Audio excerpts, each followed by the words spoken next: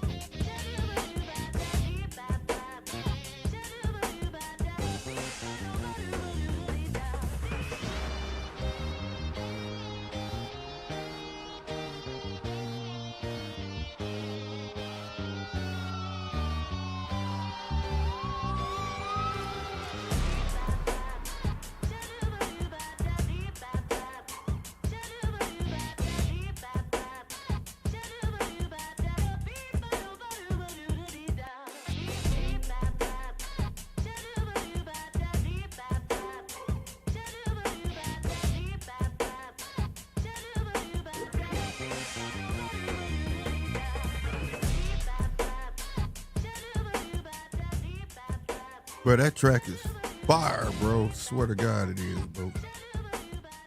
Came through a whole bunch of old tracks I done had, man, for the longest. What's going on, y'all? It's fight night, man. Y'all know what it is. I'm your boy Slick 50. Still got food in my beard and shit. So I get for trying to sneak and eat. But nonetheless, y'all know the drill. Hit that subscribe button, bro. Like, comment, all that great stuff. Let's get the chat active. Salutes to everybody over there on X. Y'all always on time. Mexican boxing #1 came through way ahead of time, man. Salutes to him, but we got some shit to talk about, Mexican #1. We do. I think we built some type of rapport where we cool, you know what I'm saying? But I need you to explain this whole Eddie Reynoso thing. And we gonna get to that. We gonna get to that. Nonetheless, I know y'all see the new crown. This one go hard right here, bro. I found this one today for those who are in hats. Check that out. This is off the chain. Got all the World Series patches. Yeah, this off the chain right here. Yeah, I love this one. But yeah, Mexican boxing #1. You seem to be the representative. I need you to come to the bench and explain to Judge Slick 50 what the hell is going on. All right? Real talk. Real talk. Let me go throw these headphones on, man, and get to setting everything up, man. We are close to 8 o'clock, man. If y'all don't know, we got the Fulghum fight going to be taking place over there on the zone. It is free. Champ Ross was good. DJ was good. Punch was good. Punch came in hot on him. He said, y'all ain't running shit but the steroid trade. Fuck out of here. God damn, bro.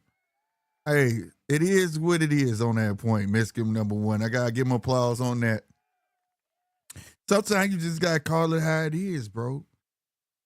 It's too many accounts, bro. Like, and it ain't nothing new, man. It ain't nothing new. They all get popping, then they leave it alone. You know what I'm saying? Yeah, 2 DAZN cards is on.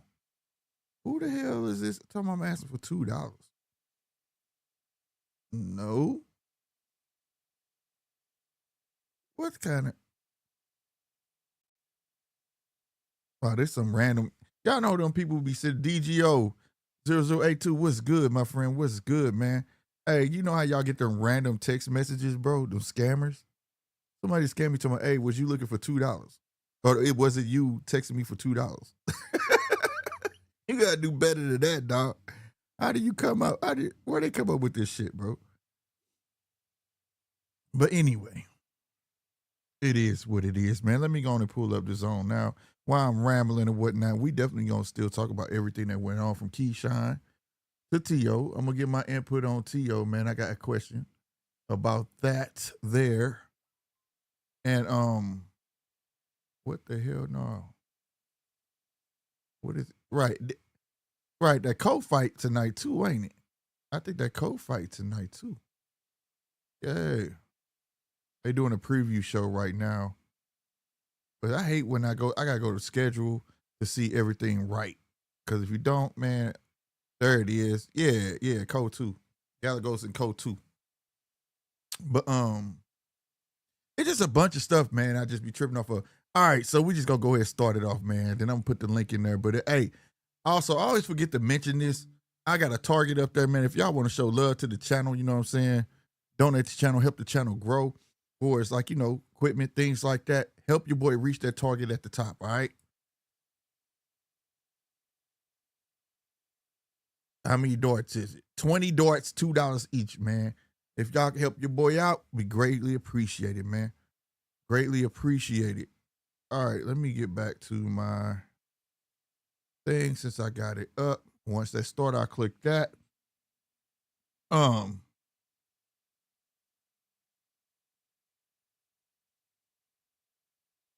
It automatically takes you to a $2 super. Well, I set it at $2. You know what I'm saying? Like, I could change it, but you know what I'm saying? Beggars can't be choosers, bro. That's what we say over here. But nonetheless, man, I just want to say this, man. As much as we ain't liking T.O., bro, this shit right here, right? I know y'all done heard the stuff with Turkey on Twitter telling him that if you want to get back my good gracious, apologize and all that. I don't know how I feel about that. Don't even fucking care. He dug himself in the hole. I don't know if y'all saw the whole little graphic my man built up. You know what I'm saying? Rumble in the Jungle, him versus Turkey, and he called him a dictator with the DICK in capitals and all sorts of shit be going on, on there, right? On X, that is. Now, my thing is that he mad because he not getting what he want, but take the next best thing, right? But now he's talking about Turkey said apologize. Now, here's my thing. Even though I don't like this man, somehow, some way that shit work. This dude is still getting talked about with no fucking problem. We don't know what his next move is. He don't care to let nobody what his next move is. We know what he wants, right? But we never really know what his next move is until it happens. And it's weird. I just think the only way that for all the people that hate him, his guts for all the racist antics and all that stuff, I don't like that shit neither though. But just stop talking about it because that shit is making this dude way more relevant, dare I say it, than some of these guys out here. Like his name every day, bro. I'm hearing it. I see a video or he's shaking hands with Golden Boy. Y'all saw that? The boy ain't dumb, but he is dumb about how he go about shit. You know what I'm saying? But maybe that's in the eye of the beholder. What is that flying around? But maybe that's in the eye of the beholder like beauty, bro. Maybe some people view it as genius. And some people just view it as clown behavior. I'm one of the ones where I believe it's clown behavior, but hey man, this is boxing. It's like a circus. And my dad told me, man, use them for what they for. Clowns are clowns for a reason. Laugh at them. You know what I mean? So at this point, that's all I could do to T.O., bro. Like, that's crazy that the shit worked. But I got this question for y'all. Did he dodge a bullet by leaving Canelo in them? How would it have been if he stuck around and then that would have came out with all the bad smut he got already? Makes you wonder, did he know something or see something? I'm just putting out there. That's all alleged. But at the end of the day, it's just weird that all this comes out. Now, Eddie Reynoso, I feel like this. The fighters to I thought this was whatchamacall. Hold on, my bad, y'all.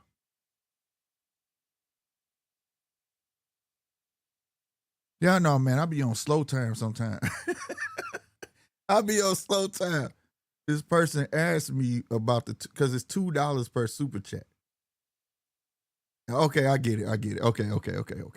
I feel dumb. Anyway, that wasn't a random person. Salute to you. Yes, it's $2 per super chat if you want to contribute to the channel. That's what it is. Yes, that's me. All right. They were trying to clarify, like, what is that for type shit. But anyway, back to Eddie Reynoso. I feel like Eddie Reynoso should be under fire for all that shit, bro.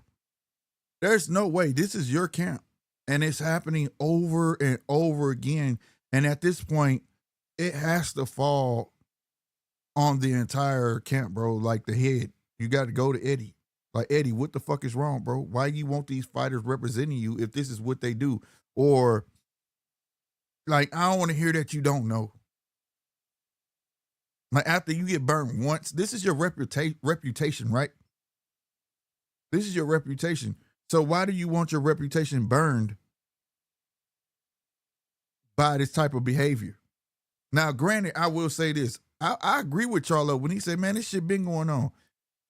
They just hip to how to use it, and then they finally get caught. And I think there gotta be some truth to that, right? Everybody ain't saints, right? And everybody ain't devilish.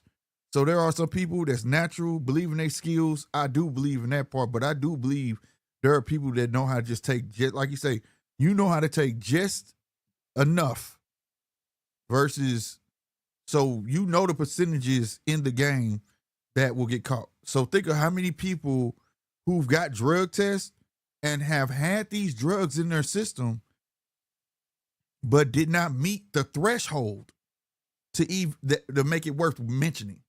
You can't pop for, right? So if clenbuterol was, I don't know the percentage, but I'm just going to put it out there, 5.0 or whatever, right? If that's the threshold to be popped, And I come in and it's 4.9. You can't do nothing about it. So that's why I think he meant, like, they've been on this type of time. You know what I'm saying? So I think it's some shit to that, but Eddie is just proving it, man, without a shot of a doubt, man. He got like, what, 6 to 8 fighters that's already been popped? This ain't just two people, bro. This ain't just two people, bro. Like, what is it? Canelo, I got him written down. Magia, Oscar Valdez, Luis Neri, Julio Cesar Martinez, now and Ryan Garcia. You got a whole squad.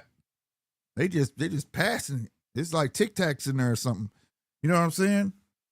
Y'all got it in the coolers. You got it in the candy. I don't know what's going on over there in the meat. They done came with every excuse known to man, from supplements to tainted meat, weight loss tea, the eggs. Like, what is it?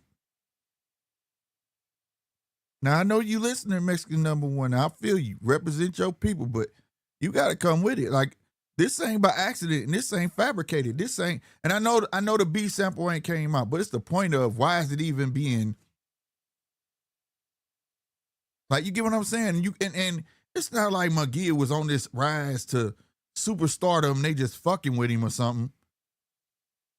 Right? I'm sitting there thinking like this. And if y'all remember the second fight that he had with old boy, I was looking at it, I was like, y'all see that?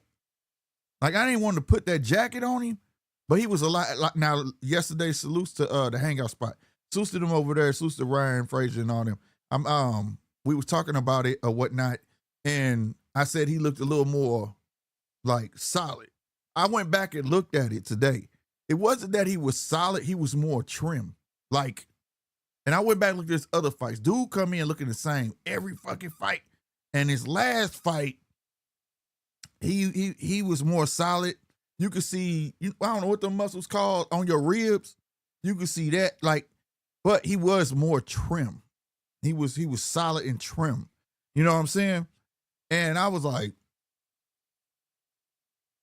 now you come on, bruh.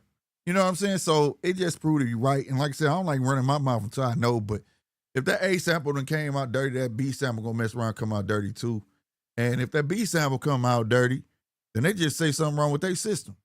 But nonetheless, though, I feel like going after these fighters, like, that's dealing with Eddie Reynoso, it's time for Eddie to fess up. Somebody need to get Eddie in front of a fucking camera and say, why is your fighters, why is all of these people that mess with you end up getting burnt? Like, how does that work? You know what I mean? Like, I really want to know that. Because the tacos ain't right. They not right. And I'm a fan of carne asada and chorizo and all that shit. But I know not to eat a Eddie Reynoso taco. I ain't doing that shit. That ain't happening. Because it's going to come with some extras. Right? Because it make you wonder, bro, like, okay, what if they don't know? Like, honestly, what if Valdez was actually like, dude, I was just drinking some damn tea and they told me it was going to help me lose weight. What if Eddie was like, yeah, go on and drink this. Drink 3 of these a day and it's going to help you out. This is my grandmama's recipe. And you trying to trust your coach. You see what he did for Canelo and you like, and you just down it, right? You just down it. So, like I said, I feel like the interview need to be with Eddie Reynoso, bro. Now, I don't know ignorant stuff. Just ask. You know what I'm saying? My guy that was Earl Spence trainer, man. I don't know why I always forget his name. You know, maybe I want to know if Eddie like that. Where somebody help me out. What's Earl Spence? I hate doing that. Earl Spence, Derek James. Derek James, he was asked about Earl Spence and fighters. He was saying he trained them when they get ready to fight, but after the fight, he don't even mess with them. Like, they go do what they do. He don't talk to him on the phone or none of that, so they don't have no real rapport, right? If it's like that, then fine, you know what I'm saying? But it explains a lot too, though. Like, you would think a trainer and a fighter would want to have that cohesiveness, right? Where, you know, you got your fighter's ear. And it explains a lot when you starting to see trainers tell these boxers what to do and they're doing completely the opposite, right? Because there's no trust built there, right? So I want to know, is that type of deal or what? You know what I'm saying? I don't know, bro. I want to know what y'all think about that, because that just blew me away, bro. Like, there's no way 6 fighters pop. Ain't no telling who else, to be honest with you. Who else flying under the radar that have been popped and they just ain't saying or close to being popped. But I'm definitely keeping my eye on this, because this just brings us back to the past conversation that we had where, you know, it sucks in boxing because you don't know until after the fight.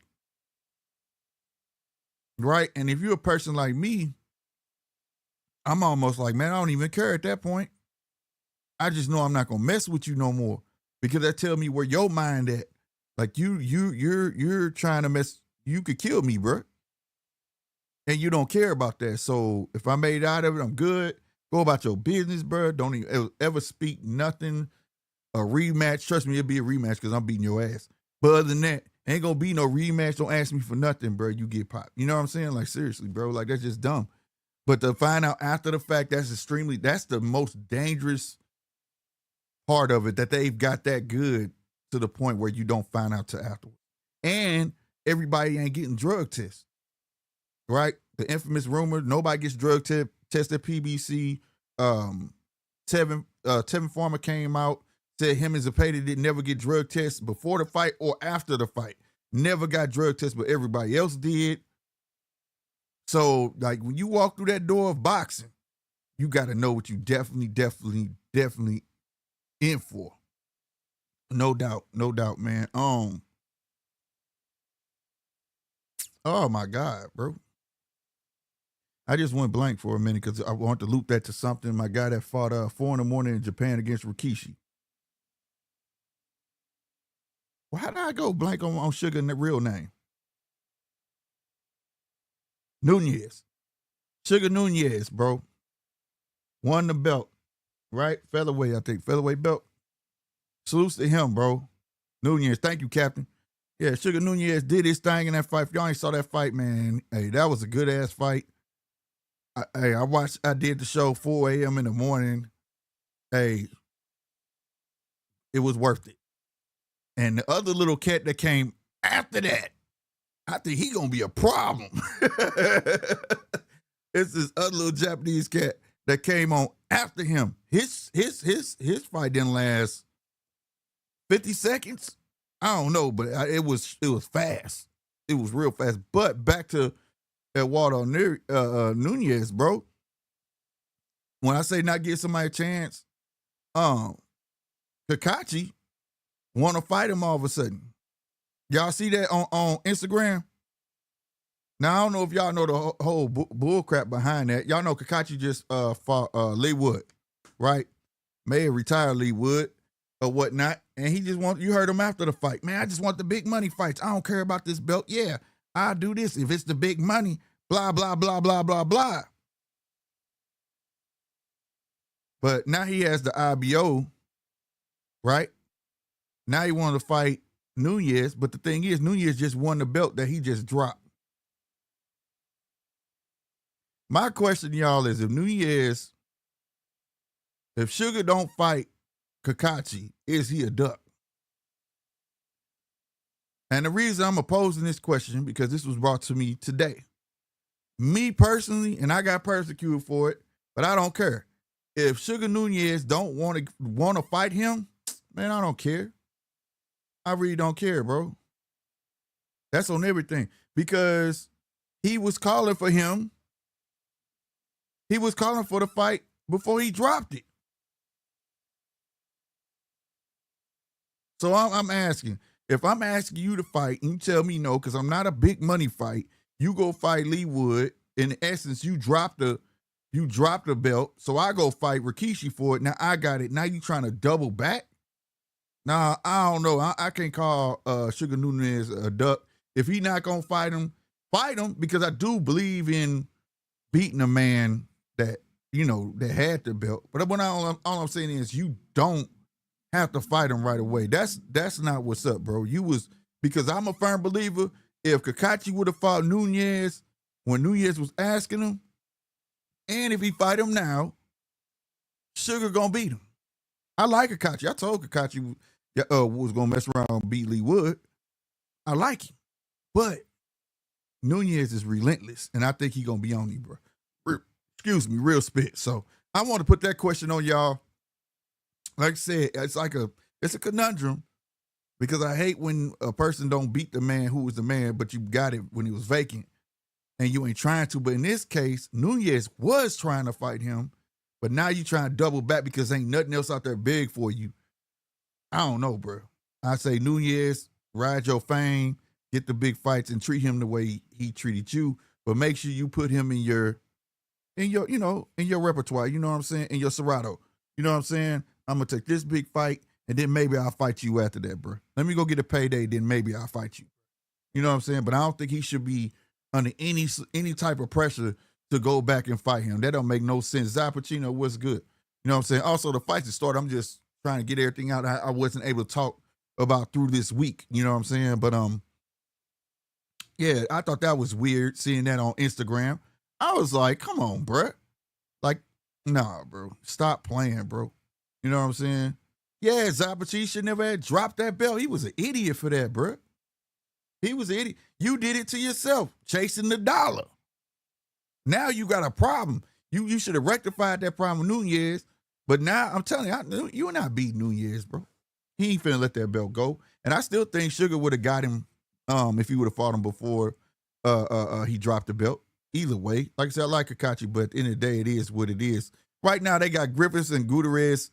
It's in round 2 of 6, a minute 58 seconds on the clock. But let me go through this chat, bro. Like I said, there's plenty to talk about. Plenty to talk about. And I see Mexican number 1 ain't got nothing to say, man. I need you to answer them questions, Mexican. I need to quit saying that. Like, what's your Mexican boxing number 1? I need you to answer those questions. You know what I'm saying? Real talk. Let me go back to the top, man. What it do, Champ Ross? Oh yeah, we got some new subscribers too, bro. We got some. Where we at on the count? Let me see. I meant to say that first and foremost. I feel like a fool. There we go. I think they jumped. Come on, William. There it is. Yeah. We in 1,652, man. I'm with that, bro. Salute. We moving. We over moving. Yeah, let them go one time, man. Let them go. Let them go, man. Salute. And if you ain't hit that subscribe button, please hit it now. And that like button. And share the stream, man. Everybody on X, share the stream. The link will be in momentarily once I get through going through this chat. All right, my boy DGO said, what's up, fam? He said, man, I just find it funny that McGear tests positive and it's all about Canelo and Reynoso. Meanwhile, Ryan tests positive and we don't hear a peep out of Derrick James and Spence. Good point, bro. Good point. DJ says, slick, I'll explain how your goal works. Okay, bet. All right, Max, super chat. T.O. is cringe clown. I agree. He is cringe, bro. Especially when you get talking about God and stuff. I feel like, yeah, bro, I don't think you should be able to speak on nothing like that. DGO said, Junkie Charlo knows a thing or two about drugs. Plus, he is from Texas. Them dudes are on PED since middle school. Man, DGO, you crazy, bro. DJ said, to be honest, slick fans are forgiving on cheats. Always explain a way out of it. Happened by accident. It's always gonna be happened by accident.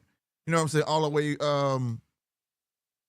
I mean, Richard, when I really start taking the PED things serious, when Sugar Shane Mosley. It was Sugar Shane Mosley, and he was sitting there giving his deposition on that shit, bro. And the way he was pleading, like, I did not know. I was like, damn, this shit real. This shit deep. You know what I'm saying? That's when I really start taking it serious, bro. Like, yeah, it got to be a way to do away with it. I don't know. The states got to put money into it where they can test the stuff in states that are mailing the shit off and worried about reputable names like USADA and WADA and all that shit. Man, look, that stuff right there got too many middlemen, bro. Too many middlemen, bro. You know what I mean? And then you got to worry about them worrying about their reputation, right? Let's say the A sample was dirty, and they were for sure it's dirty. Did the B sample come back clear as a whistle?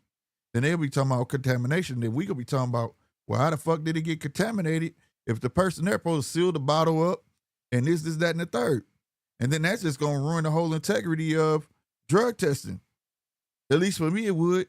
So let's say if dude was clean, I don't think they ever will come out and say the B sample was dirty because they're going to be worried about their representation. I mean, reputation and the money they get for them tests is expensive, dog. You know what I mean? Real talk. Nah, but they was over there though. DDO, I know, but they were over there though. I'm just saying people who touch that come in close with that man, bro. You get me? Reynoso is the plug or knows the plug. Facts. That's what I'm saying. Like they associating themselves.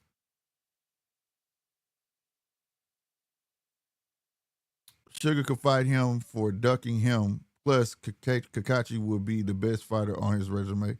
That may be true, but I think he can go get some fight. Like say, Nunez and Ford. There you go, DGO. That's my man. My man. Go get that. That's a check. That's what I'm talking about. Go get that check like he did. Go get that check, Sugar. Fight Ford or something like that. And then double back. And double back.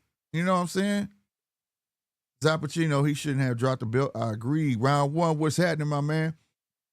Did you see Pacheco brother fight before? Hell yeah. Yeah. Big guy. Big dude. He's slow. He a slow starter. But, yeah, he a big dude. He looked like a friendly giant. I ain't gonna stunt. He's on the card, 6'5", 270, and got hurt by a dude who's 5'8", 190. And it's like, yeah, he looked like a gentle giant, though, to be real with you, though. And they say he's slimming down. Damn, round one went in on Mexican boxing number one. He said, you ain't even Mexican. For real, how you know that round one? Because he be representing hard. I ain't mad at him. That was Victor Conte's fault that Mosley failed. Yeah. If you are using USADA, you are pretty much dirty. Them dudes have been the lowest standards when it comes to testing. See, DGO, that's what I'm saying. Who makes these standards, bro? Like I said, it's getting to like, a cup is a cup at the end of the day. Like, I got my GMT cups. If y'all want to go to njrmediastore.com, you can get you one of these right here, right? But my cup better than any other cup. A cup is a cup. They drug tested. So, like, I don't think the name really, I don't know, bro. If that's the case, why courts ain't using them and shit like that? You know, that's where it really counts. Like, you know what I mean? I don't know, bro. E-Dub, what's happening, my guy? DGO, nah, you saw to change the game in the UFC, seeing people who roided out with wins, then the USADA made the guys fight fair. Boxing use a lot of VADA. Yeah, they use a lot of VADA testing. Is it contaminated with the horse meat? Man, that's what I'm saying, bro. Horse meat, I don't know what it is. I just think it's a lot of maybe it's Eddie Reynoso tacos, bro. Maybe guys don't even know that it's happening. I don't know, bro. It's just a lot. And whether if Neary and Ryan went over, that's still 4 cats. That's a lot of cats that's being trained by one guy. And four. Not bro. I ain't like bro, man. Let me put it over here and see 4 of these things. Right there, bro. That's 4 of them. You feel me? So I don't know. You feel me? Real talk. But I'm going to go ahead and put this link in here, man. And we going to get to it, bro. We going to get to it. We're putting the link in the chat, man. Y'all can come through, call in, do what you do. If you want to come on the show, feel free. Like I say, this is the Judges Table, the People's Channel. So therefore, we are watching the fights and talking about current topics. So feel free to jump on in. It's pinned at the top. Take part in that vote. If you hit the like button, yes or no, it's all good and it's fine. Whatever, which one you want to hit, and take part in that target chat. I mean, man, god damn it, I'll be messing up, bro. I'll be messing up. It's the cup. It's the cup. I know, but help your guy reach his goal, man. That's what I'm saying. Flores reaching the super chat goal, man. Hit our target, man. McGear jerk off balls. That's why he pot. My dude just got KO'd, bro. And my dude Griffiths just got a KO. I can't even tell you what round it was, but now I got that off my system. Anybody want to jump in and say what they got to say, go ahead and do that. It's too late to. Hey, I can see it, DGO. You may retract it, but I can see it. It don't go nowhere. I can see it. This is a fact.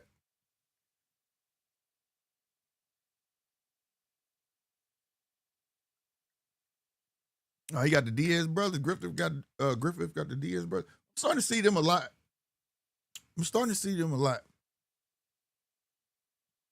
A whole lot. The Diaz brothers.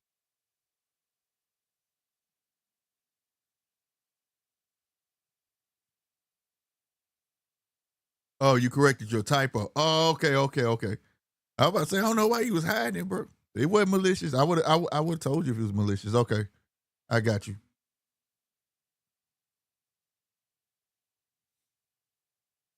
I got you. Yeah, that was a hard knockdown. God damn.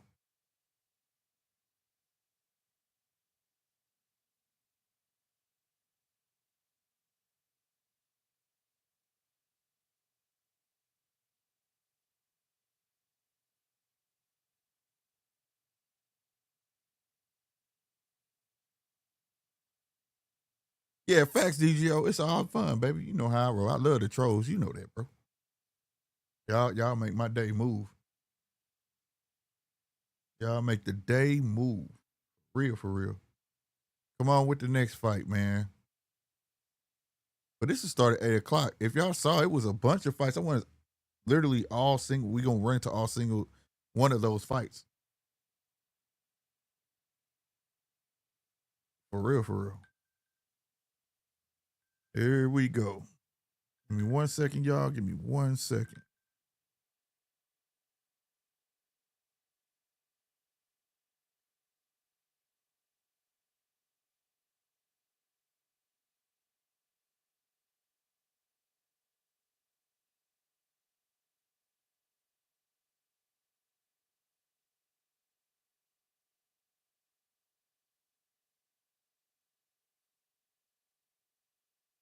All right. I'm back. Let's get it. I keep feeling. Hold on, y'all.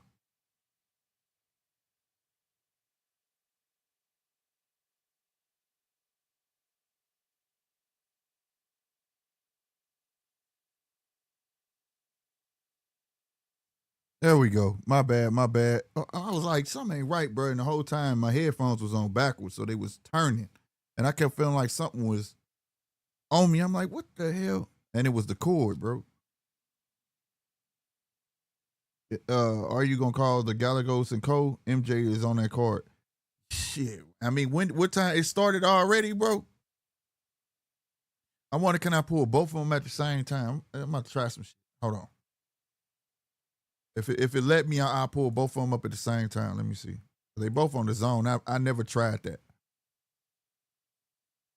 Never tried it. We finna find out, right? All right.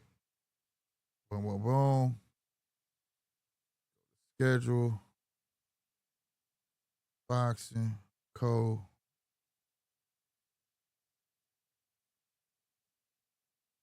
Oh. Oh, we got Bush. If y'all know what movie that's from, man, put it in the chat.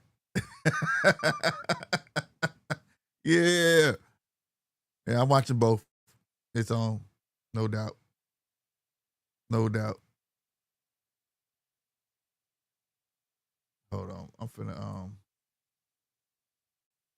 trying to split screen it.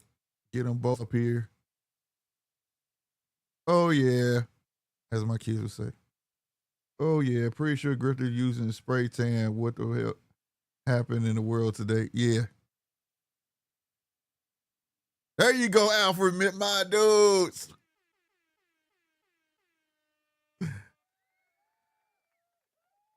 Salutes to you, bro. Salutes to you, bro. That's it. That's it, Alfred Miller. We got Bush. That's one of my favorite, boy. One of my favorite movies, bro. All of them.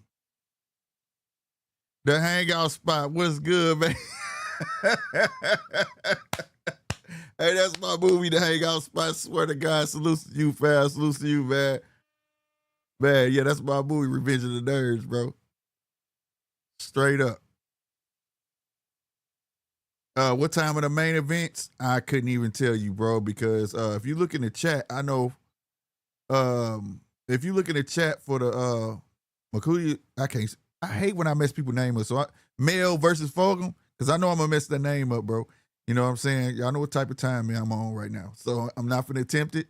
But at the end of the day, look in the description, you see all them fights that's in there. So I don't know if we finna catch every single one of them fights or where did we start from in there? You know what I'm saying?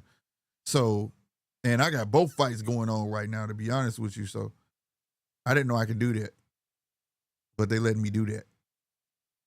You know what I'm saying? I be having a hell of a time when they cut it on downstairs. Because believe it or not, my daughters, they'll cut boxing on, bro. I've showed it on this channel, like literally went in their room, like, what y'all doing?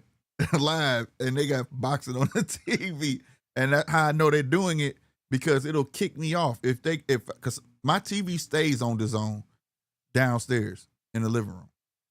Theirs, you know, it varies, but it's like for some reason when they try it and I got it on up here, it'll kick that mug off. Somebody's getting cut out. You know what I'm saying? So I didn't think I can do this, but I'm with it. Yeah, okay. Federico Pacheco is next. Yeah, we catching all of these fights, man, except one. So one of them went by because I think it was a total of 6 fights or something like that. You know what I'm saying? The Hangout Spot said, thanks for joining my show last night. Nah, man, it's all good, bro. I like good boxing talk, good boxing minds, you know what I'm saying? And as everybody say when they come over this way, man, without all the hooping and hollering all the time, you know what I'm saying? Just good sports talk, bro, real talk. So thanks to you, the Hangout Spot. And y'all make sure y'all check out the Hangout Spot, man. Good guy, man. Good guy. Yeah, he said this car gonna fly by quick. Man, this Carrell Rubio fight over here, they getting busy. Yeah, they getting busy over here. Let me cut this off because I'm starting to see some lag a bit. Let me cut my my preview screen off. Do that like that. Yeah, there we go. There we go. There we go. Likewise, the Hangout Spot. Likewise.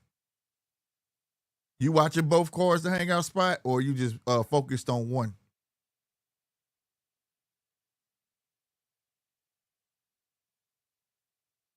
I'm digging this Carrell and Rubio fight though.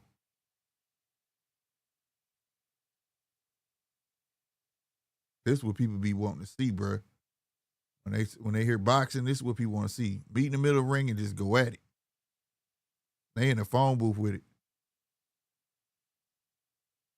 Oh, that must have hurt. I do back reach. Yeah, it bust his nose open. Rubio said, hold on, partner. Let me go stick my head out here like a fool over my front foot. I ain't gonna stand there with you no more. Yeah, get your head back, man. And the uppercut got him. Good left body shot by Rubio. Carrell. Dang, that left hook though, bro. From Carrell, bro. And they look heavy when he throw them though. I ain't gonna stunt.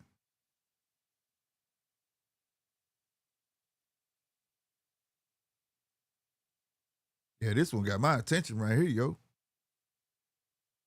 It's on right now, but I'm about to go split screen. Yeah, that they both. What sucks? They're both on the zone. And DGO, I think DGO was asking me was I gonna watch both, and I just split screened them both. I didn't think it was gonna work because I thought I was gonna get kicked out of one of them. Somebody's gonna get me kicked out. Because I already know it's on, and I wasn't finna run downstairs. I ain't gonna lie. So maybe it kicked the one out off downstairs. I don't know, but I'm cool with it.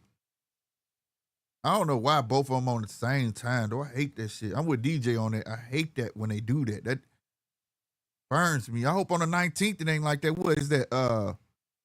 Is that June 19th or July 19th? All them fights, Dubois and Usyk and all them fights gonna be going down, bro. That whole day gonna be, excuse me, a masterpiece of boxing. You hear me? A masterpiece of boxing. And as a fan, I can't wait. I can't wait, y'all. 100%. Real talk.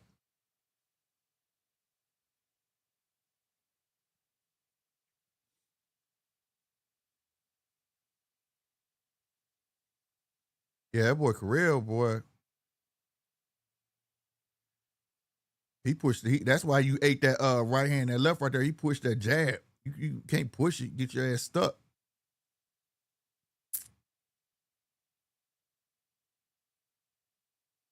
What round they in, bro? Fulghum entering the arena.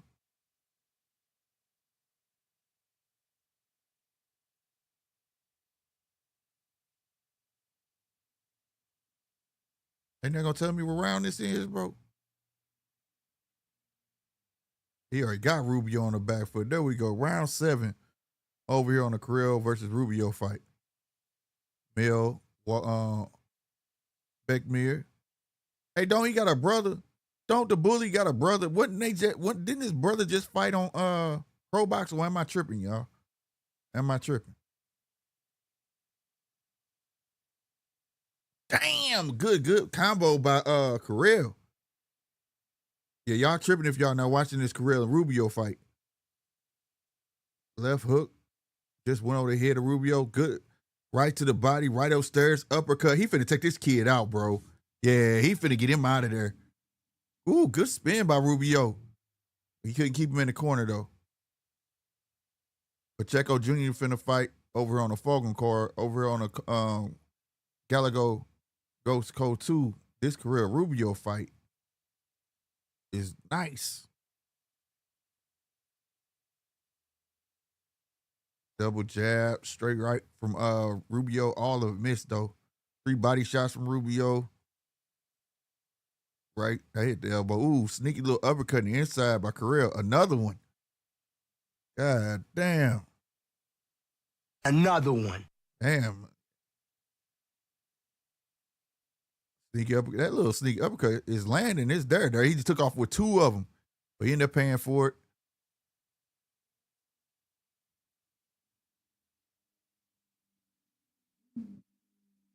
Is Carell getting tired? I like how he keep that chin tucked, though. For a minute, I thought Carell was old, bro. He took his chin so tucked. Just making all his cheeks come forward where like he got all wrinkles. Boy, you better put that hand up. Boy, if Rubio had some power in that left hook, boy, you'd have been asleep. You would have been asleep.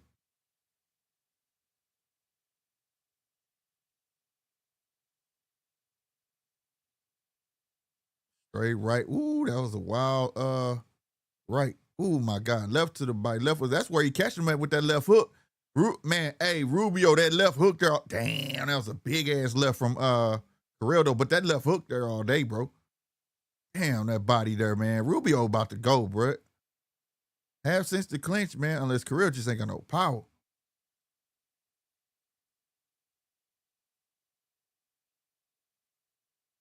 Carell need to go back to the body. Straight left, uppercut, left to the body, left to the body. Right uppercut, right hook by Rubio. He tried 2-piece and missed. Another 2-piece and missed, and the left hook that missed. Damn, right at the bell. All right, we got the Pacheco fight for the start. Hey, my dude looked like old boy that was like, I got $100,000. Thank you, Al Heyman. What was my god name, bro? What was his name? All right, it started, bro.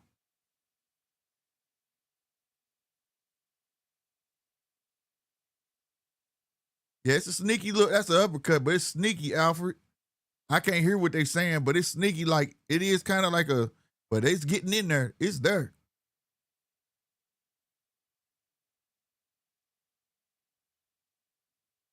They say they trying to slim Pacheco Jr. down, though. He carried the weight well, man. I ain't gonna stunt. 200. How much did Pacheco Jr. weigh? I thought I saw somebody here said 270 or something. He carried that weight well, bro.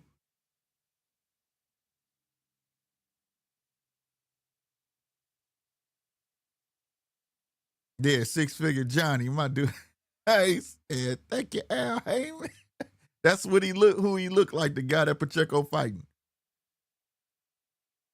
It's the punches you don't see. That's right. Round 8, Carrell and Rubio has started.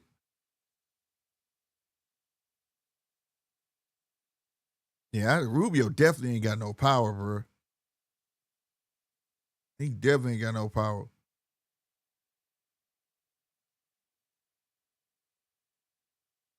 All right, Pacheco, let's see what you got. Because my guy, Barnett, he in there looking like he playing with his grandson or something. He too relaxed. He's like, oh, this ain't gonna be nothing, bro. Double jab. He tried to came in with a straight. He threw a monstrous, what would that have been, his right? Like, it's clobbering time looking at.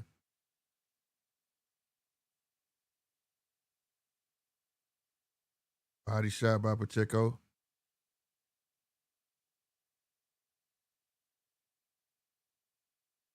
Man, Carrell, I wish Carrell had a little bit more power, boy, but this is what, featherweight or something? I got an uppercut again, bro. Body shot. Or body shot. Rubio just pushing, but he landed that left hook.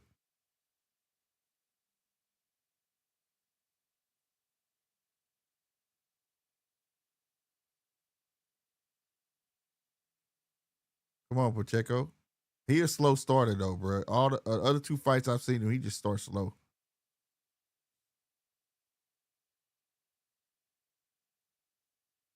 But once he start laying them hammers, he got a punch on him.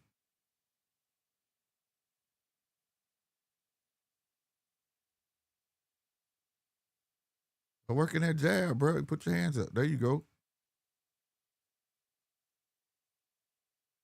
Yeah, Rubio, boy. Come on, Rubio. I'm rooting for you, man, because Grail seemed to got your number, bro.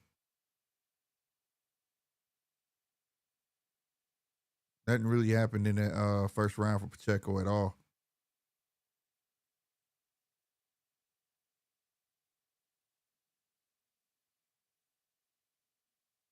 Slapping left hook lands for Carrell.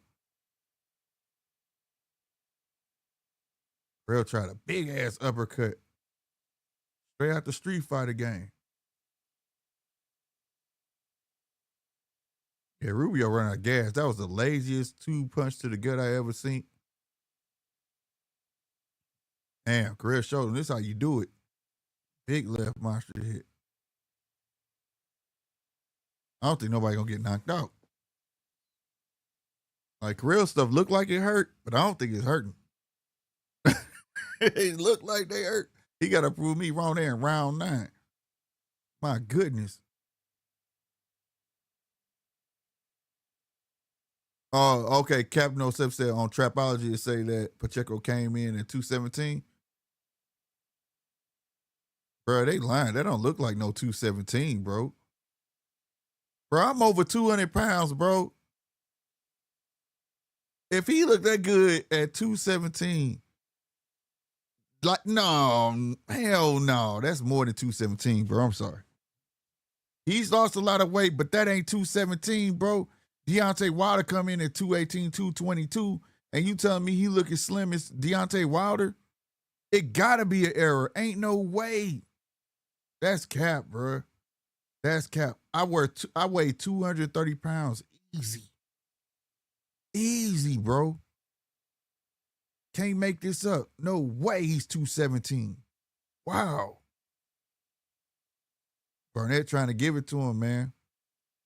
But like I say, man, Pacheco just like a cool, calm, collective cat, bro. There it is, that right hand. He just seemed like he just stays so cool. Like it's just another day at the job for him. Like he don't even be tripping.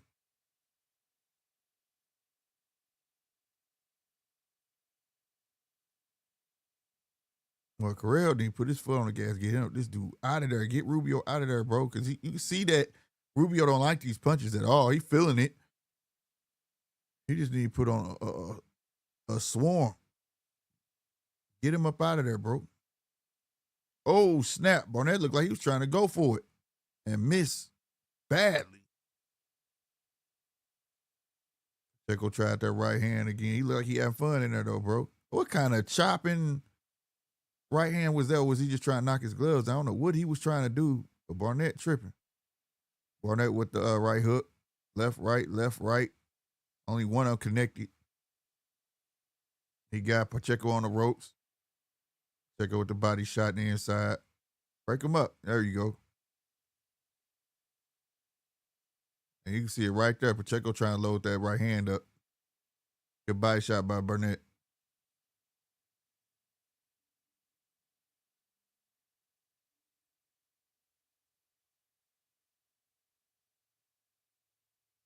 Good left hook by Pacheco.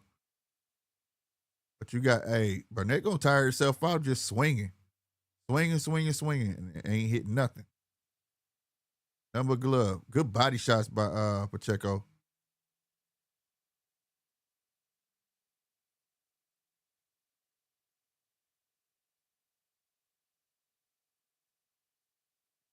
I think Barnett's getting a little too comfortable, man. You're gonna be look. He ran up on him. He got lucky.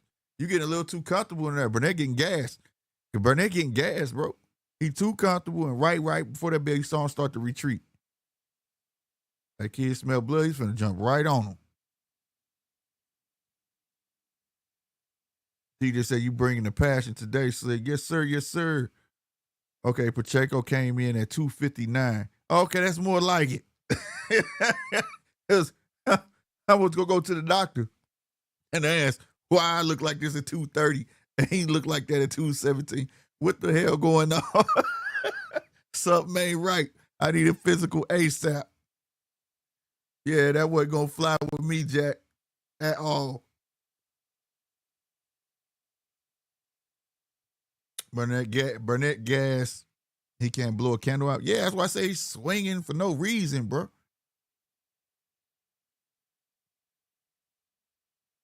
He just happy getting his payday, I guess. It might be old boy cousin. He getting him a 6-figure payday. All right, round 3 of 6 for Pacheco has started. They about to be going in the last round over here on Rubio and Corral's fight. Round 10. GNTM, you just lost. You just got to shed your winter coat. Yeah, I do. I ain't gonna lie. I do. I got to do something about it. That's a fact.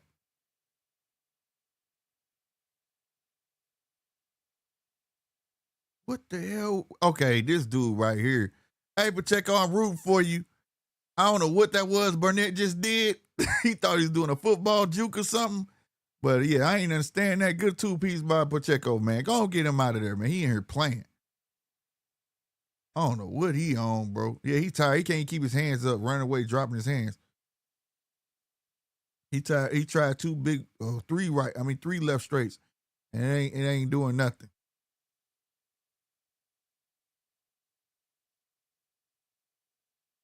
Put that jab out there, Pacheco, and set him up. Good body shot. 3-piece for Pacheco. None of it landed, though. It looked like he trying to turn up. Woo, I ain't gonna lie, that right hook almost caught Pacheco. I don't know how much stank was on it, but man. Now we got Barnett trying to use a shoulder roll.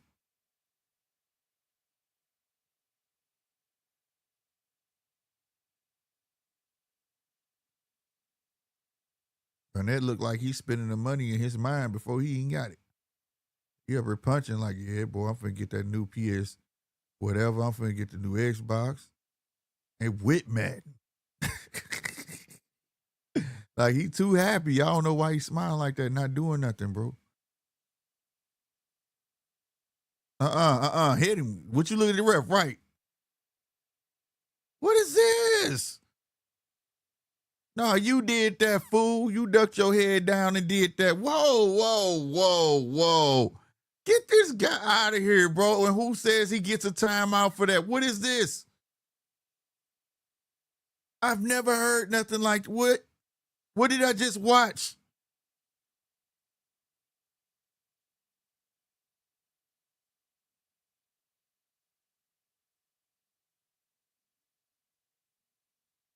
What the hell? Hold on. He did that. He put his elbow, went under. What'd he do? He tapped the back of his head. It was all his fault.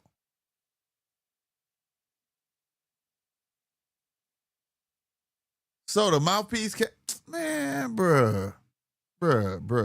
This shit is weird, bro.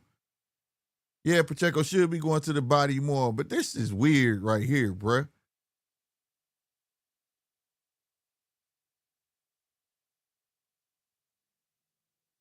Stop it, bro. No way. That was just weird. That was just weird. But you right, Alfred. Pacheco should be going downstairs more. Barnett pick on Trapologist is him playing football. Okay, well, he was doing a football juke, and he just square as hell throwing them damn punches right there. So it explains a lot.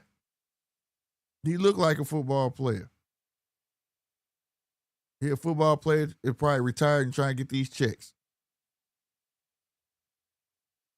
Dang, there that right hand. Told you. He's setting up there, loading that right hand up, bro. Yeah, he ate that right hand. If I see one more dude call a time and during a fight, right? That's what I was like. What is this about, bro? That made no sense. Like, what is going on?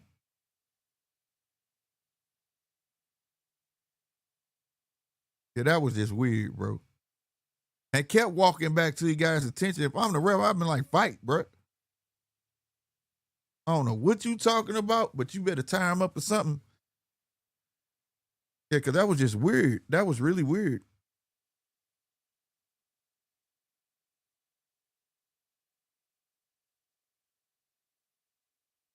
Who won this Corral fight?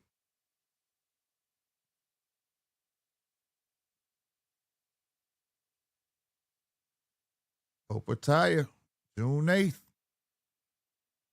My man, I can't wait till he gets some big fights. All right, man, we're in round 4 or 6 over here, man. Get Bennett out of here. He playing. Cash him out, bro. He playing, bro.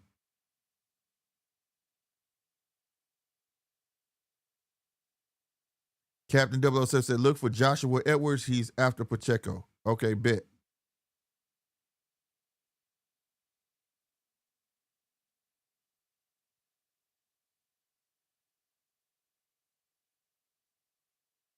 Pacheco trying to get that right hand. He trying to knock him out, bro. Set it up with a jab, bro. Yep, there go that right hand. Told you he missed it, though. He trying to get it, but you got to set that jab. Put that jab out there, bro. Quit letting no fence, man, trying to keep the distance, bro.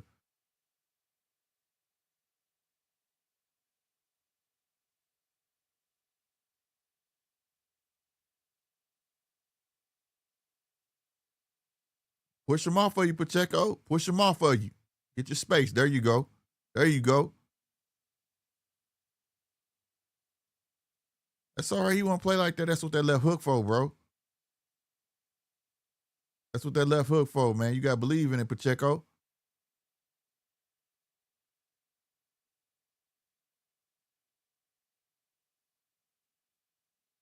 That's straight right. It landed. I ain't going to lie. Bennett came back with a 3-piece. He panicked. Carrell won the fight, by the way, y'all. Carrell won the fight, which I figured. You got to catch him coming in, man, with that left. Knock the shit out of it. I mean, knock the mess out of him, man.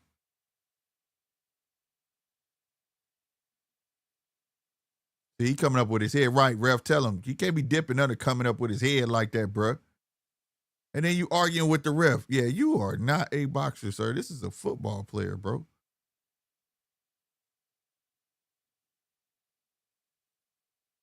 Like, what are you doing, bro?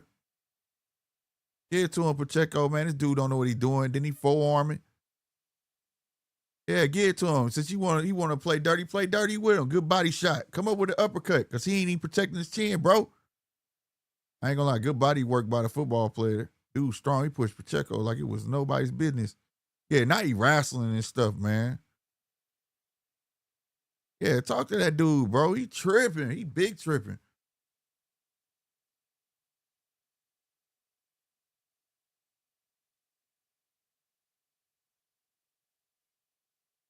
Oh, that's what's up. Salutes, man. Salutes, Punch. Your man's graduated, huh? That just mean you getting old, bro. Just mean you getting old.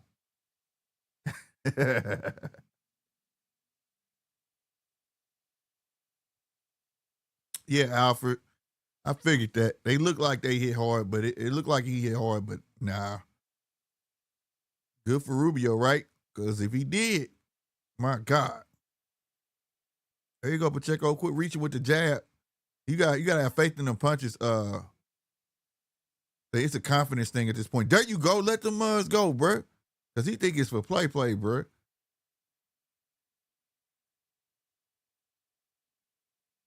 Barnett think it's for play, bro. He tires that thing. How many fights Barnett got? If anybody know.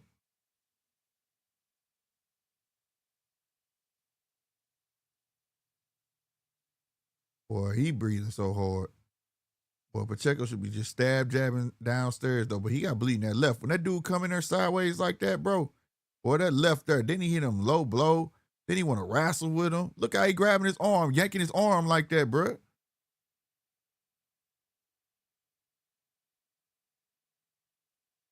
Like that left right there, he caught him with. That's what I'm saying. Yeah, you felt that left hook bleed.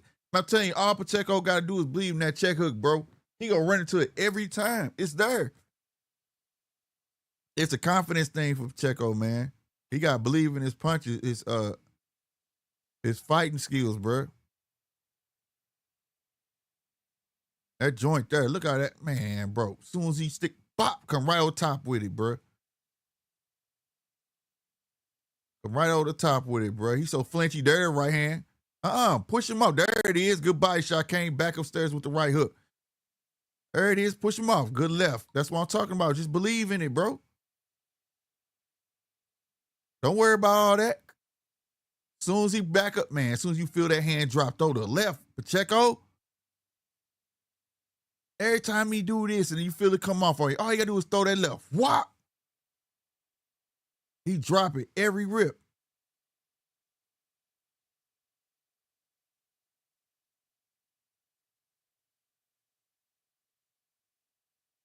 Come on with it. Downstairs, man. Quit trying to go over the top, bro. Go downstairs, Pacheco. Good left. That left connected.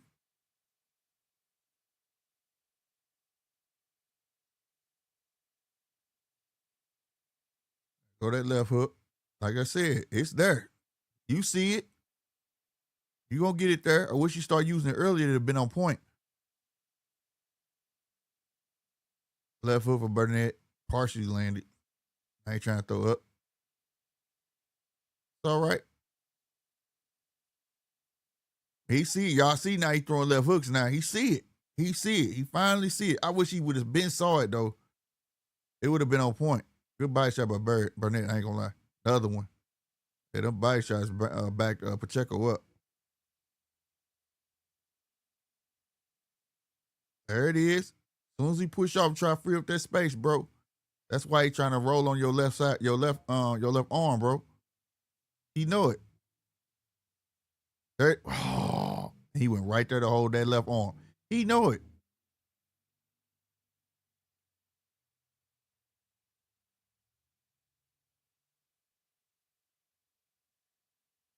There it is. Keep the 1-2s out there, bro. There it is. Stiff jab, another stiff jab. Double it up. Don't let him get off. And they're throwing, just flicking the jab out there, just trying to keep. There it is. Woo, there it is. 2-piece, what I'm saying. Double it up. Yeah, it's just a confidence thing with Pacheco, bro. That's all it is, bro. Yeah, Barnett could still be late, but I'm rooting for Pacheco. I ain't gonna lie. I see the qualities in him. I just see it. He growing in the sport, bro. He growing into the sport, bro. It's like he a kid. He just gotta believe in it. You know what I'm saying? So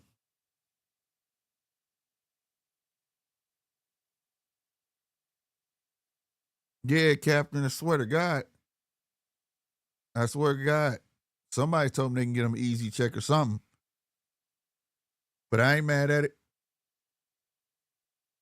Yeah, Pacheco seeing, he just, he just gotta put it together. That left hand been there though. That left hand been there.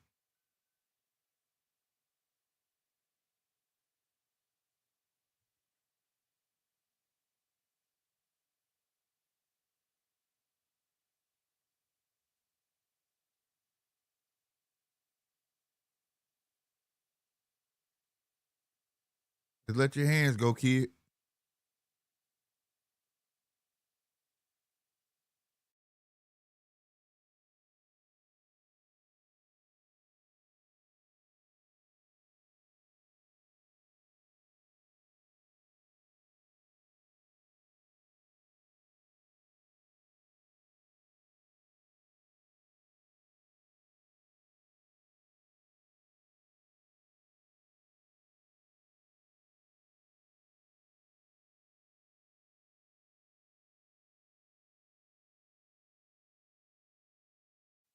All right, we back up. We back up. We back up. You want to see the Itama versus Charles Martin? Hey, that's a cool touch for him. That's a cool touch for him. I'm not mad at that. DJ probably say I'm tripping though.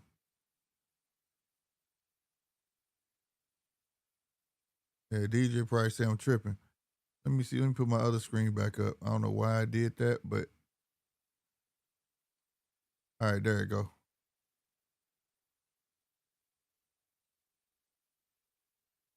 He saw that left coming. See, you gotta be. I mean, that right coming. You gotta be swift with it, young man. There it is. Let him have it. Go. Your feet got tangled.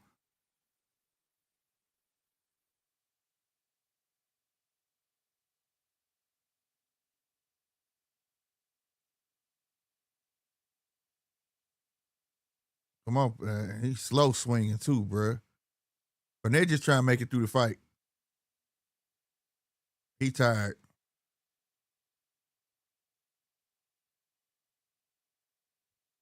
And we got MJ walking out.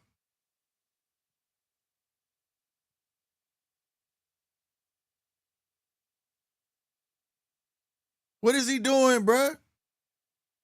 What is this? Another mouthpiece drop? He tired, bro.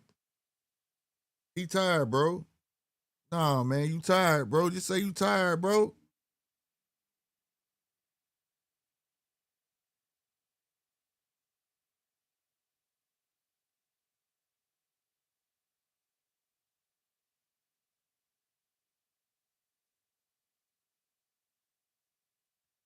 Man, go dog walking, Pacheco.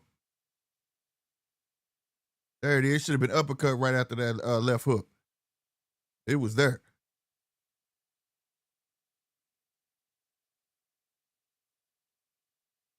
Left to the body. Good shit. Right to the body. Good stuff, man. Wild hooks from Barnett. He showed holding on to that left. He felt that left. Every time he go inside, if y'all know, he trying to hem that left arm up of Pacheco. Every time.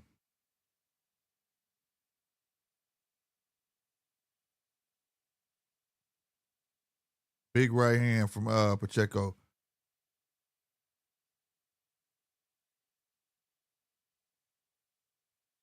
Nice right hand. Left.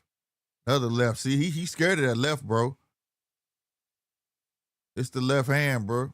Ooh, big right. That's what I'm talking about. Oh, Pacheco ate a big left.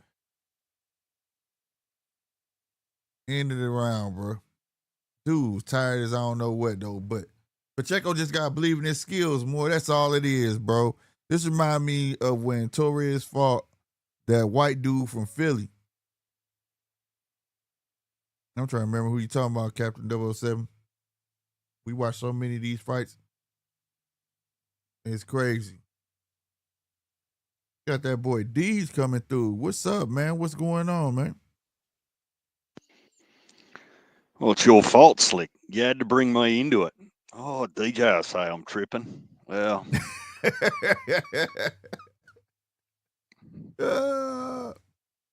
Yeah, I like that. That's a cool touch. Charles Martin. I ain't mad at it. only when was the last time Charles Martin fought? Charles Martin isn't anything. Nah, That's he ain't nothing, man. He when was the that's last just time he fought? He that's lost to fighting for the sake of fighting. Look, I yeah, want to.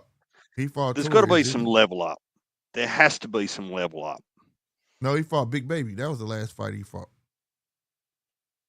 Oh, Big Baby, bro. I would like that. What'd you think, Deej? You talking Jarrell Miller, Nope, the other one. the one that got beat by Bacoli, Riyadh Yeah, season. yeah. Look, there's two things. What I haven't seen yet, and I want to reserve. Look, I'm not advocating for Otama to actually go straight to the top of the tree. Right? It's Right. too early for that. Yeah, That's not what it's about. right. I just don't want to see him tread water, just having fights for the sake of having fights. Mm-hmm. Right? What we need to see is someone hit him and see how his chin is, because at the moment he hasn't been hit. Right? Mm-hmm. So a lot of people can look really, really good when they're not getting a hit. They've got nothing to worry about, right? Right. So let's see what his chin's like. And we don't know what's under the hood yet by his stamina. Like, how many rounds can he go with that sort of footwork and that sort of agility? Is he only good for 4 rounds, or is he good for 10 rounds? True. We still don't know yet, right? So Mm-hmm. someone's got to give him some rounds, and someone's got to give him something different that he hasn't seen yet. Yeah, that's a fact. I agree with that. I definitely agree with that. But I still think like Charles Martin ain't fought, but if he was to get in shape, he can possibly give him them rounds. He can give him that trouble just like he gave Jared Anderson that trouble, which everybody thought he wouldn't. You know what I'm saying?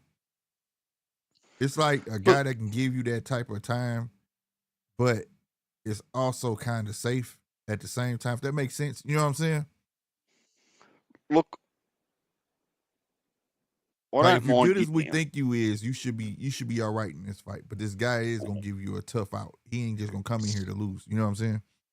Yeah, we'll see. That's why I don't like Herkovic. Like, Herkovic's really not going to give him the test that he needs, in my opinion. Mm-hmm. Um, I'd like to see him fight a boxer rather than a heavy hitter. I mean, they all hit hard at heavyweight, right? But Mm-hmm. that just give him a boxer that actually allows him to show his full craft, and that's why I don't. And it might be detriment to a fellow Aussie. I actually don't mind a Herney fight if Herney loses to Wardley, because Mm-hmm. Herney's not renowned for his big hitting, but he's renowned at least at that weight class for some of um Moving. his boxing prowess. Right, his movement. Yes. Yeah, Frank Sanchez, but his knee blown out, bro. That dude knees ain't no good. And you see how top heavy he done got Captain 07. That dude's big. Now I think that's why his knees going out. See, I don't I don't even think giving him the has-beens is the answer. I think match him with people in and around his experience levels, because if he can get a couple of W's over those as he moves his way up the ladder, he's got no excuse to have to fight him if he does get a world title fight. Sometimes you can Mm-hmm. clean up some of the food that's on the table now so you don't have to worry about them later. Right. That's true. I'm But look, excited to see. I've Go ahead. got What you? confidence in what I'm hearing from Frank Warren and what I'm hearing from Moses' manager. They're pretty much saying what we're saying in the end is saying, stop calling out Bacoli. We're not interested. We're not going to go and fight Usyk. You've just got to keep climbing the ladder a little bit. Right. I want to see him grow. I want to see his growth, bro. I don't want to see him rush into nothing super and fuck around and get ruined. Still think Terramana is the perfect fight for him. What? Hell no. Those are two different animals, man. Those are two different animals. And let Terramana grow. But that's the thing. They better get him now, boy. His confidence go, boy, that motherfucker. I got y'all one with him for sure. I heard you mention something about Opataya before getting the next big fight. I reckon he should just start tapping on Badu Jack's door. Yeah. Because from all reports that I'm hearing is the way that it's set up, Zerto could be fighting Jake Paul after Tank. Well, man, it's on. Oscar's been hinting at it for a little while now. Now, trust Oscar as far as each person wants to. Some will give him a long lead, some will give him a short lead. But if you look at some historical ways that these Jake Paul fights come about, the whispers start and then it becomes reality. The whispers have been around Zerto for a little while. Particularly, I mean, he's towards the end of his career. He's had, like, he's no spring chicken. What's he had, 41, 42 fights or something? Yeah. So if he wants that big payday, I mean, you can't hate on him any more than you can hate on Tank or anyone else that goes to fight Jake Paul for a check. Yeah, but see, his 41 fights is like, it's trumped up. You know what I'm saying? He had those wars with people where it's like, them 41 fights, like, you can go down and it's like, oh, I know him. You don't know them. Yeah, Tijuana. You know what I'm saying? Yeah. Well, he stood there and wore some punishment from Bill and Smith. Yeah. They just stood there for the whole fight, just punching each other in the head, right? So, and that's where I don't like Fisher for Itama. He got knocked out so cold, his brain needs a rest for 12 months so it doesn't swell up and pop his eyeballs out. Right. But yeah, I can't wait till he start pushing. Once he get that, it's a wrap. Look at Shelby has got the interview with Hamza. I'm about to check that out. I was also listening to what you were saying about Eddie and PEDs and bits and pieces. I think as fans, we need to be okay with just being frustrated because I don't see anywhere where anyone's looking to clean up boxing and hold everyone accountable by way of professionalism, same rules, same everything. So it's disappointing and I don't condone it, but man, I can wake up with the shits every day about the drug testing, but how's that actually any different to robberies and other suspect corruption and paying people to get elevated up the rankings? The PEDs is more about someone's health, but, sometimes some of this bullshit, it's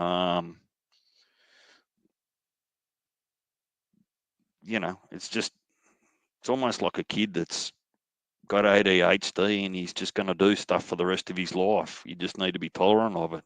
That's kind of how I feel about boxing at the moment. Right. Talking about Big Zerto, he got him on the screen right now. Man, if he calls out, I need to listen to this. My dude's in a blue jean jersey. What are you talking about?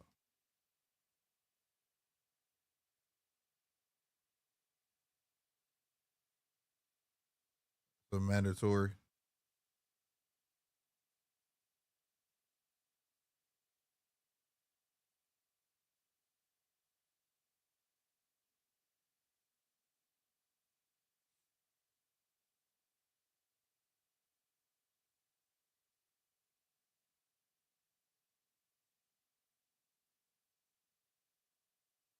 Uh-oh. Uh-oh. Oh, Oh, oh. I'll take care of my mandatory, and then I'll take care of Jai Opatai. That's what I heard. Well, let's see it. oh.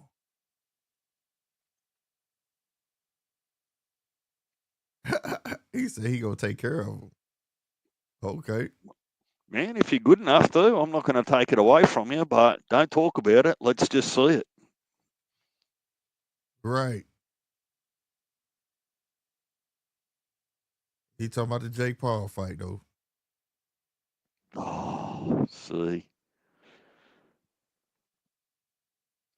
Where there's smoke, there's fire, Slick.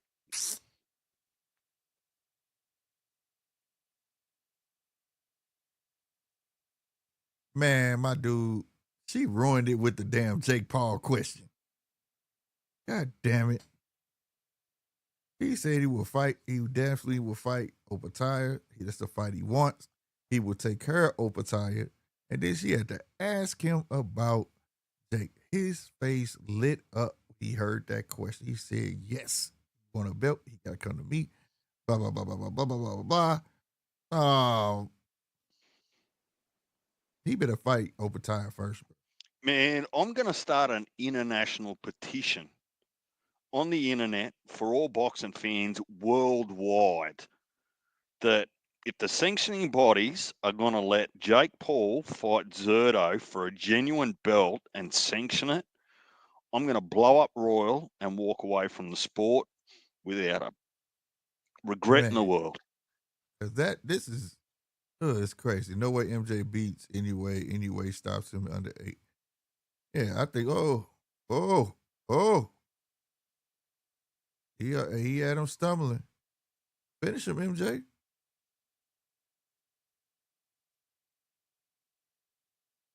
Man, Eddie want to serve MJ up anyway because of big money fight. That's the only reason Eddie want that payday, bro. I don't see MJ giving anyway any problems. So I agree with you. I agree with you, Alfred.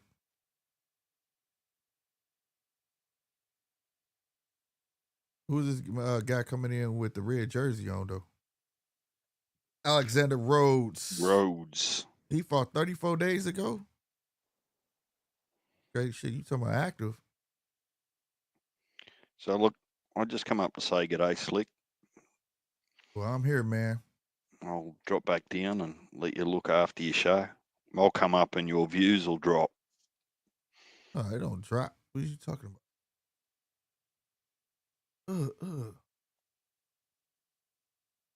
Rhodes just fought 34 days ago. How the fuck he in the ring? It must not have had no problems.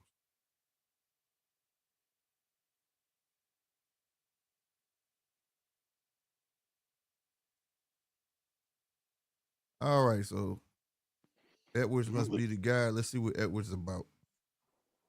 We got the big boppers out tonight. Mm-hmm.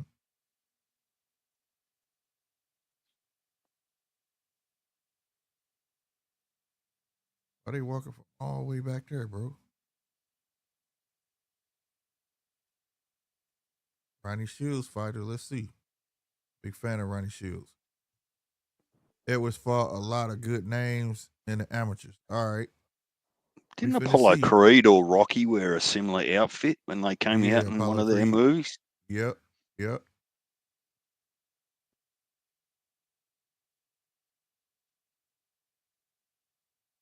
Joshua Edwards. All right. Let's see if you're gonna make me remember your name, man. Let's see.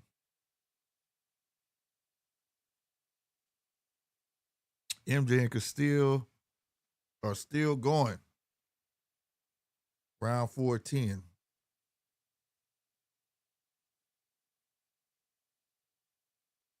And one of these cards should have started earlier, bro.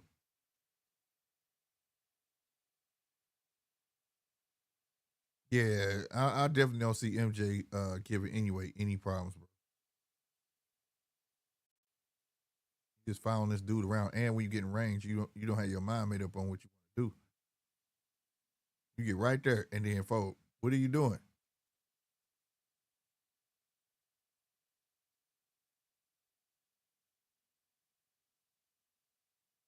All this following, you ain't swinging.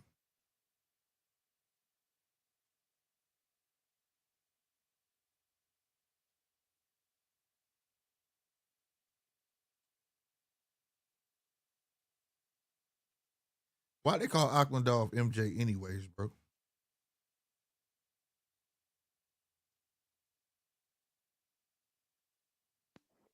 Can somebody tell me that? Is that the first initials, like his first name and middle name or something?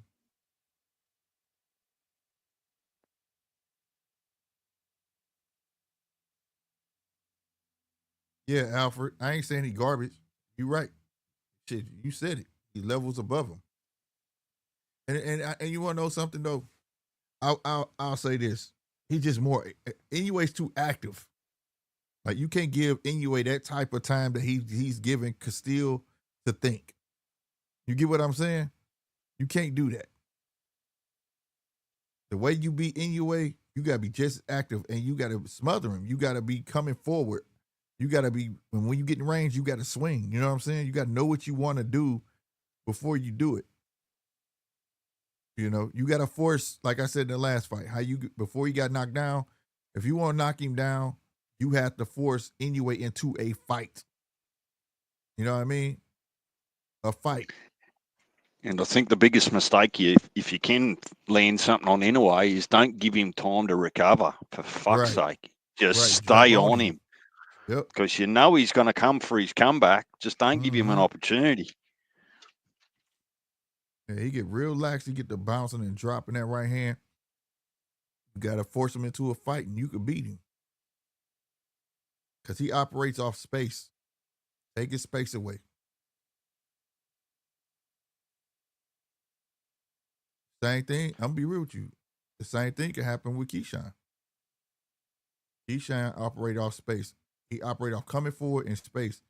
And if De Los Santos invades that space, because he don't got that lateral movement, right?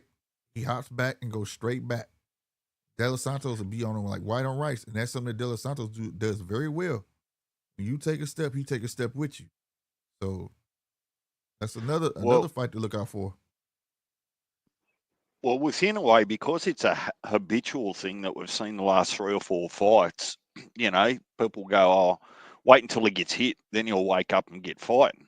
Right. But it may well be that he thinks he's in control of the fight until such time he does get hit hard and go, well, shit, now I need to step it up a little bit. Mm-hmm. Because you know how some fighters be thinking they're in control of the round, but the judges are actually seeing something different. Right. No, that's 100%. Well, it's not about being extremely. You definitely got to be defensive, right? But the power thing with him, you just got to have some power. He got so many flaws that he makes up for with the speed and angles that he shoots from. He's an all offensive fighter. His defense is his feet. He bounce in and out, and he can bounce out real fast from your punches, right? If you could stay on him and force a fight, you got a problem, right? Everybody who knocked him down, it was like after he got back up, they marveled that they worked, and the guy that knocked him down fought a different fight. And it wasn't even because of what Inoue did. All Inoue did the last fight was start shooting 1-2s, 1-2, 1-2, and that guy act like he didn't know how to get around it. When them same punches were coming before the knockdown. Well, just keep doing what you do. To the best of my memory.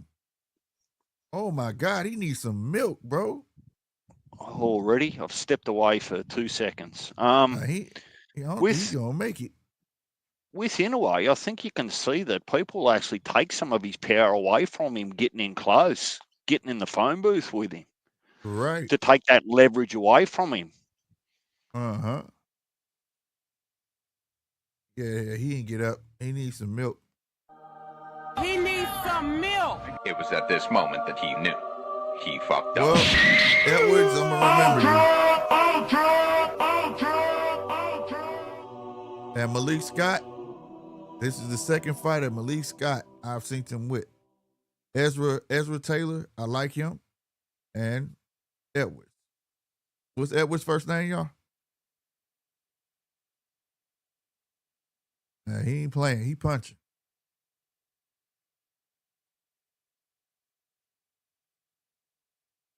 Yeah, his name was Ezra Taylor, I believe. Not Ezra Miller. It was Ezra Taylor, wasn't it? Yeah, Ezra Taylor's not a heavyweight. Yeah. I think he's light heavyweight, Light 175 or 168. Yeah. But yeah, no, he looked good. So is that Yeah. Taylor Bevan. I'm still keeping an eye on him. Uh-huh. I would say Nick Ball got a shot because Nick Ball gonna stay on him, but I don't know if Nick Ball's skills is up to. He do a lot more moving than swinging. You know what I'm saying? Nick Ball at 180 pound can't make 118 for Inouye. Right. That's how much he weighs, isn't it? About 180 slick with his hell rolls yeah. on his neck. Goddamn, he got a whole pack of hot dogs on his neck, bro. The dude is not goddamn me. Whatever what they say he is. That's a fact. But Nick Ball do a lot of moving forward, not enough swinging and stuff. You know, he when I say active, you got to force a fight. You got to know what you want to do when you get in range ASAP. Nick Ball was fortunate to get the decision. Ray Ford was underweight. Ray Ford wasn't even supposed to fight that fight. He said himself, man, they gave me a price I couldn't pass up. So I wasn't even mad at him. When I watched the fight with Ray Ford, and I like Nick Ball, but I was like, this ain't the Ray Ford we know. Like, but when he said, man, and it was cool because he didn't even say it that fight. He waited to let everybody know, like, bro, shit, I was supposed to go up, but they gave me, you know what I'm saying, a payday. Like, shit, fuck it. So basically, he sold his belt. You know what I'm saying?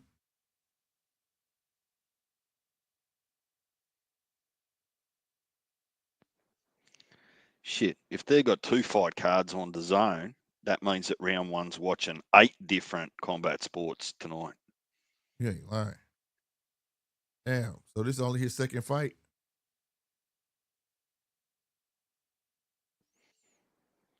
So He would have qualified for Malik Scott in the corner. He would have qualified for the Grand Prix at heavyweight. Right. I saw Malik Scott in this corner. What Malik Scott just in this corner? Or was it the other dude? I know he can't Ronnie Shields. Where the fuck I see Malik Scott at? He must have been the other guy corner. I must have been tripping.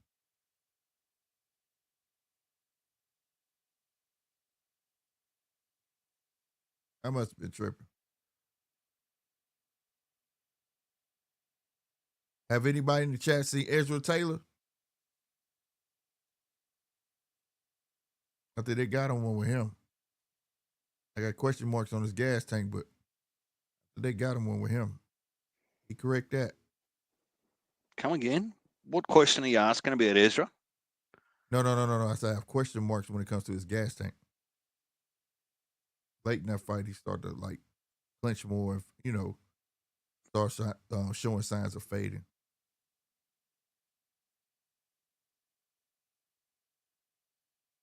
I was up at 6 a.m. because one championship was on. Now I got these cars running at the same time. LOL, the content I'm drowning in over the weekend. You ain't lying. Oh, you heard me.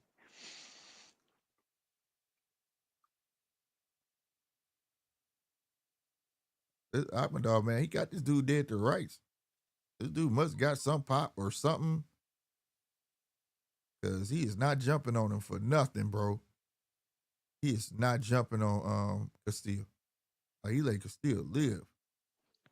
You know, Matchroom have got another card after this one. Mustn't be on the zone, but it's on their YouTube channel. For real? Oh, they ain't playing tonight. But you know, the zone, they're likely to change their schedule Right. They don't always tell you what's going on, so it could well be on depending on the timing. But if you go to Matchroom's YouTube channel, in about 2 hours, they're saying that they start that coverage after the current card's finished. He got him. Finally dropped him. Go on and finish him, man.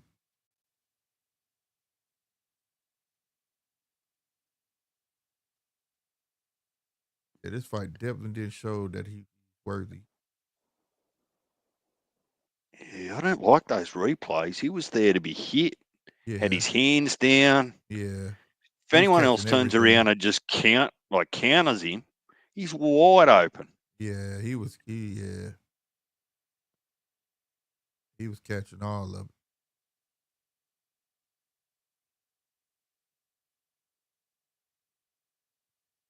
Definitely looked like more of a confidence builder fight than anything. What division is Ezra Taylor in? Is he 75 or 68? I think he's 75. I think he's 75. I don't think he's 68. Hey, Zappuccino, is Ezra Taylor 75? Ain't he 175 light heavyweight?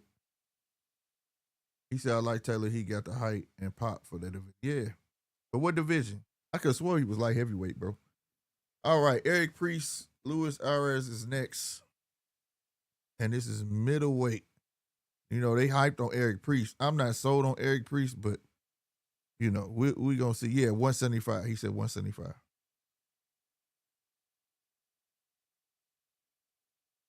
Yeah, I mean, last time I saw Eric Priest, they was ranting. I'm like, I don't see what you guys are seeing, but we gonna see, bro.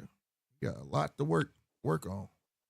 So Ezra might be lucky then just on his timing that by the time he starts to build himself into a potential title fight, the Better Beebs and the Bivols will probably moved on. And he, depending on who else actually just shows their craft, you only really got to do with Benavidez, which is no small feat, but no, it ain't.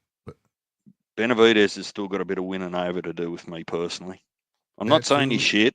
I'm not saying he's crap. I'm just saying that I'm not completely sold.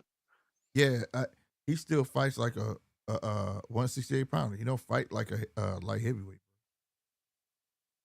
Like he got to get in the mode of that. All the little fast punches and stuff like that. That's not all gonna play out. He got to learn how to put some leverage behind the punches, sit down on them. You know. But in saying that, he seems to be still gapping a lot of his peers at 175. Yeah, until you get to that right one. Like, okay, what fight really makes you say that? Okay, because look, when he fought, what's my dude? Last fight he just fought. Well, he's only had what, 2 or 3 fights at 175 at most. Who? Benavidez. No, he only had 2. 2. Well, there you go. I did say at most. Yeah, he beat the older guy, right? And then the last guy, I can't remember his name, but that was like a 168 pounder versus a 168 pounder. I didn't even look at that as a light heavyweight fight. You know what I'm saying? They were like on the same playing field, the same level. They were just coming up. I'm talking about when he started fighting people who live there, like literally live there.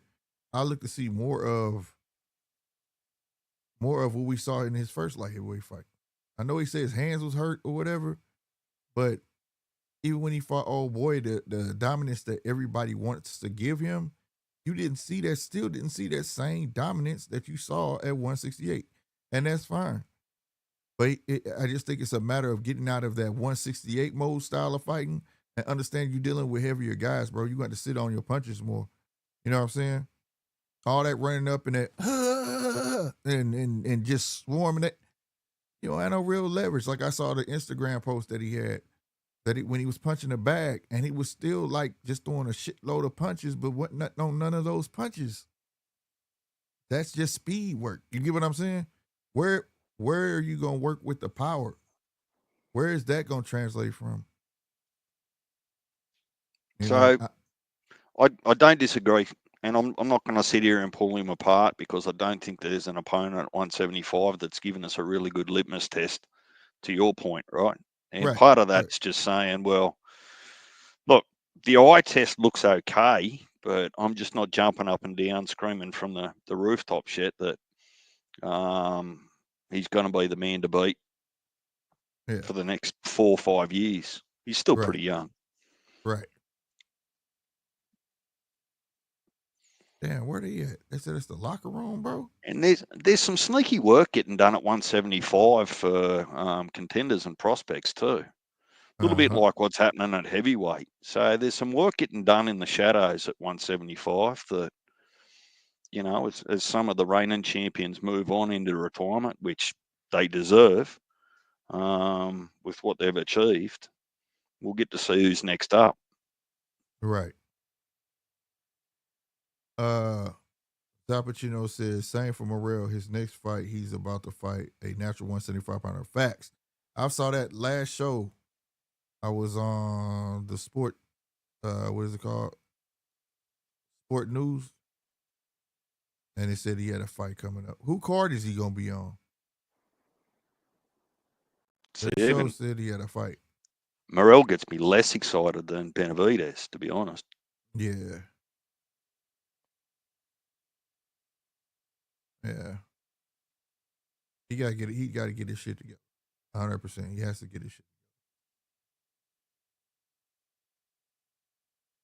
Because that fade in the middle ain't going to serve him no purpose whatsoever.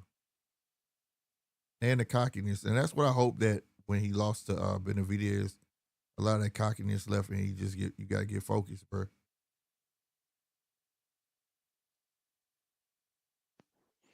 I'm telling Like you, I say, they you both can still get, unfortunately, you can still get paid a lot of money. And it's not unfortunate for the boxers, but for the quality of the sport, unfortunately, you can still get paid a lot as a professional boxer, being a C+ and B- quality fighter. Yeah. And the reality is, I'm pretty sure that some of them only aspire to do that. Mm-hmm.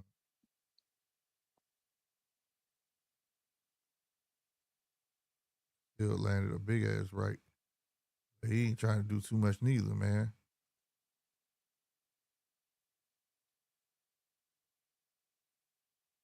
Get him out now. Okay, that left hand. Stop playing, man. Nobody better tell me Akhmadov beats anyway ever. He about now get him out of there. He hurt, bro. Left. Why are you marveling at your work? Use a weenie, bro. Did he stop it? Or did the bell ring? Man, Oh, they Oscar, stopped it. He stopped it. He leaking. Okay, the ref stopped. I'm about to say. But he still, though, he a weenie. He was like looking at his work. Like, bro, get him the fuck out of there, bro. That's your job. Oscar De La Hoya is the king of talking up his fighters. Oh, he got this, got that, going to be a world beater. And then soon as a contract comes to be signed for a half dangerous fight, oh no, you're not ready for that. Yeah. That was a C+ performance. Fucking hell, Oscar. Make your mind up. Right. Hell yeah. Oscar will be like, and then you get on his nerves, he'll serve your ass up. Well, fuck you. Go get your ass. Who was that? He did that too. He got his ass whooped. Then he said, man, I ain't never seen him fight like that, man. Almost like you see his eyes like he was on something. Damn, what fight was that, bro? He had a losing night, bro. It wasn't Schofield, was it? That was the night he told Schofield it was a C+ performance and stay away from Tank or Shakur or whoever he called out after the fight. Man, bro, it was what I just remember that. It was almost like he was on something. Oh shit. Captain 007 said MJ always played with his food. Yeah, that shit gonna get his ass in trouble. Pacino said he didn't want to hurt him. If that was anyway, his head would have been in the third row. For real, bro. Like, bro, you got him. Get him out of there. He did that the last round. Get him the fuck out of there, bro. Like, stop playing, bro. Make you feel like you don't want to pull the trigger, man. Like, you want that fight, you gotta earn that fight. You gotta make it worthy. Well, that's that sparring syndrome that 913 talks about. Yeah, the last time I saw that, like something like this, to be honest with you, Pacquiao had a period of him. I hate to call it a phase because I would never want to call it a phase, but like he was having church in his gym and he was all about God at one point.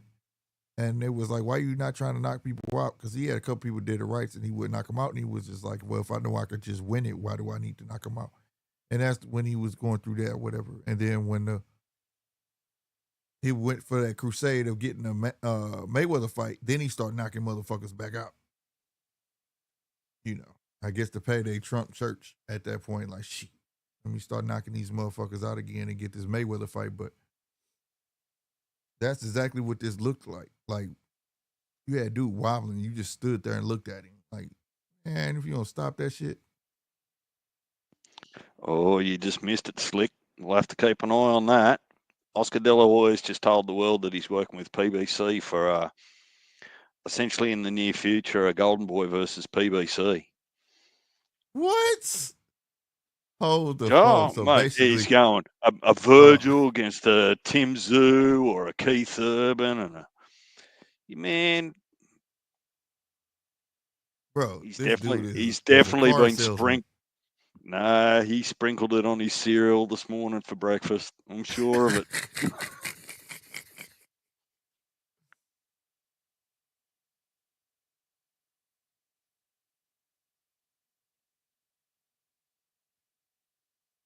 He said Benavidez and Big Zerto.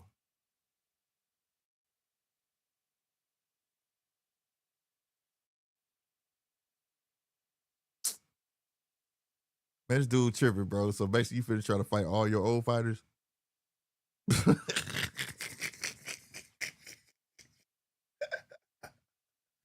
Oh man, the new Golden Boy versus old Golden Boy.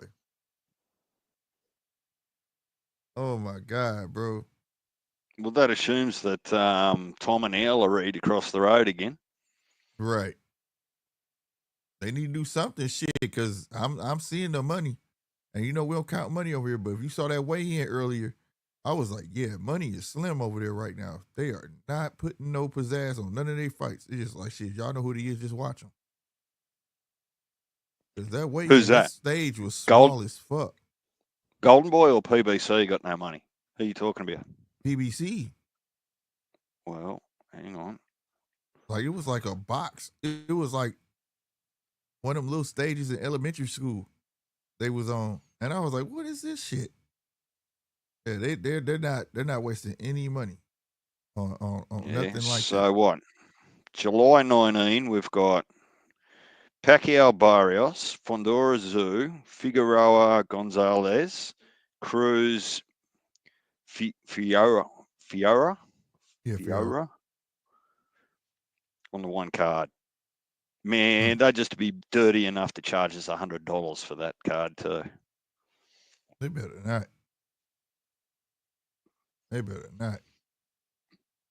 I promise you, I have not had a card yet that I won't do. That one, I'll be like, I ain't doing $100, man. Oh, look, I don't know. I'm being facetious. Oh, I I haven't know, seen any. I'm just saying, I'm with you. If they say some shit like that, I'm like, y'all done lost y'all mind. I probably say that, but then get close that week, I'll be like, Well, I'll do there's it. a I know me, man. But well, it kind of sucks because you want to support some fighters on that card, but you don't want to support all of them because you know it's BS, like the Pacquiao Barrios. Right? I don't want to spend my hard earned on that. That's nearly a gimmick and disappointing. No disrespect to Pacquiao, but you know, I'm gonna have to see Zoo Fondora number 2. yeah, I have to see it. yeah. I gotta see it as well. And that's a fight that should have been happened. I think it should have happened back to back, 100%. It shouldn't have been no some other fights that Tim Well, went through. the way it was working is it nearly couldn't, because if you remember that with the cut, the WBO made Tim sit out for 3 months pending medical clearance. And Fondora was planning the operation to his nose and his eye socket, which put him out until the end of what was going to be September. So their mandatory layoffs, medical layoffs for surgery and healing, just didn't line up for them to go straight back at each other. Yeah, that's true. That's true. Zach Pacino said PBC got to get Carmel on one of those prelims. He is on the prelims. Just don't know where. Go look at his Instagram. He's fighting. We just don't know if they're going to hide him when he fight, like they've been doing. But he's on there. I don't know how much Jake Paul shit going to be. No, it better be on. No, it ain't even on Netflix. Yeah, it is going to cost something, ain't it? I can probably tell you, actually, because you can already buy it on the Zone. Just give me a minute. Oh, okay. Yeah.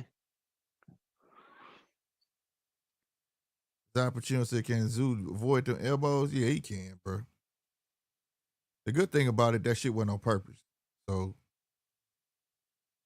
you know, that's the beauty of it. That we know Fedor ain't dirty like that. You know, shit happens. Well, according to Bud's interview that he did over here a couple of days ago, I don't know if you had a chance to listen to it, Slick. Yeah, he all over that joint over there. What is he doing over there?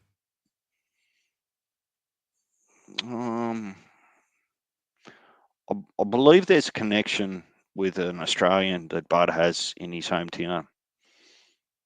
Okay, because like as a friend or whatever it is. So we come across here on his own. I guess he's just, don't know whether it's his own sort of holiday. It doesn't look like much of a holiday if he's doing so many work interviews and bits and pieces. So I'm not too sure what the real intent of the trip is, but that's dope though. He's spreading the love. That's dope. And the fans get to say what they want to say to him. I was watching one interview where he was breaking down what boxing is, and dude was like, we want to see a fight. He was like, well, fighting ain't in boxing. And he was like, well, when Ali said flow like a butterfly sting like me, what the heck does that mean? You know, and he was all right with going back and forth with the fans without getting angry. And you know what I'm saying? I thought that was pretty neat. Even though I kind of disagreed with Bud, like, yeah, it's float like a butterfly sting like me, but Ali was engaging. Ali was throwing a jab out there first. Well, look, to be honest, I think what takes away from that is I think that boxing's its own worst enemy in that respect. Whilst ever they want to present you with entertainment only, like a tank knockout, what they're not doing is putting enough emphasis on the big hitter versus the boxer, right? So that people get educated by default. Even if they're not watch boxing, to try and pick the bits and pieces out of it, the footwork and the feints. You get educated. If you watch something long enough, it's subliminally, you just get educated. So boxing's not interested in that because they're interested in the entertainment value. There you go. Well put, DJ. Look at Barrios and Pacquiao. Perfect example. Right? That's not a fight that Barrios would have been interested taking, or Pacquiao even 5-6 years ago. Right. Yeah, that was well put. Right. They don't want to put the boxer with the punchers, and like I say, people be educated by default. See what they watch on a regular basis. You're absolutely right. It happens once or twice a year, Slick. I've told you that. Yeah. It's catching on, man. It's starting more often. Starting to happen more often. Eric Priest, I am not sold on him. I don't know if y'all ever seen him fight. Last fight I saw him fight, man, he's kind of I don't know, like he just don't put shit together well.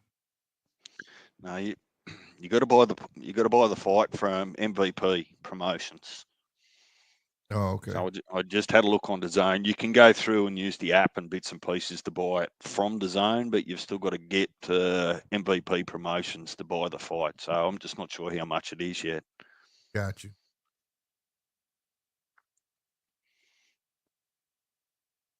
But I won't be watching it anyway, unless there's an undercard that I just can't live without. I won't be paying for that shit. I won't. I'm more interested in the all girl card.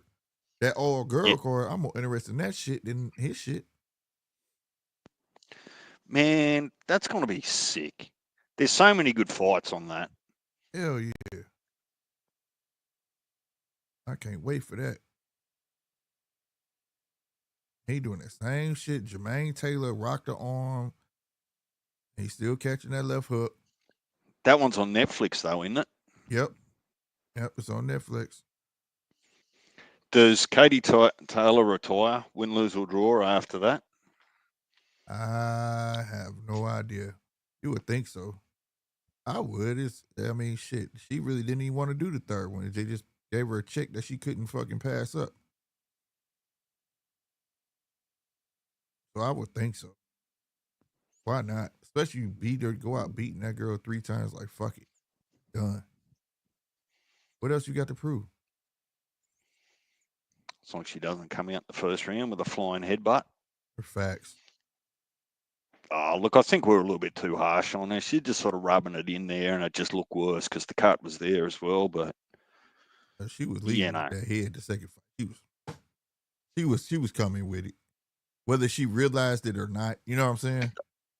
Look, Slick, I didn't say she was doing that by accident. I just think that maybe.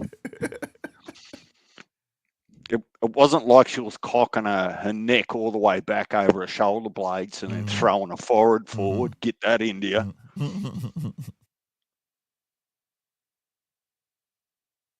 This is what I don't like about Eric Priest. Won't put your hands up.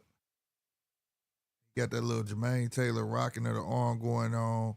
Hey, he think he too good already, bro. He think he too good already. He ain't been eating punches. That's why the right, his right side of his face is red already.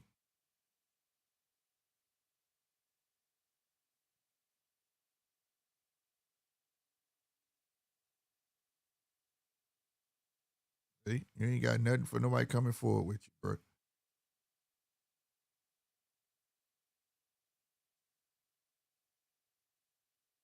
I don't know who his trainer is, but I remember everybody was like, you got to check out Eric Priest. You got to check out Eric Priest. I saw, I was like, okay. I see the confidence, the glitz and glamour, but he got his confidence is all in the wrong shit. You got a schedule up in front of you there somewhere, Slick? What date was the Hitchens Cambosis? Was that June or July? That's June. Yeah, like the 14th or something? Something like that. I can bring it up, though. No, that's good enough. I'm pretty sure it is because it's not next weekend. It'll be the weekend after. So I'll have to word Mark up. He's going to have to wear the full brunt of it on his own because I don't think I'll be able to watch that weekend. I'll be away. So Punch will be just serving it up to Mark.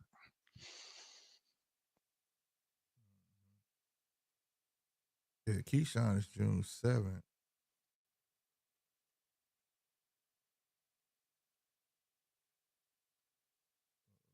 Yeah, next weekend's got it all. You got Keyshawn, you've got Abdullah, you've got Jai, Terramona. And there was another good fight. I had it on the tip of my tongue there yesterday.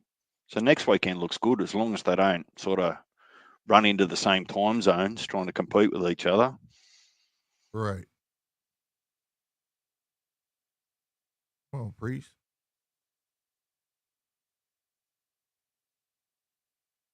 I don't know Arias, but if he was a fighter, if he get in his zone, bro, it's all openness, bro.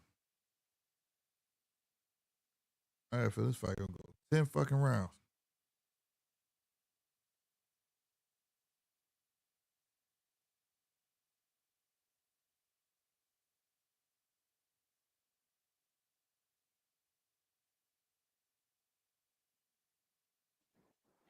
Has El Rayo on Pitbull come back to 135? Is that what I heard? Yeah, that's what I heard last. Yeah, I got to look that up, but yeah, that's what I heard. They coming back down to 135. Oh shit! Not sure that Oscar trying to get a job. Oh, he there? Oh, I gotta check the crowd out. Zapachino said T.O. sitting next to Oscar trying to get a job. Yeah, he sure was on an interview kissing his ass. They was interviewing Oscar. T.O. walked up. What fight's T.O. going to get with Oscar that he wouldn't have got if he had just shut his mouth with Turkey? Oh no, Ryan comeback fight or somebody there. Oh, I think And Teofimo, Oscar be the one to unless try it's to a put him in there with somebody. money-driven thing, because Ryan brings so many eyes. But Teofimo, as much as I hate the way he carries on, he's too good for Ryan, Mm-hmm. in my opinion. But it depends how Oscar looking at Ryan right now. He probably looking at Ryan like, is he used goods? Got to cash out and get my money off of him. It depends how you looking at him. You know what I mean? Because he did say, what else? What did he say today? I was watching that something was wrong with his shoulder and his hand or some shit. And he said Ryan was gonna come out and let everybody know what was wrong with him. Man, Yeah, y'all can make all that up. You won't. but see, this is the false economy. Ryan's big fan base isn't because of his boxing skill. Like, sure, he probably brings a few boxing eyes with him, right? Because he has that ability just to spark someone. But Mm-hmm. the majority of point. his supporter bases come from his social media that don't really give two fucks about boxing. Right. What was the point deducted for? In the chat, what was the point deducted for in the Eric Priest fight? I missed it.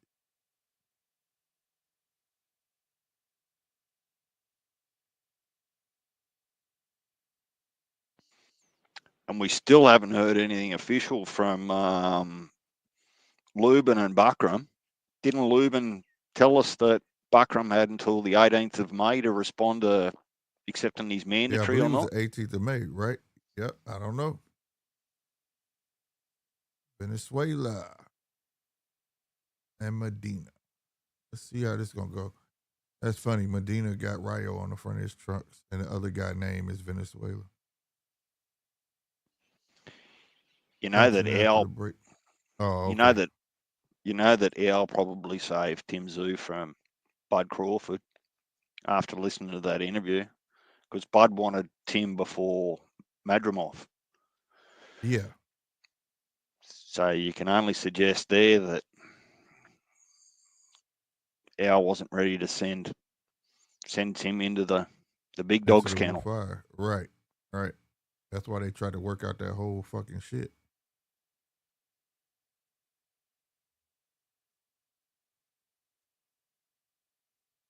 Now you see Arias trying to bring it on. Now see, look, caught him with the left hook coming in. Now Priest want to fight hard because you didn't caught a left hook. Yeah, go and get him out of there, Priest, and you missed. God damn, how the fuck you throw 8 punches and land 1? Bruh, look at what you're hitting.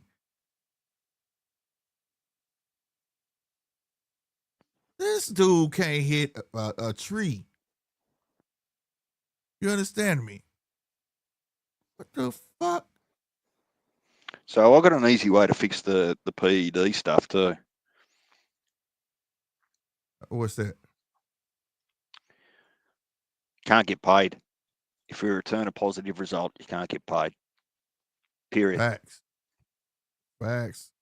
Can't profit from cheating. Forget about the bands and the B samples and all those sorts of things that are just going to be so variable across the United States, depending on what commission and blah, blah, blah. Just you forego any payment, period. Facts. No doubt. No lie. Salutes to the hangout spot, man. We got to show respect to the money, man. Hey, salute, man. Appreciate you, man. Helping us hit that goal, man. He said, showing love, bro. Keep grinding. Yeah, that's what I'm going to do all day. Every day. Can't never stop grinding, bro. Never. And if you want to take part in my goal, man, you can buy a dart for $2. Help us hit our target, man. Help us hit our target.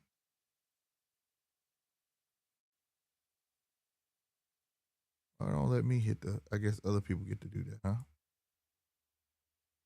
Oh, so speaking about that, what I was suggesting before, I know you set the default for $2, but there's a little icon in the chat that allows you to inquire what the target's about. And when you hit that, it explains what the target's about, but then it asks you to hit continue.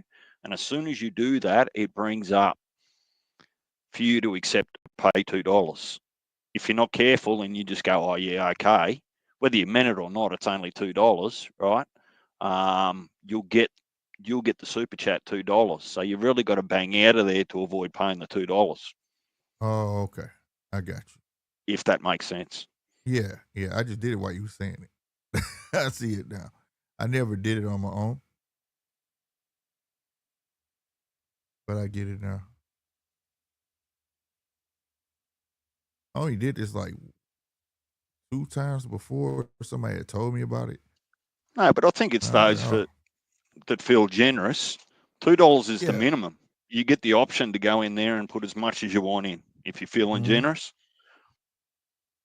Oh, the person does? Yeah, I know you because you can still hit the super chat down the bottom of the chat if you want to just, donate. But and I set it for $2, but I didn't know they could change it as they go in too. But yeah, no, it's a good way to help support the channel, bro. So we can expand. Get it back where we was, man. At least pay to get some decent co-hosts. Yeah, I got that, man. You're the best, DJ. You're the best. Yeah, man. A T-shirt with a GMT. Yeah, man. I got that. I got that for you. I got shirts coming soon too. Y'all finna see. The brand is coming soon. Listen, for anyone that wants to get good quality T-shirts that are going to last you with a print of your choice on it and a message of your choice, if you talk to Slick, I can firsthand promise you that the graphics that they put on the T-shirts are like they've been scanned on there with the laser, and they're not going to fall apart once you put them through the wash. Yeah, that's a fact. He ain't lying about that. I got a couple over here somewhere.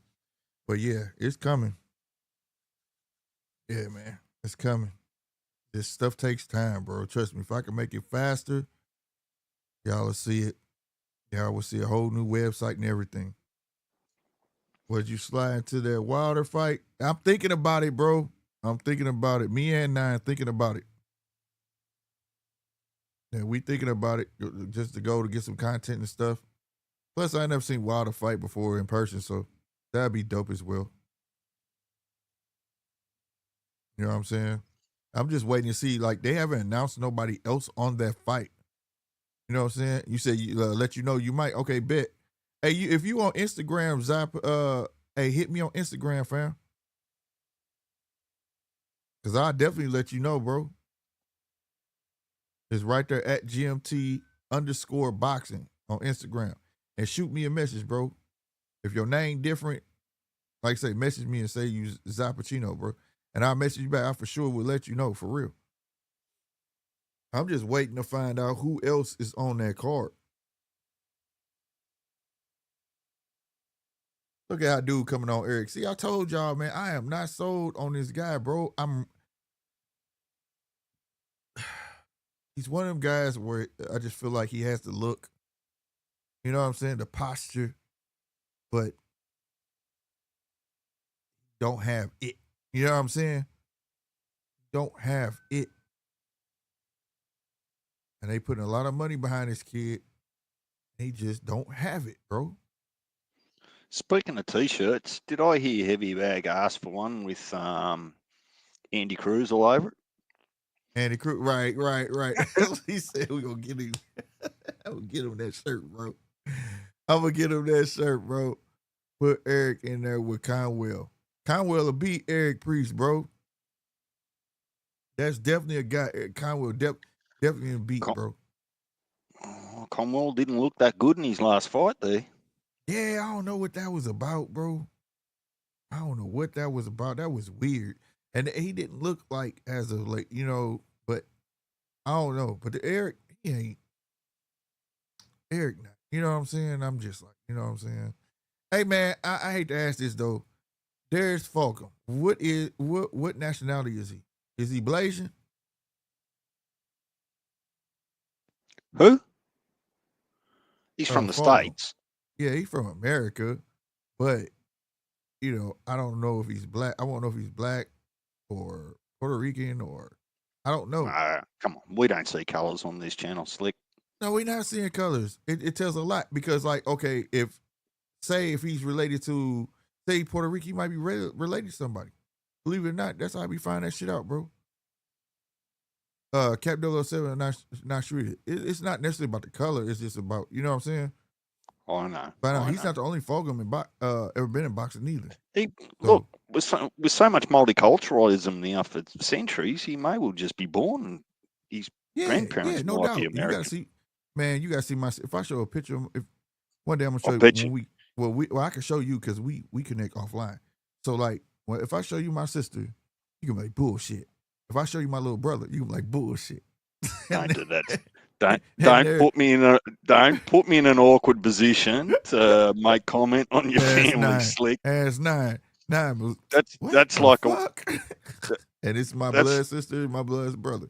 And that's like a female asking, "Do I look fat in these pants?" Man, I'm not touching that.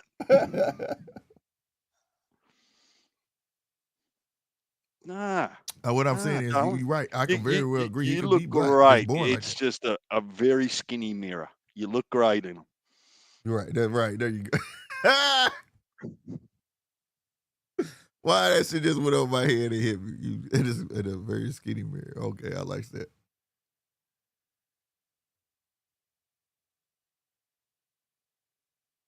But yeah, Eric Priest just like I said, this guy Arias is getting comfortable and he's starting to come on more. And you're giving him hope. Can't be giving him hope. And now you're on the back foot, buddy.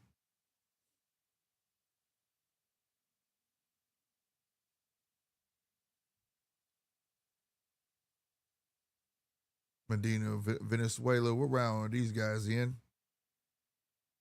4 of 10. It's hard calling two fights at one time. I ain't gonna lie, y'all. I'm not gonna lie. What I'm gonna do is settle on one, and Eric Priest ain't it. I was really hoping that he was gonna show something different, but it's the same as I saw last fight. Birthplace of Darius Fulghum. Residence, Houston, Texas. Birthplace, El Paso, Texas. Okay.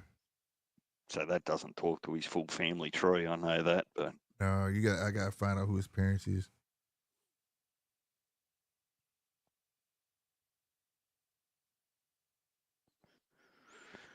(14-0), 12 wins by KR. And Fulghum didn't look all that in his last fight either, y'all. That's for sure. He didn't. Yeah, look, we know by now. I want to know because like numbers. Don't Fulghum look like he could be ready to sugar Shane Mosley and his son. Shane son and Fulghum look like they could be brothers. Swear to God.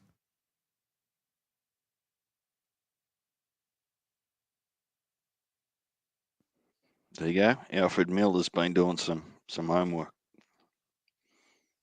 His father is a retired Army sergeant. Oh, well, shit. There you go. I mean, I'm just making assumptions right now, but, you know. What I'm hearing, Slick, is nothing short of racial vilification. I just say his dad made some pit stops. I'm just saying, bro. Ain't nothing wrong with it, my friend. Ain't nothing wrong with it, bro. Ain't nothing wrong with it.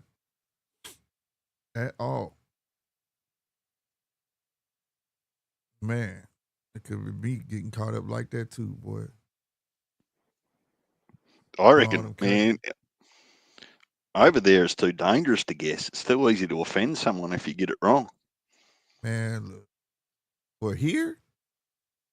Yeah. Man, no. That's all on the outside looking in. They make it look like America on some big giant race car. Man, it ain't like that at all. It really ain't. Like, that's actually a common thing. Because, like, let me tell you something about black folks here, right? Okay, like my sister. If you seen my sister, hell, you seen my cousins, you'd be like, there's no way she's black. You're lying. And she's 100% black, right? Well, I can't say 100% because we don't bloodline, but I'm saying that she's birthed from 2 black parents. You get what I'm saying?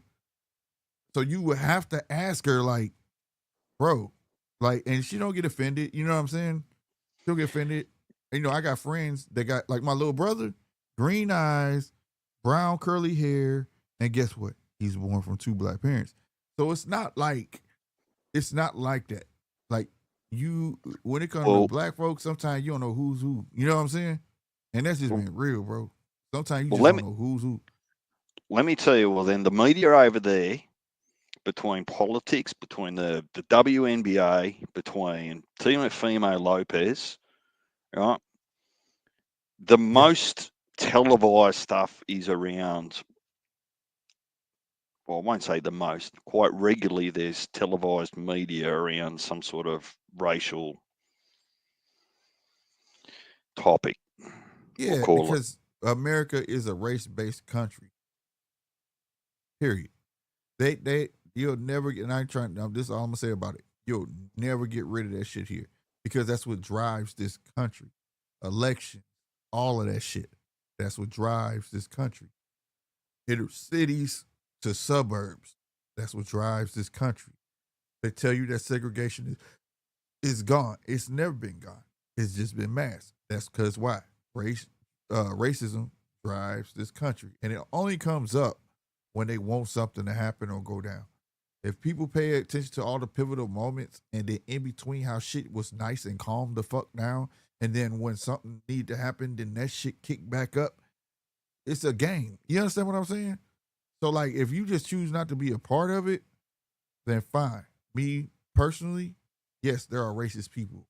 But you still choose to deal with them, not deal with them. And you deal with them the way you want to deal with them. You know what I'm saying? As an individual, me, I just don't fuck with them. I like open racists because then I know just not to mess with you. You know what I'm saying? I don't like the ones who sit there and drink a beer with me and then behind my back, I'm every word in the book. You know what I'm saying? the closet. Yes. So I got respect for open racists. I really do. I done ran a couple of them. Yeah, I don't like your woo. I'm like, I respect that. Now get the fuck out of my way. It's his choice. I'm not losing no sleep over that shit. I don't want him to be my friend. I don't care. You know what I'm saying? So but like, it's the TV, so you can't pay attention. Like outer countries, they really pay attention to that and think like we all hate each other over here and shit like that. Like black people don't fuck with white people and Mexicans don't fuck. No, it's not like that, bro. I promise you, it is not like that, bro. It is not like that. Except that I've only got one safe coloured T-shirt that I can wear when I go visit 9. Because if it's orange, if it's blue, if it's red, yeah, that's in LA though. That's in LA. Well, he's not in LA. He's in Kansas City. You good? But like in LA, that's different. Man, but that's just LA. Aussies can get away with whatever the fuck they want. I reckon. I'll be fucking man, rocking. I'll be rocking the pink when I go visit Punch. Just for you, Punch. And you pretty like, you know what I'm saying? It's just like, I don't know, the media portrays that shit and blows up all the dumb shit. Just like you said, old girl in basketball. They put that in there to beef it up because if they didn't, who would give a fuck? You understand what I'm saying?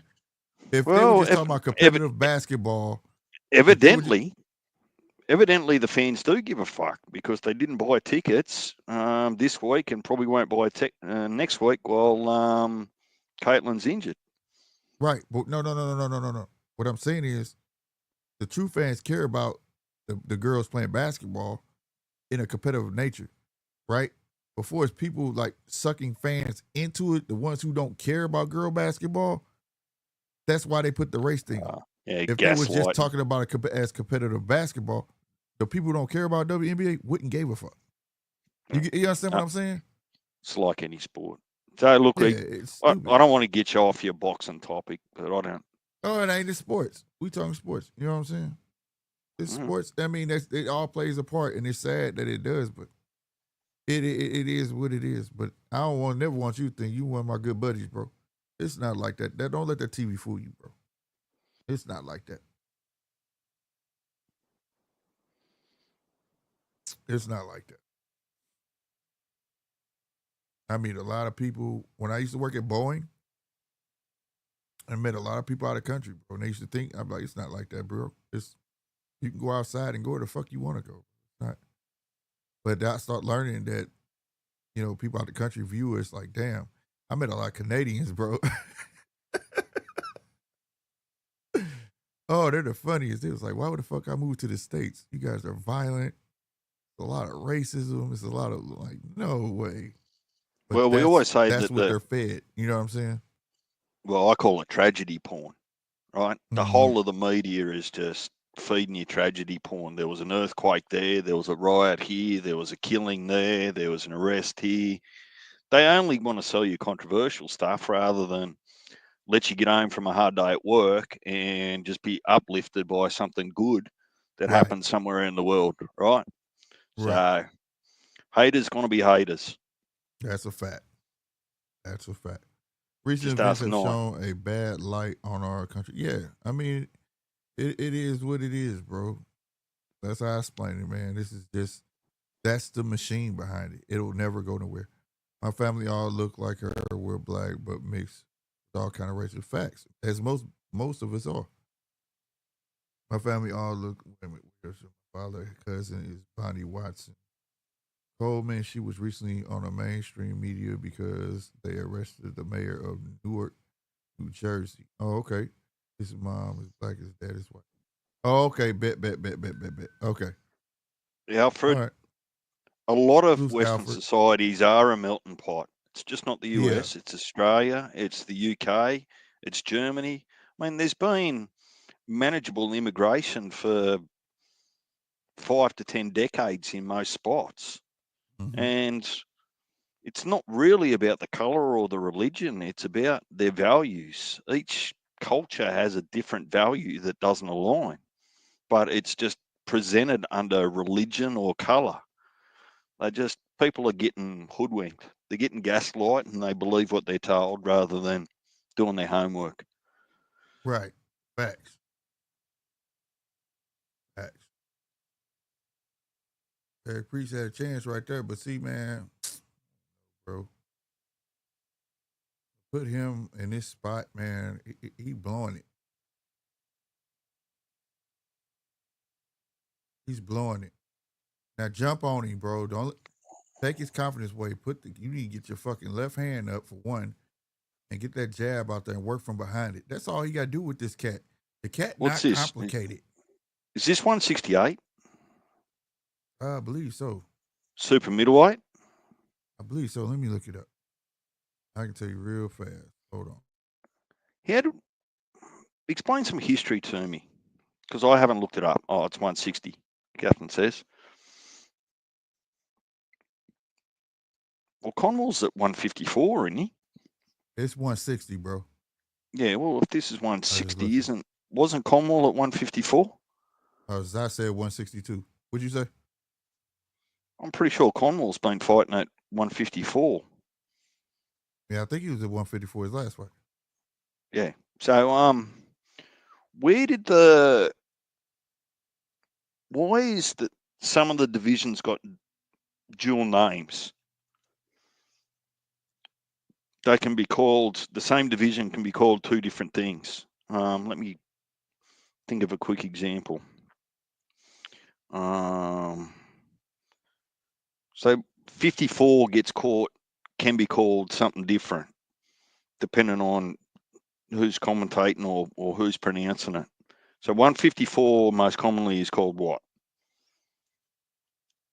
What you mean? The fire division is up there. It's hot right No, 154. What would you call 154? now. Damn, that's what? Super Junior middleweight? middleweight? Yeah, or super middleweight. You know, all of them got fucked up names because if you go down, you know, you got lightweight, then they'll be like super lightweight. But in reality, super lightweight is what? You know what I'm saying?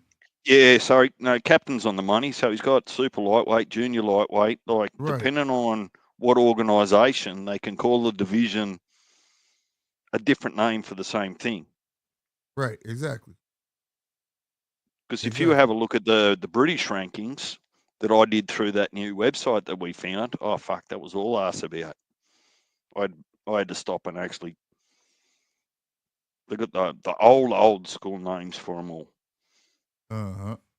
because some divisions didn't originally exist, did they? They created more divisions they over created more time. divisions. Right. Like, I don't think super middleweight was the thing. To what? 90s? If I ain't mistaken.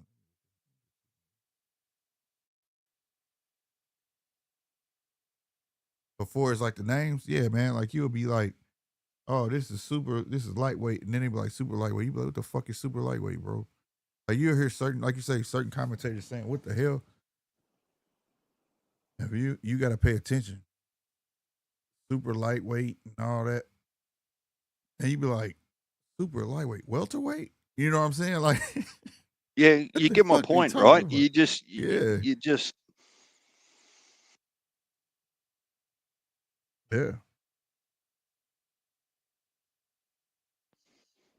Because what 54 is what super welterweight or junior middleweight. Mm-hmm. Is that correct?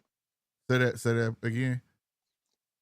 Super welterweight or junior middleweight. Right, exactly, same thing. They need to sort that shit out after so long. But there's just terms over time. You know what I'm saying? Okay, so no, the super middleweight division was officially introduced in 1984. Please don't tell me they've got a different belt for the same division with two different names on it. No, it ain't. Ego Slip 50. You are the WBO junior middleweight champion. DJ, right. You are the WBO super welterweight champion. Come on. Right. Belt for you, pride belt for you. Right. A loophole to give out belts, bro. Swear. Let's see.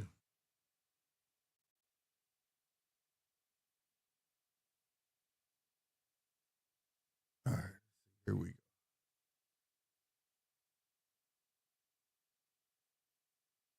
Heavyweight, cruiserweight, light heavyweight, super middleweight, super welterweight, super lightweight, super featherweight, super bantamweight, super flyweight, lightweight, junior weight, strawweight.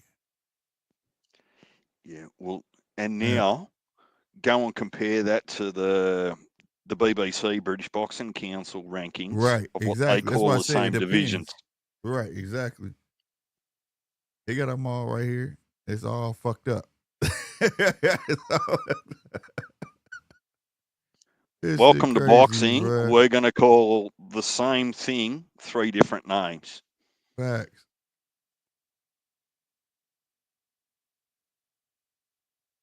Like right here. Hold on. Where did I just see that shit?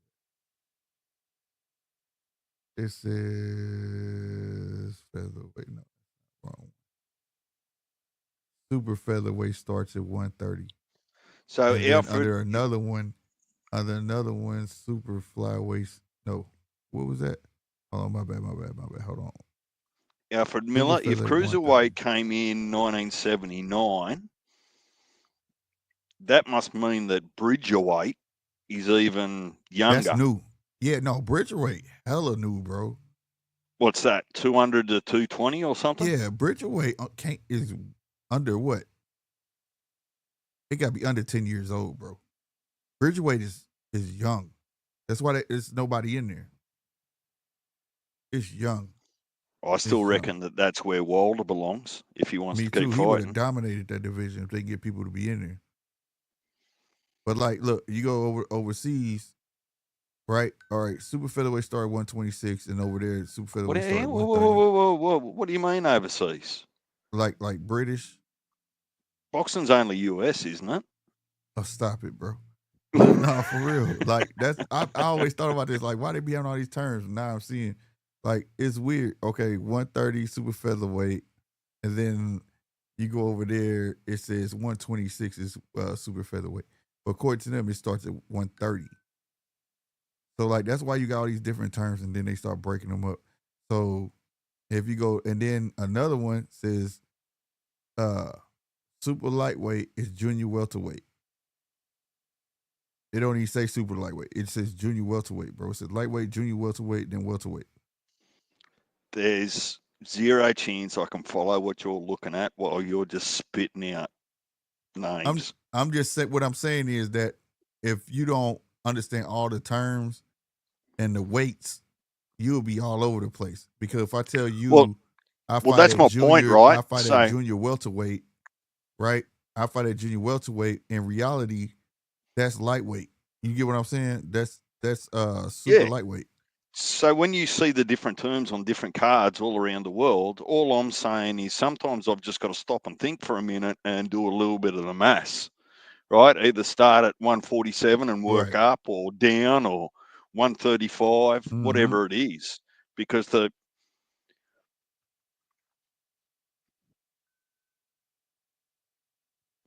What happened, DJ? that'd be a good quiz, wouldn't it? Just get a bunch of people together and just start throwing random terms at them and just say, well, what, by way of what's the pounds, right? And DJ give them trying to like, mind fuck people, bro. yeah, give them like 5 seconds or 10 seconds Oh, to answer. his villain side of his brain start working. You heard how he got quiet? He was like, oh shit, I could fuck a lot of people up with this one. Man, I'm telling you, it's free drinks at the bar. If you can get it into your head and go to the bar about people that know boxing, you go, all right, I'm going to ask you a question. You've got 5 seconds to get it right. And all I need is the specific pounds, junior welterweight, super lightweight. Just start throwing it at them. You just watch their eyes start spinning in their head.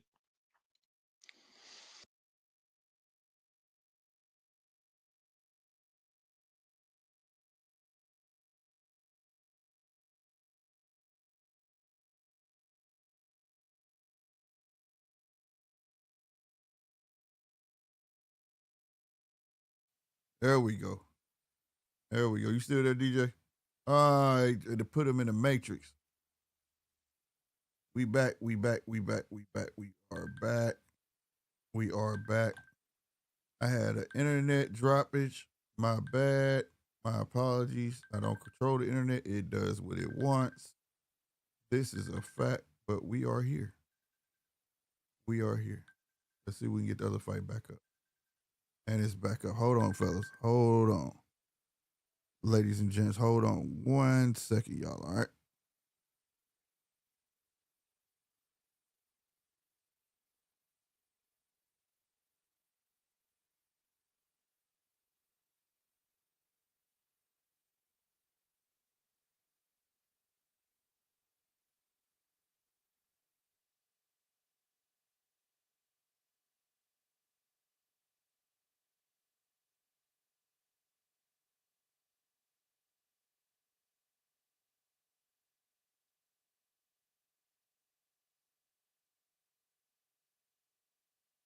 All right, I'm back. Sorry about that. D's, bring your ass back on up here, man. The Matrix didn't get you. It was my internet with multiple terms for the same waste. Yeah, it's funny, bro, because you really can mind fuck somebody. And the thing is, all of them terms are legit because it just depends where you at and who's calling the fight.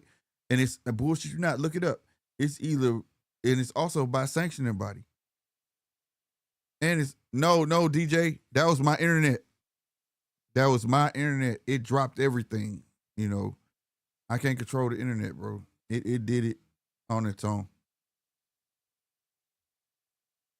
And I'm sorry, y'all, if y'all waiting on me to call. These fights are just not that interesting, bro. I'm not gonna lie.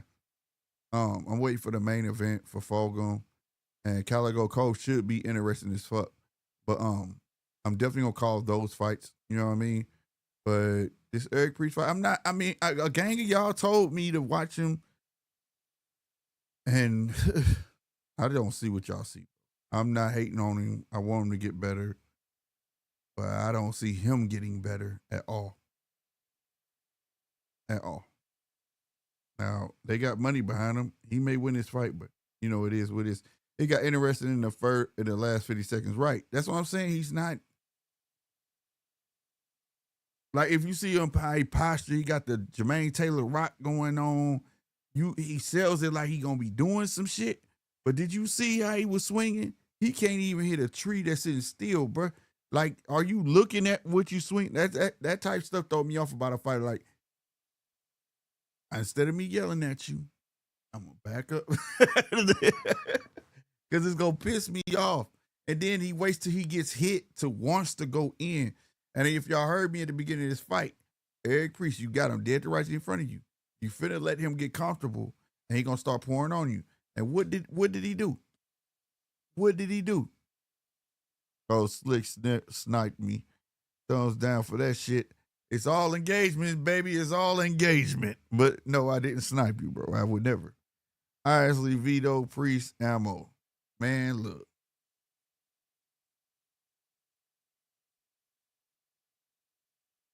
That's all I can say is that. I am not sold on ammo, and salutes to Coach Cunningham, but I'm not sold on ammo either. You know, like you know what I mean? Punch said I'm drunk. Bring your ass up here and show your boy some love. What's good, Punch? Hey, man. But no, Priest ain't it. Priest ain't it. As of right now, he's not it, bro. He's not. You know what I mean? It's a lot of fighters like that. You know what I mean? 16 wins, 0 losses, 0 draws, 8 KOs. Coasting along, singing a song, side by side with his trainer, I guess, but this ain't it, bro. Just not, I think when somebody really get a hold of him, it's gonna be a big issue. It's gonna be that problem. And he ain't gonna be ready for it. Like for real, for real. And I know people say, well, why the other guy couldn't get him out of there? Well, they picked him because he wasn't that guy either. To be fair. You know what I'm saying? I mean,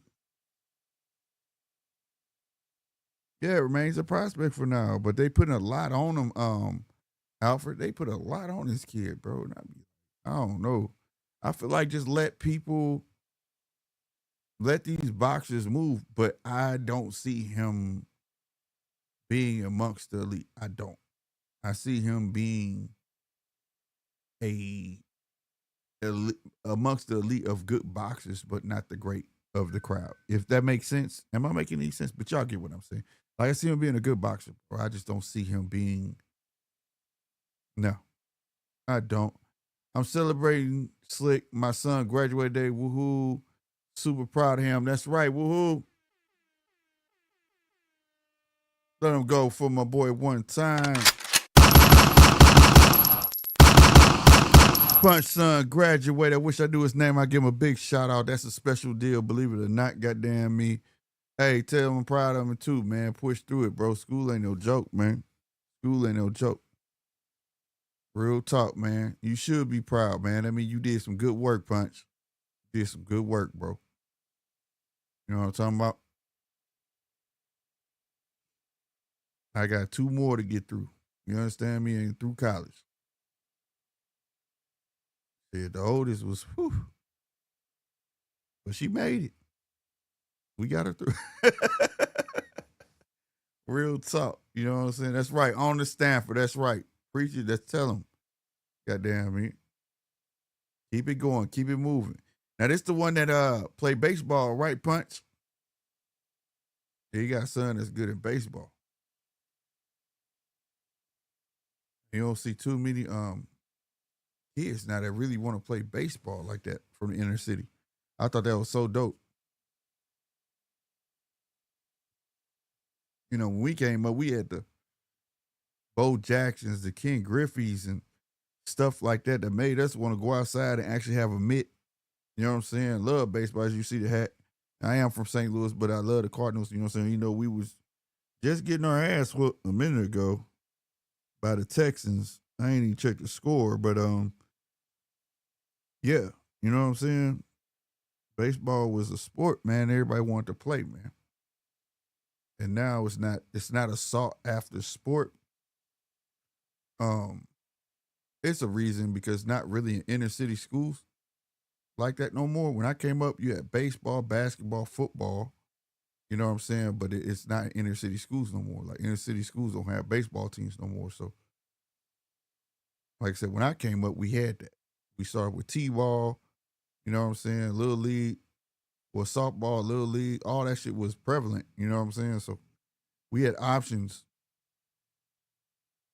a little more options back in the day growing up in the hood than they do today. You know what I mean? Now it's like basketball.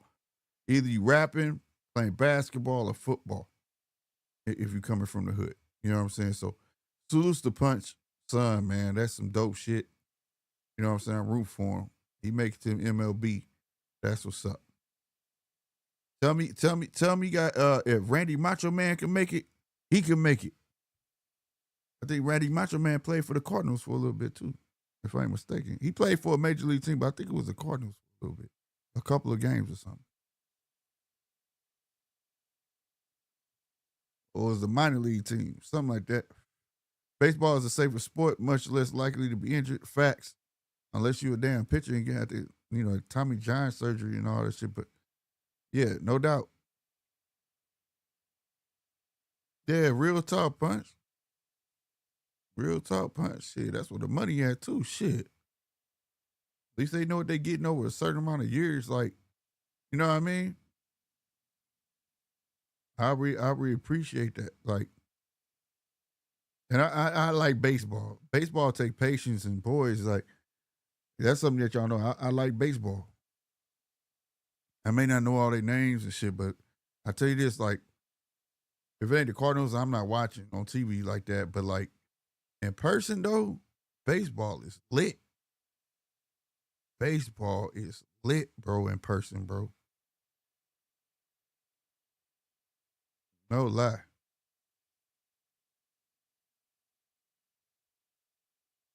Hey man, I ain't gonna stunt. I'm out the video up in the group chat. All right, bet that. Phillies fans, salute. My stepson does baseball. Salute. That's what's up, man.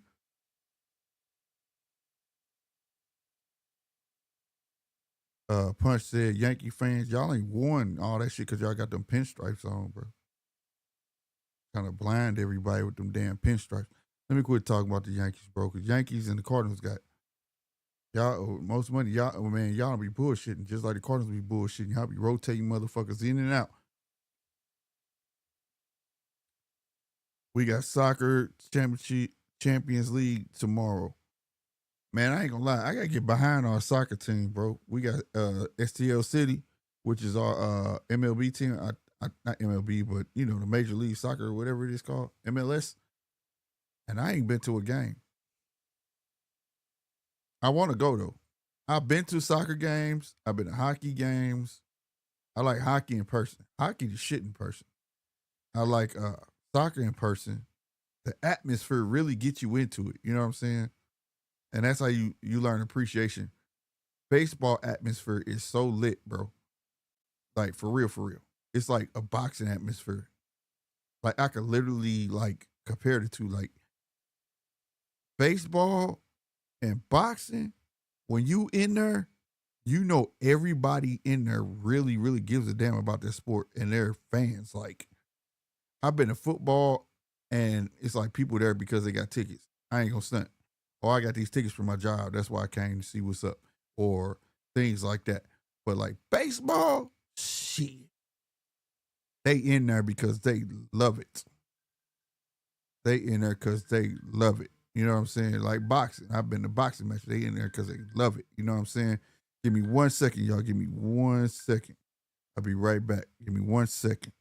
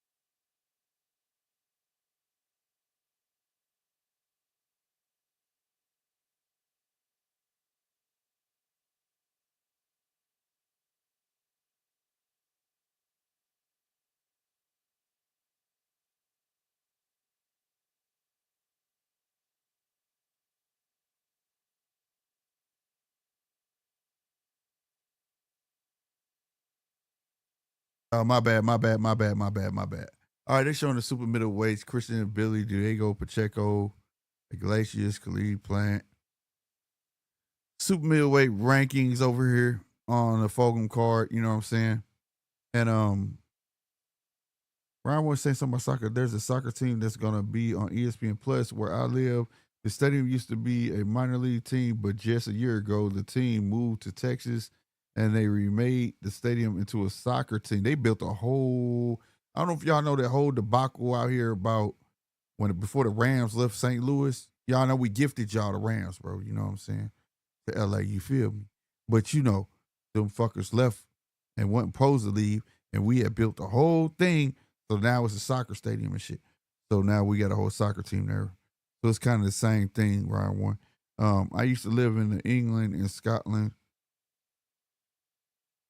Wait, England, Scotland, and went to football/soccer matches. Liverpool and Glasgow Rangers. It was an awesome experience.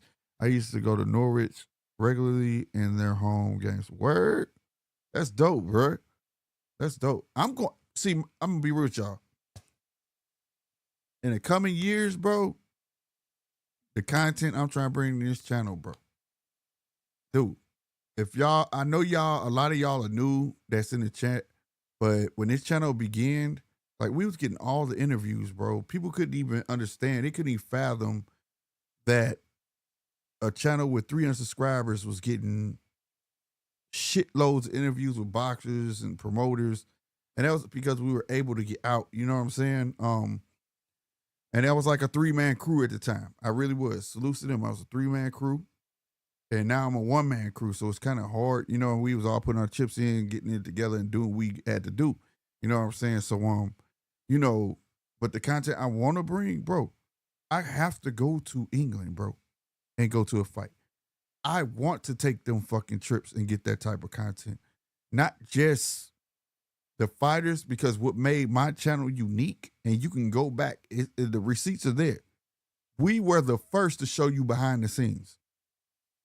The first. And what I mean behind the scenes, you know how I look all pretty on ESPN, they doing the interviews and shit? No, nigga, I'm showing you this the tunnel they walk through, the whole everything. Everybody in there, I'm showing all of it, bro. And people used to be like, damn, bro, we used to think they spin it, man. Sometimes that shit just a backdrop, bro. Like, and I came up with the concept because I felt like as fans, we should know that. We should know what's going on.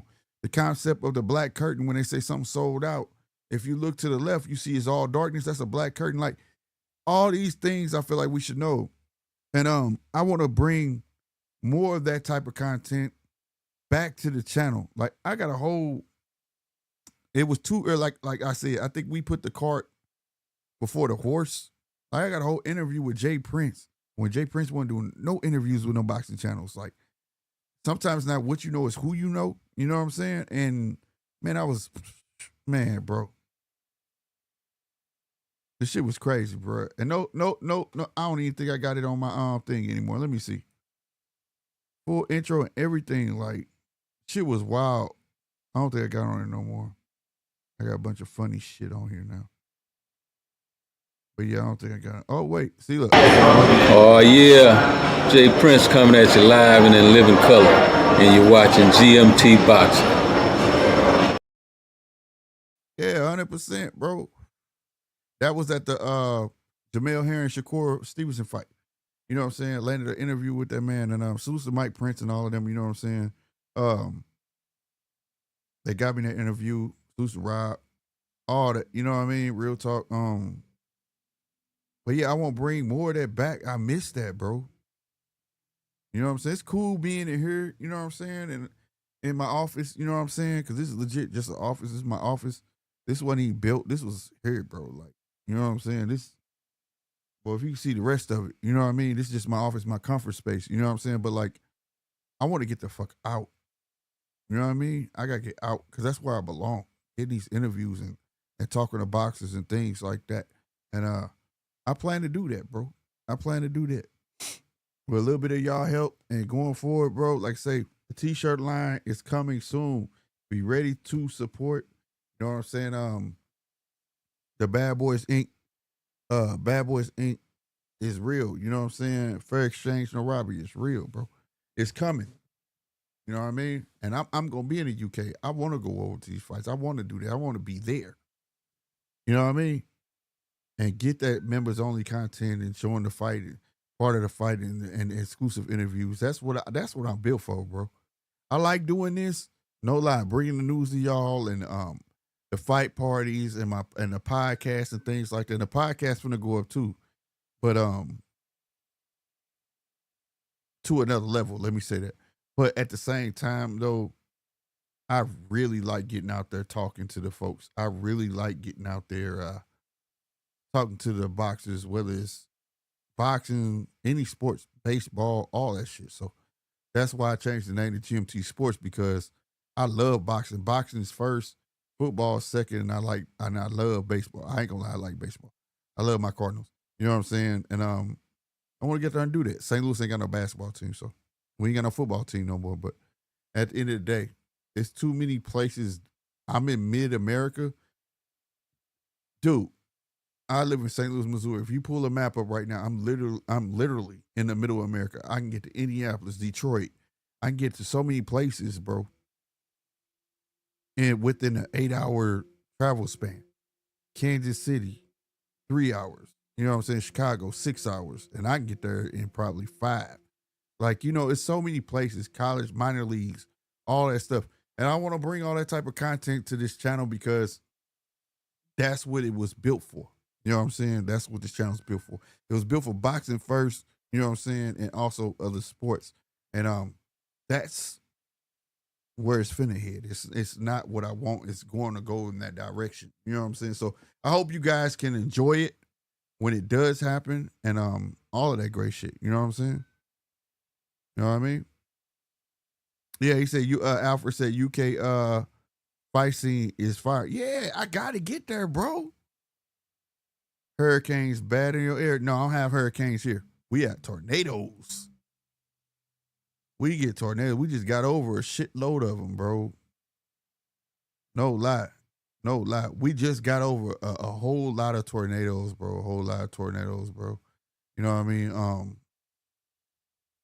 We got a minute, 42 seconds left for this goal I got up here. If y'all want to take part in that goal, please do. If not, it's all good. You know what I'm saying? But I'm always going to run that, man, because all that little bit, every little bit helps the channel grow. Like I said, we going to get there one way or another. I can't wait to get this T-shirts going, though. Y'all have no idea. G-Fish. What? DJ? Where G-Fish at? My bad. I was right in my mouth. Oh, salute. So OG. He know exactly what I'm talking about, y'all. Everything I told you. Salute to G-Fish, man. My dude. Responsible for a lot of shit. This is one of the first guys that believed in your boy. Salute to G-Fish. Very talented guy, man. Big Eagles fan. 100% Eagles fan, goddamn me. Ain't better than Green Bay, but it is what it is. But, yeah, salute to G-Fish, man. Where you been at, bro? Stage, what's happening? Now we got Fulghum and Mel finna fight. Now it should be a fight. There we go. Let's get it. I just both main events. I just picked that sniper shot that you sent out of the back of my neck here. I've picked it out. Thrown it. So you probably missed it while you were explaining what the future holds, hopefully, for your channel, and I wish you the best there, Slick, and that's genuine. Yeah. What sport? Who were the Minnesota Vikings? What sport are they? The football. They suck. Fuck them.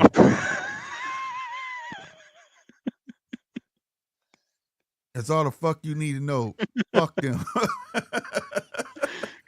Gotcha. Stand their ass. Yeah, fuck you don't them. think I knew the answer to that question before I asked it? I really thought you didn't know.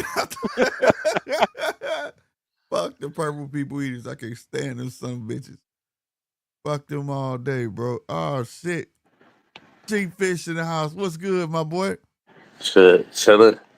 What up, DJ? Where you been at, man? You had to take yourself in or something? I just been working, bro. I hear you grinding. Yeah. I I got a little bit of sinus cold right now. I don't know if you can barely hear me. No, I can hear you. I can hear the sinus too, though. I feel you. My motherfucking goddamn allergies. Let's join Season. tweaking. I'm about to drop back out and drop back in real quick. All right. Oh, Come on, man. Slick. I'll buy Minnesota Vikings t-shirt or hat if you want one, mate. No, man. Fuck that shit. That I would never wear that shit. I would never wear that. I'm not wearing no Lions gear or fucking I can't stand the fucking Lions and I can't stand the damn purple people eaters. Fuck them. I don't give a fuck. I would never wear that shit. I would accept it. I would never get worn in this motherfucker ever. And just in case people are wondering, there you go. You've seen Slick's kryptonite for the first time. Yeah, bruh. We bring the football. You know, y'all know during football season I do the, you know, the hyped up game of the week. You know what I'm Do saying? you know how long I've been saving that, Slick? Man, bro. I really thought you didn't know who they were. But fuck them. I can't stand those son of bitches. Fuck them. Yeah. That's especially this season. Cause I started last season then where I would do like the game of the week or some shit like that. And now I'm really gonna be on it because I still got the graphics and everything saved. I don't even know. Let me see if that shit's still up here. But yeah, it's gonna be whatever it is, the game of the week. I picked it up probably about 18 months ago when Pell and RC and Punch were just going at it about sides, and you got in on it. Right here. Yeah, shit. Not up. What is it? Yeah, I remember this shit. Remember this shit? Yeah, I remember that. Yeah. Oh man, this shit ain't been up in hellas, man. The scoreboard, all that shit. Yeah, I gotta bring y'all back up. But yeah, it's coming Salute, back. Mark. Alfred said, "Who's the Vikings QB? He's probably a whole bitch. That's who he is. Fuck him. I don't give a fuck who that QB is. Mark's got a long memory too. Mark's straight in. Wait until G Fish comes back up on panel, Mark. I'll make sure he sees that comment. Back G Fish. Oh man, no. It's Green Bay. It's all year this year. Fuck that. Have you ever had a year? This year? It's our season this year. We going to the fucking Super Bowl. Green Bay pack her up early. Yeah, I'm right. All day. All day. Them motherfucking right here. Them all Green Bay Packers right here.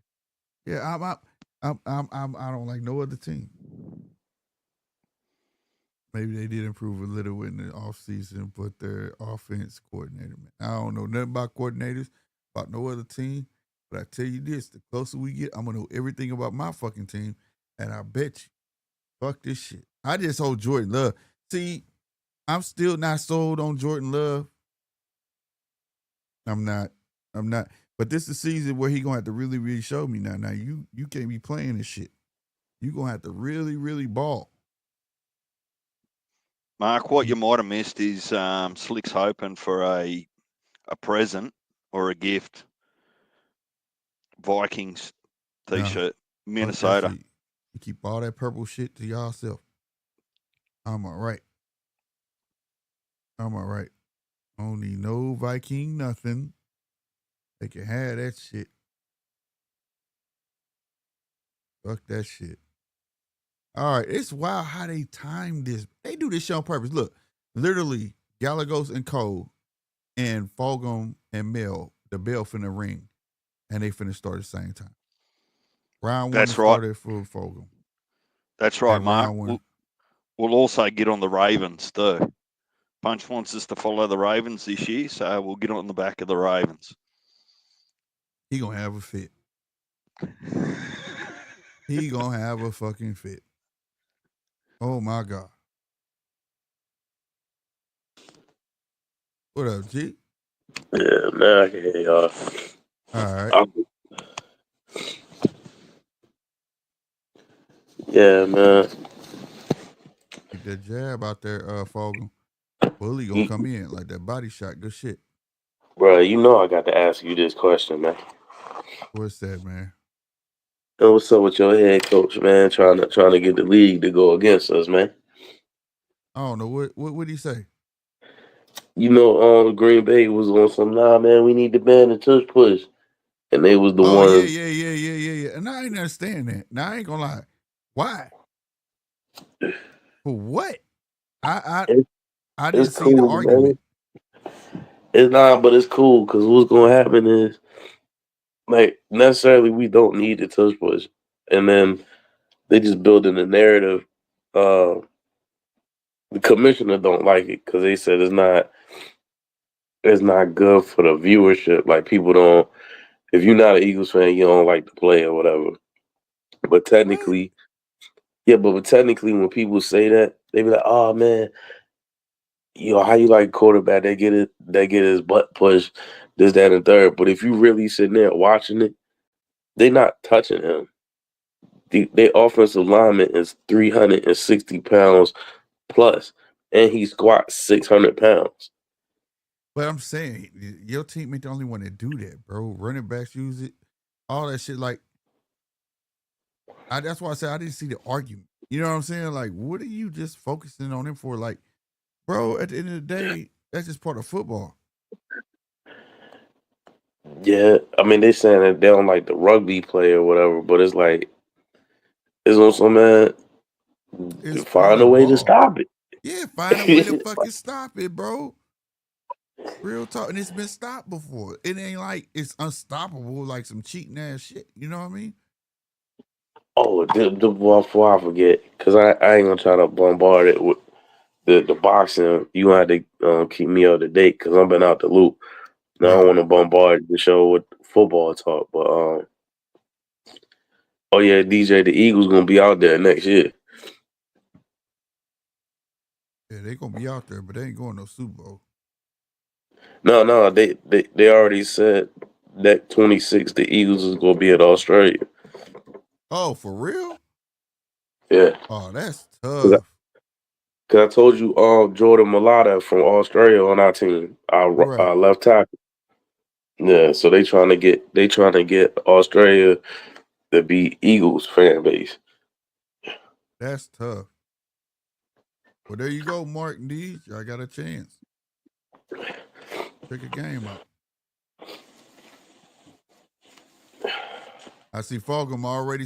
I can see it in Fulgham's face where he see like this is finna be a real fight. And that wasn't no drop needed where people think that was a drop. He pushed him down, hooked him in the back of the head. Cole over there landing fucking right hands and shit. Why they line these two up to be at the same time? They wrong for that shit. G-Fish, look, it's as simple as this. Aussies won't ever have the combined size and twitch fibers necessary to be NFL stars. It's just not in our genes. That's no hate on us Aussies. It's just reality, right? But look, I'll go watch it if it comes outy. But I tried to get into it last year when we were talking about it, G-Fish. But what I was finding here is the actual schedule dates were fucked up. Like most of the live games were at like 2 a.m. on a Monday morning. I'm not getting up before work to watch that shit. Yeah. So particularly when you're trying to learn it, right? Well, learn the specifics of it. I understand the downs and all that sort of stuff, but so just the timing didn't work out. Yeah, but and you got to get this. You got to get an NFL pass. So you're paying money for all these games that just couldn't be on a worse time for you. Starting a new week, 2 a.m. Monday morning, got to go to work in 4 or 5 hours. Not going to happen. But you can catch the highlight. You can catch the highlight. You can catch the last round showed him it's going to be serious. Go ahead, fellas. My bad. My bad, slip. No, you good. Go ahead. I said you can catch. Most people now watch the highlights on YouTube. Like what they do is they put it on, they replay it on YouTube, and they cut out they trim the fat. So it's play by play by play by play by play all the way to the end there. Yeah, it's not really the ideal way to And then his YouTube is a do little it different when than you're ours. They trying may to. play the whole game for him. Well, you're trying to up your education on the game. Getting Yeah. highlights is not the way to do it, right? So, look, Punch and I spoke about it a fair bit. Like he was teaching me about different things and whatnot, but it was just the timing that didn't get me in. I'm trying to But think. look, I think I might just go for the Ravens this year, just out of spite for Punch. That's Nah, crazy. man, you got to come to Death Row, man. We got Australian players on our team. We got 2. Yeah, what are they? Just kickers? Nah, they offensive linemen. I was going to Big say boys. because they wouldn't be able to throw for shit unless it was a boomerang. Nah, like Jordan Mailata is one of the top offensive linemen in the league. Like on some top 10. Oh, okay. This dude like 6'7". 6'7", 360. Yeah, he Hey, sounds to get that big, he sounds Polynesian to me. Is he from Tonga or New Zealand or Samoa or something? Falcons a little too uptight for No, what it said when I seen the story on him, it said Australia. I think I got that email. I think I got your email still. I'll send you the stuff on him. Hey, Alfred. Nah, he's gonna get played. See, now you see Mel using his feet because he see that Fulghum getting a little too cocky. You get what I'm saying? And he gonna walk his ass right into that fucking leg. Look how he stepping to his right. Just keep paying attention. When he back up and he circle and go to right, watch that left take off on Fulghum ass. I'm telling you. Watch. Look at his replay. Back, bing. Lateral movement. Boom. As he going in, bing, bing. See that? That's what's gonna eat him up. And then when he forcing his weight like towards the end of the round, when he was circling, the left is there. Like it showed the left to the body. It's there. He see it. The bully been through enough wars to know already. You know what I'm saying? So, but Fulghum got to pick up on that. That's why he got such a high guard. What month does the NFL start officially, G-Fish? September. September. So do you have preseason trial games or anything before that? Yeah, preseason is gonna be in August. Right now, all teams is in camp right now, like a volunteer camp. Trimming the fat. Nah, they just get all teams just getting together, learning their new plays and whatever. So they have a voluntary camp for like a week, then they go on vacation, and it's like the last time before they about to get into the thick of camp. You see that left? You see that left, Alfred? I told you. I told you. I'm telling you. I know what the fuck I be. Look at that left.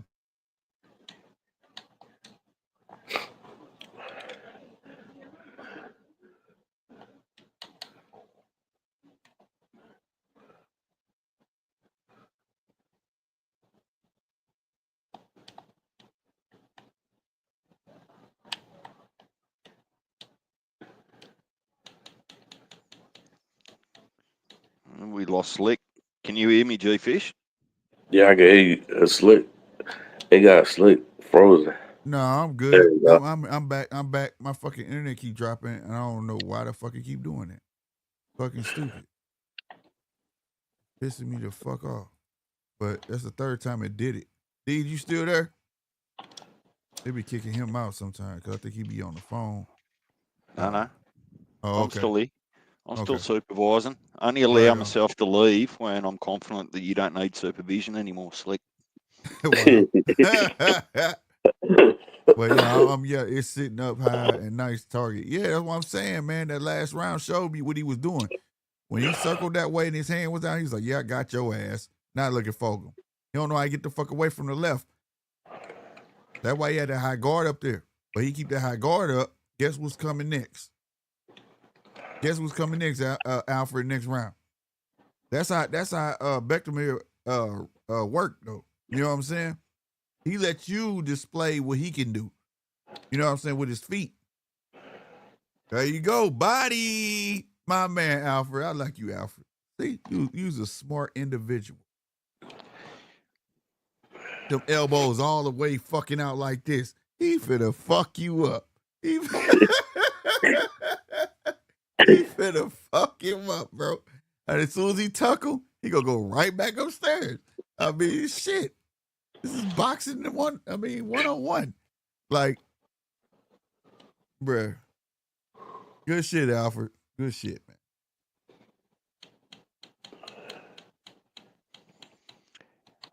Yeah, G Fish, if you can read the comments there, Nectar of the Gods, or Mark, you'd be more familiar with Mark.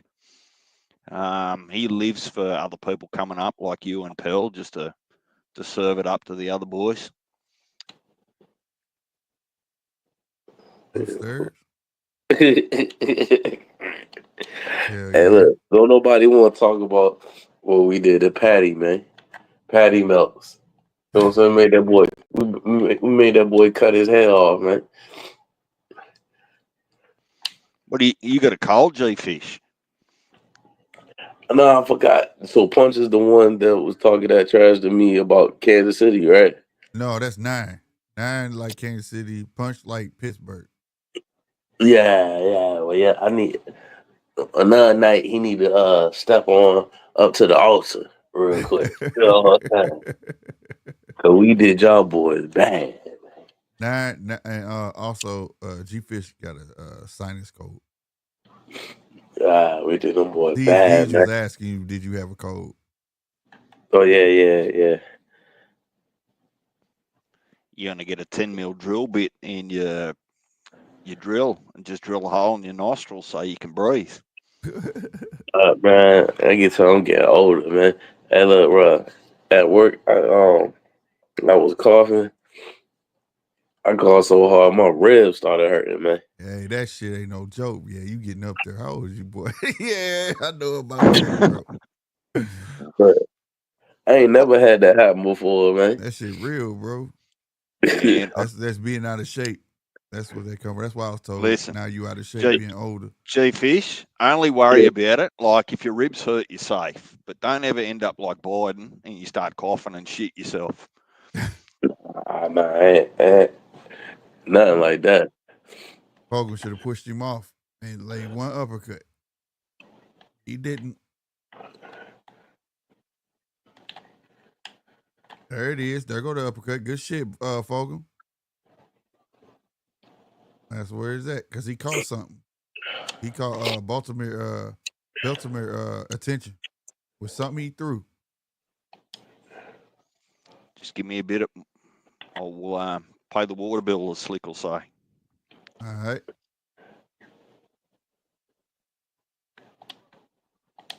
Yeah, he got the bully rethinking his game plan. Something that Fulghum tagged him with. Now he back. See how now Alfred.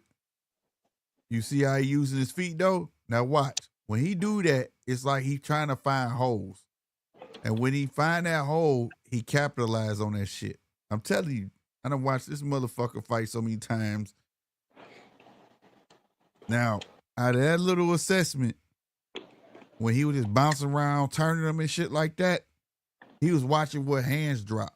He was watching when I turn left, what he do? And now watch this next round. A whole new game plan, sir. This is how he do. It's gonna be the left hand. My man, Alfred, I swear to God, bro. Well, you been watching me too much, or you just that good. You that good, you that good, Alfred. If you is, salutes to you, boy. I'm telling you, bro. I'm telling you, bro. This shit right here just amazes me, bro. That's part of me watching boxing. When I watch boxing, is me figuring out not the fighter he fighting, but the fighter as of what he's doing. You know what I'm saying? The strategy that he's using. Every boxer is unique in what they do, bro. It may look the same, but it's something different. And it's up to you to find it. And Bektemir, I'm telling you, when he gets in panic mode, like, okay, I can't do what I'll do no more. He hops on his feet. And he sits there and finds shit. See? You called it. Left hand. Look at that. Step to the side. Go straight to the middle. Boom. Left hand. Right hand. Hey, good shit. I mean, right hand, left hand. Good shit, Alfred.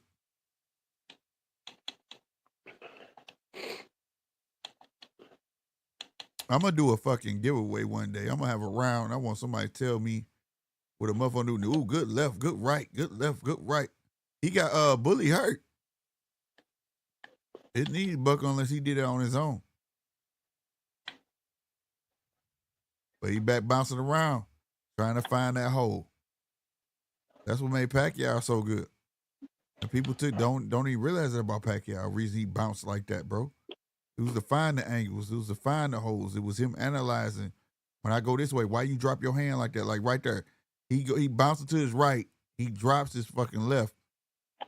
Good uppercut by Fulghum. I give him that for standing in the fire, though. I ain't gonna lie. 2 of them at that. Ooh, right uppercut. Left hand went over the head, though. Hey, he fucking Bully nose up, bro. He got him leaking. It's the worst I ever seen him. I ain't gonna stay. He making fucking Fulghum look great right now. When the last time you seen Bektemir nose like this?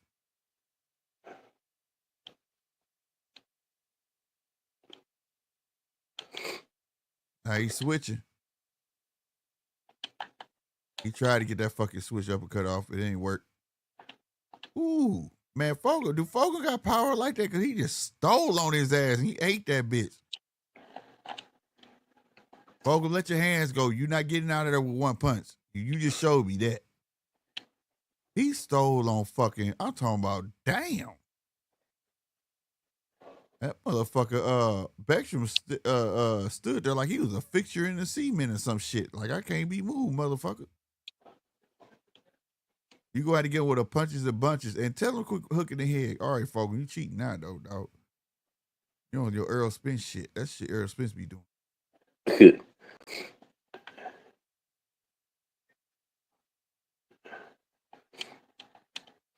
Yeah, that's what the hands down is about, Alfred.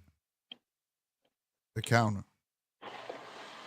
But Bektemir not out of this fight at all, though. Ooh, fucking looping ass left hand. Caught fucking Fulghum. Hey, Fulghum, don't run now. Now you want to be on the counter. Oh, left body shot. Now it's going to be, he don't care where he going to hit you at. That's why the hands down, he want him to reach. And he on the back foot. He said, yeah, bitch. Oh, shit. I don't know what language he was speaking, but I can tell it said bitch.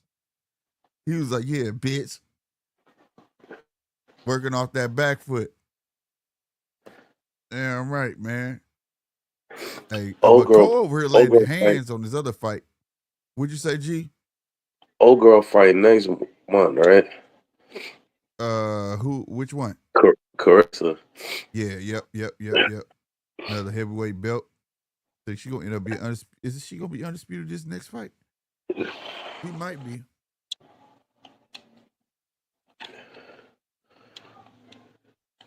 The minute he dropped his hands, Fulghum fell for that shit. And he was on that back for fucking countering like a motherfucker.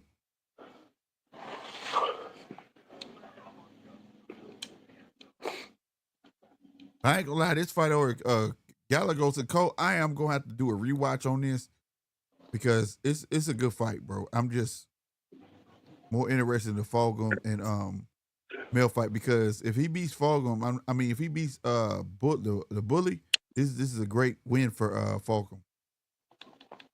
Because his last fight, I wasn't like, Fulghum, what the fuck is this about? Like, are you soft or what? But he's showing me he ready for the fire. He with the smoke. But he gotta stop falling for certain traps and shit. And then certain traps he helps set up on his own. Like right there. Good overhand right. But the thing is, when he stick his stick out there, he like literally sticking it out there to the point where he don't know what he want to do next afterwards. So it's the small things. But if I'm Bektemir, I'm gonna get back on my back foot, bro. I ain't gonna stunt. That was kind of low, bro. But good fight on the back foot, Fulghum. I give him that. Damn right. Don't let nobody lay on your ass, goddamn it. Bektemir try to give him one back low. Y'all saw that? That's some low shit. Oh, ref, you gotta stop that shit. No, I don't agree with him talking to Bektemir like that because it was on both parties, bro. That shit had been going on for a minute. That's right. Get back on your back foot. Now you're gonna be about to try to counter. That's what I would have been. He couldn't handle that at the end of the last round. I'd have stayed with it.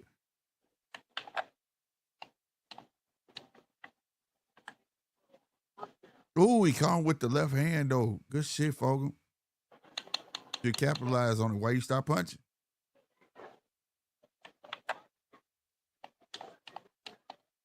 Good right hand by Fulghum.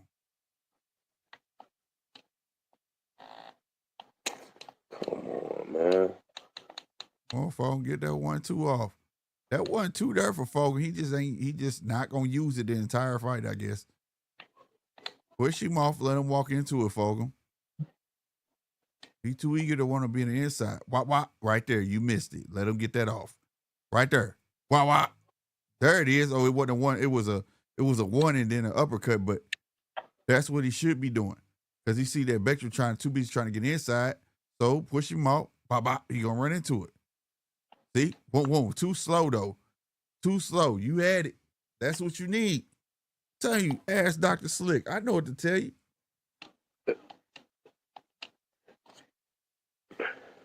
He want to see his stick. Why you push him in the face? You should have stole on his ass with your right hand.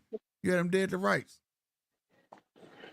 That was the most awkward combo right there, though. That was backwards. But okay, it worked. He got Bektemir leaking all again, goddammit. He breathed through his mouth. Good shit to Fulghum. He definitely winning, but Alfred, that was like the third low blow. Yeah, it was what I'm saying. Alfred nut shots get a point deduction per nut hit. Yeah, that's these. Slick, they must have been listening to us. We roasted this ref in the last few fights. Yeah, we have. God damn. Oh shit, did Calico get the knockout? What the fuck happened over? I gotta rewatch this shit. We may do a live rewatch on this Calico and Co. Before the other fight tomorrow. He just knocked him out. I don't know. I was into this Fulghum fight. I got both of them up, but I was into this Fulghum fight. It looked like he knocked him out though, cause he definitely the winner. He from New Jersey.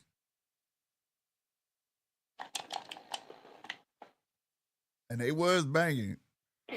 Every time I looked over there, they was going at it. All right, y'all. Round 7. Boy, if Fulghum could knock out fucking Bektemir, boy, that's gonna speak volumes. Yep, technical TKO, bro. He 10-1-1. Lose the Co. And this is their second fight. Good shit.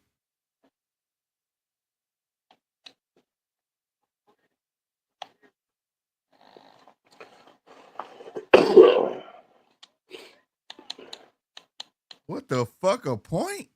Come on. You's a bitch. This ref right here tripping, bro.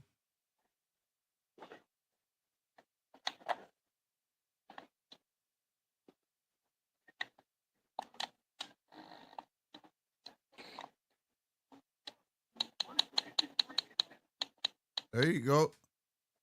Now be careful, Fulghum. Walking into a trap. That left hand, he swung, he missed though. Good body shot by Fulghum. Fulghum tried to throw the fucking left hand. We do these. Hey, one of you. You talking? I can't hear you. What'd you say? One of you boys are on a typewriter that's coming through. I think that's G-Fish trying to do something. Oh no, I'm on a box, rocking that box. Okay.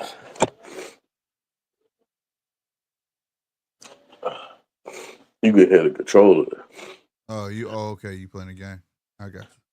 The that second matchroom card I just checked starts in half an hour too. Oh, okay, for sure. There you go, folks. Finally, he threw a 1-2. Did y'all see that shit? That fucking 1-2 been here so fucking long. God damn. And you got the arm reach to get that shit off. You motherfucker, Fulghum. You motherfucker, Alfred. you throw it. Alfred Miller, don't get me started on this ref. He wants more camera time than the boxers. Swear You've he been do. doing it for the last 3 or 4 fights, and it's been pissing us off. Keep it going, Fulghum, man. Laying that jab, man, bruh. 1-2. He wants to jump his ass in there, give him, hey, he want to be froggy, let him leap. Oh, why you renege on it, fool? Oh my God, bruh. You let him get 2 jabs off like that, fool. Throw that motherfucker right hand behind that jab. Alfred, tell him to do it, bro. It's there, bro. If he get this knockout, I ain't gonna lie, man. We'll see Fulghum in a big fight, bro. This is a huge knockout. If he get this knockout, this is a huge knockout. Fuck a win. I can't see Fulghum knocking him out. Slick. Me neither, but at least knock him down. Shit, I ain't never seen nobody do Spectrum like bloody him up though. He's also moving his head offline finally. Yeah. Right, bro. Like that 1-2 is there, bro, and he has success with it. And I don't know why the fuck he done banned it. I'm just gonna throw one. I'm gonna just throw one. Motherfucker. We're letting this motherfucker get up on you like that. That's all you need. You got the reach and everything. You got decent power because I ain't gonna lie. You got fucking Bektemir reaching. He is reaching with that right.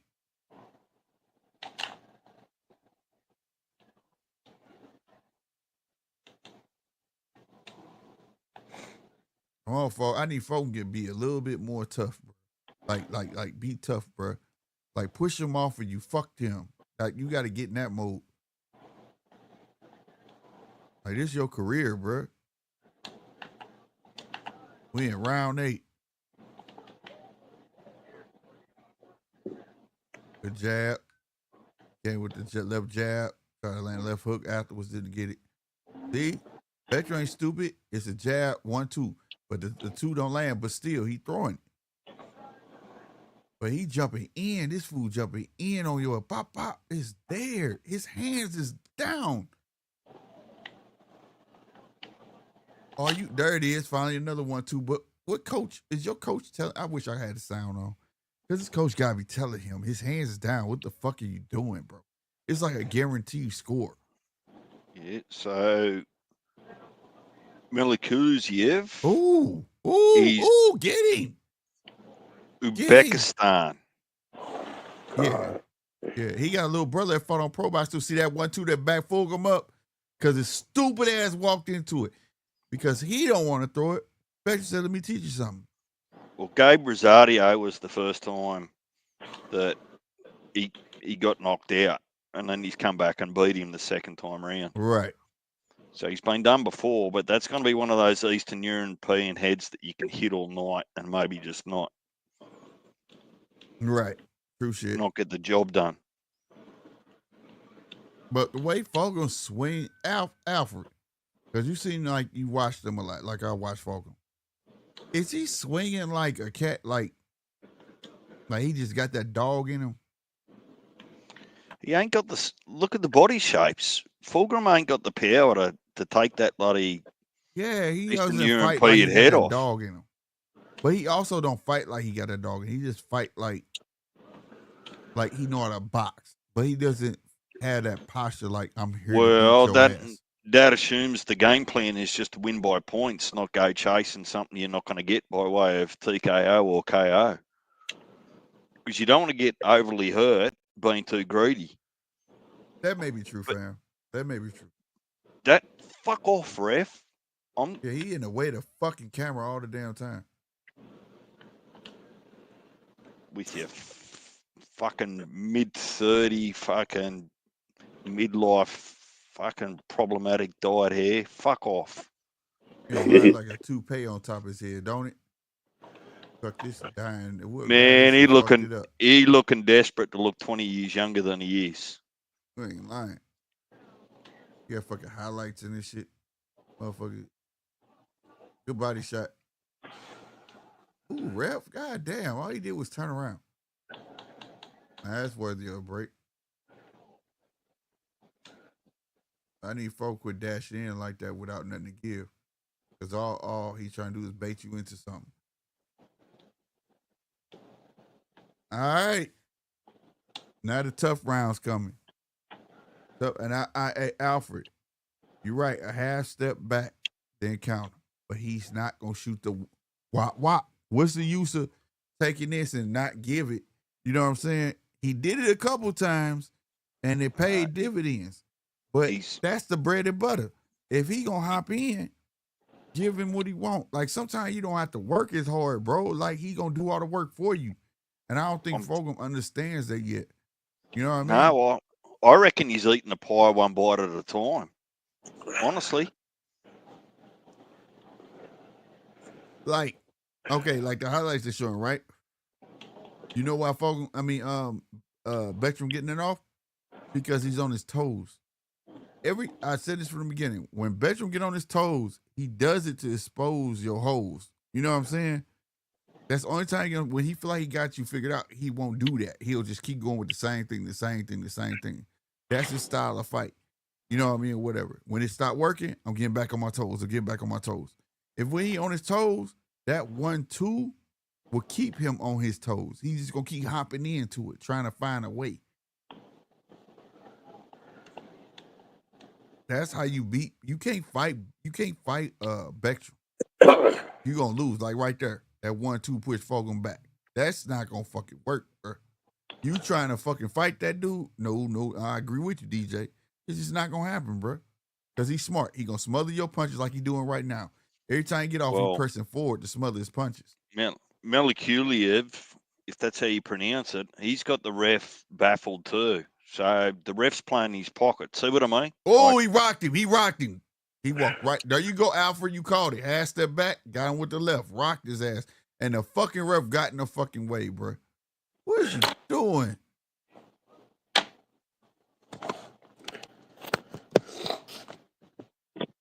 There it is. There to the left. There go the straight right.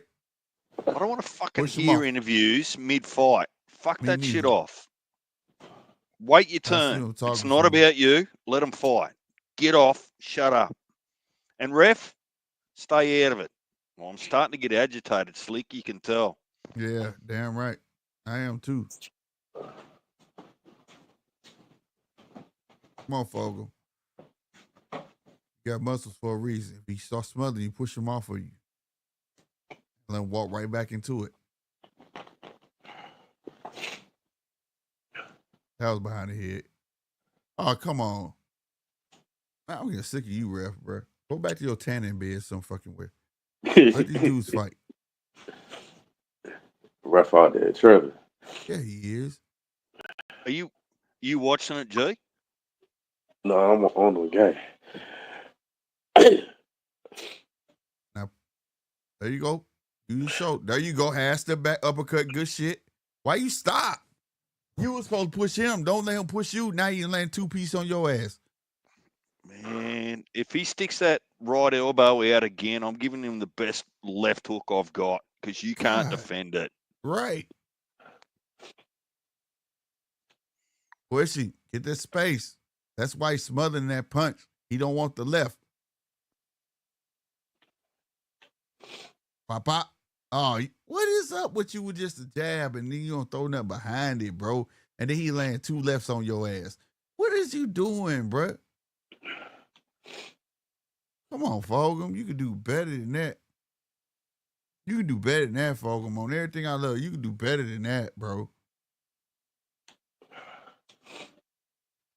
Damn.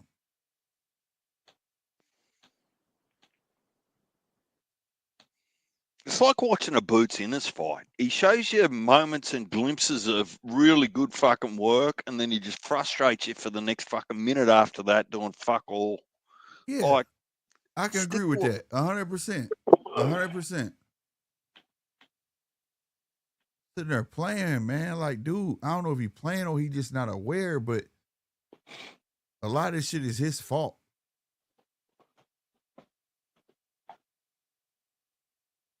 A lot of this shit is fault. And I know a lot of people are probably watching right now like, damn, you putting a lot of pressure on fucking Fulghum, but I know what Bektemir brings to the table, bro. I know what he brings to the table. I want to see what Fulghum can bring to the table, and I see a lot of shit that he can capitalize on. So yeah, I'm gonna be critical, bro. Especially, I'm not gonna lie, like right there.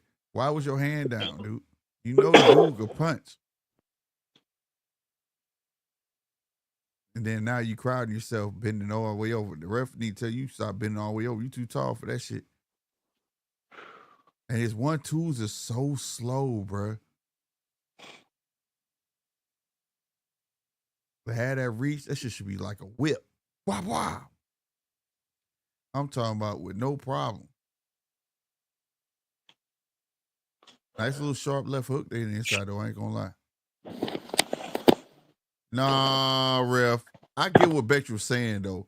He like, bruh, he looked at the ref like, bro, he keep fucking putting his head all the way down to the damn ground. And it ain't like he bobbing and weaving. He just bending clean the fuck over. There you go. Nice 2-piece. Keep it up, bro. Now he put his head back to the ground. Well, Bektemir, you already know which way the ref is swaying to, bro. Do what you got to do, bro. Do what you got to do, Bektemir. He ain't going to tell him to stop doing it, dog. Fulghum just took 2 clean straight shots. Yeah, he did. And didn't fucking move off the line. What are you doing? Yeah. No real head movement up top, bro. He just know how to fold all the way over. What's this at? 160, 168? Yeah. What's this at? I think it's where is that, Alfred? Ain't this at 168?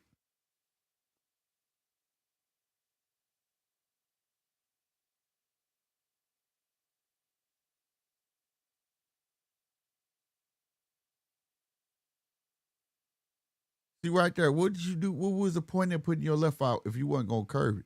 If you wasn't going to shoot it?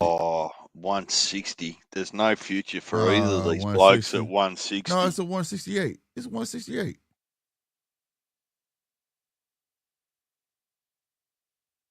Well, I'm not sure if that's any better. I'll tell you what we get. We get Moralde tomorrow fighting at 168. Right. And we'll be able to do a bit of a litmus test to see how those boys at 168 perform. That's how you throw. God damn. He almost not fucking clean the fuck over. That's how you throw a fucking 1-2. That's how you throw a fucking 1-2. And some body work. Damn right.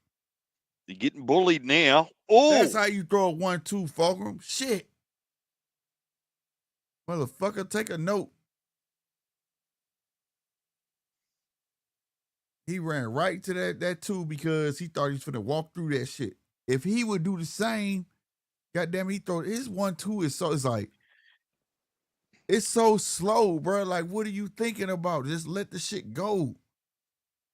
That's what I'm talking about. It's almost like he's seen it coming and he refuses to get his head off the line or move. Yeah. Oh, I'll just stick my face here so that you can hit it, and I don't care.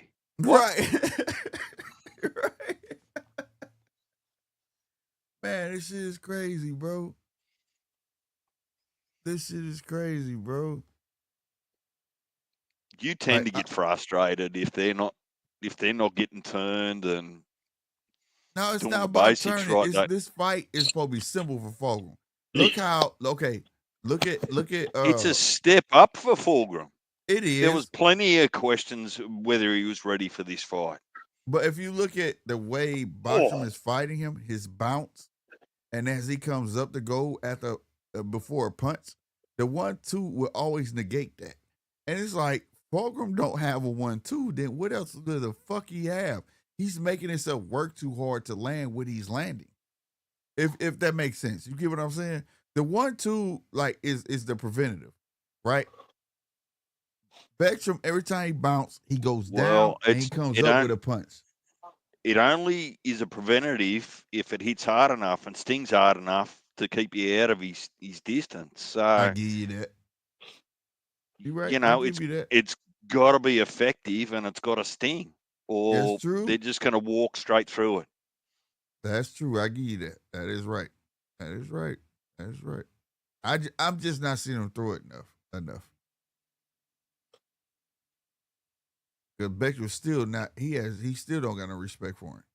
This entire fight, we in round 11, he still don't have no type of respect for Fulghum. Still in his vicinity, not on the back foot. He's all in his chest. Look, he just ate a big fucking right hand from Fulghum. Still stood there like, what the fuck was that, bro? He just Look at him. He got his hands down eating punches like, dude, you're not hurting me, bro. Damn.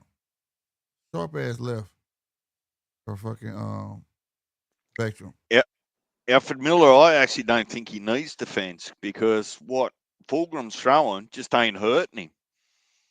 And to be honest, Fulgham's been doing the same. He's been sitting his head there like a statue, just wearing shots. Yeah, and I also, he just, this round, he's like, man, that shit don't fucking hurt, bro. Fuck this shit. And I think he's using it to try to get him to open up. God bless me, y'all. But I think he's trying to use it to get him to open himself up. But Bektemir, damn, he fell down. That was a left. He fell. That wasn't no knockdown. He'd be missing the stool at the end of this round, carrying on like that. Right. 30 seconds left in 11, bro. Good stretch. See how he landed that fucking jab and he come back with shit? God damn, Fulghum, you pissing me off. He's going to keep bouncing in to get in the inside. Give him, man, make him pay, bro. They're just backing up, man. Now you done went down to a knee. Come on, Fulghum, bro. That's cool. This is the level you at. I'm not going to get mad. I'm going to try not to get mad. I'm lying. I ain't going to lie. You making me mad because there are things I feel like you should know by now. And the 1-2 is one of them. And it is so slow. So slow. You throw one jab and land and look like, ooh, look what I did. Come on, Fulghum, bro. It just bothers me when I see a kid that like, damn, I can see he got the goods, but maybe it's his teaching. I don't know. They didn't enough body work early in the fight. Well, Fulghum, I'll be real with you. That body shit don't matter. Fucking if you watched if you been a fan of Bektemir, you know that body shit don't mean shit like that. You know what I'm saying? You gotta take him out upstairs, bro. I think he's in a weight class just one too high. If he was able to somehow make 154, sorry, he's at 168 they're fighting at. Mm-hmm. If he could make 160 at weigh-in, there's just no spite on those punches. Right. There's none. He threw a 1-2 out the gate. Now Bektemir, oh, he dropped his ass. Oh my God. He needs some milk. That's the wrong one. My bad. Don't pay no attention to that. He dropped his. That was a drop. He dropped his ass. Keep your fucking hands up and you'd stop getting fucking hit by those. Jesus Christ. Damn, bro. Got your ass dropped playing. Told your ass. Ooh, good hard body shot by Bektemir.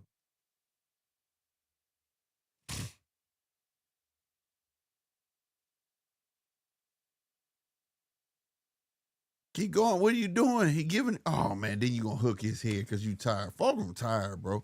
Bruh.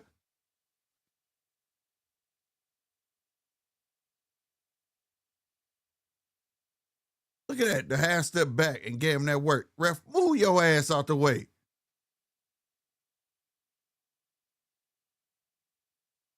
Then 38. You got Bektemir switching on this dude. Fulghum, take the step back. Quit smothering yourself, bro. Man.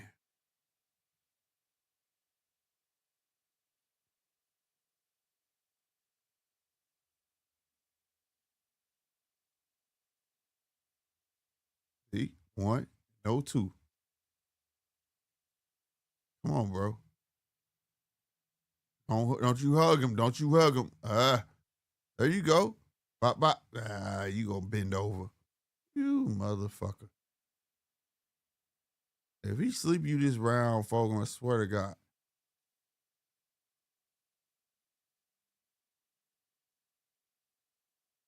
All right, Bektemir, you ain't won this motherfucker. You better order that shit. Bektemir tired too. He would take some deep breaths holding on. I would have uppercut the shit out of him. Oh, damn. As soon as I said it, Bektemir threw an uppercut. I would have uppercut the shit out of his ass. God damn. Good body shot by Bektemir.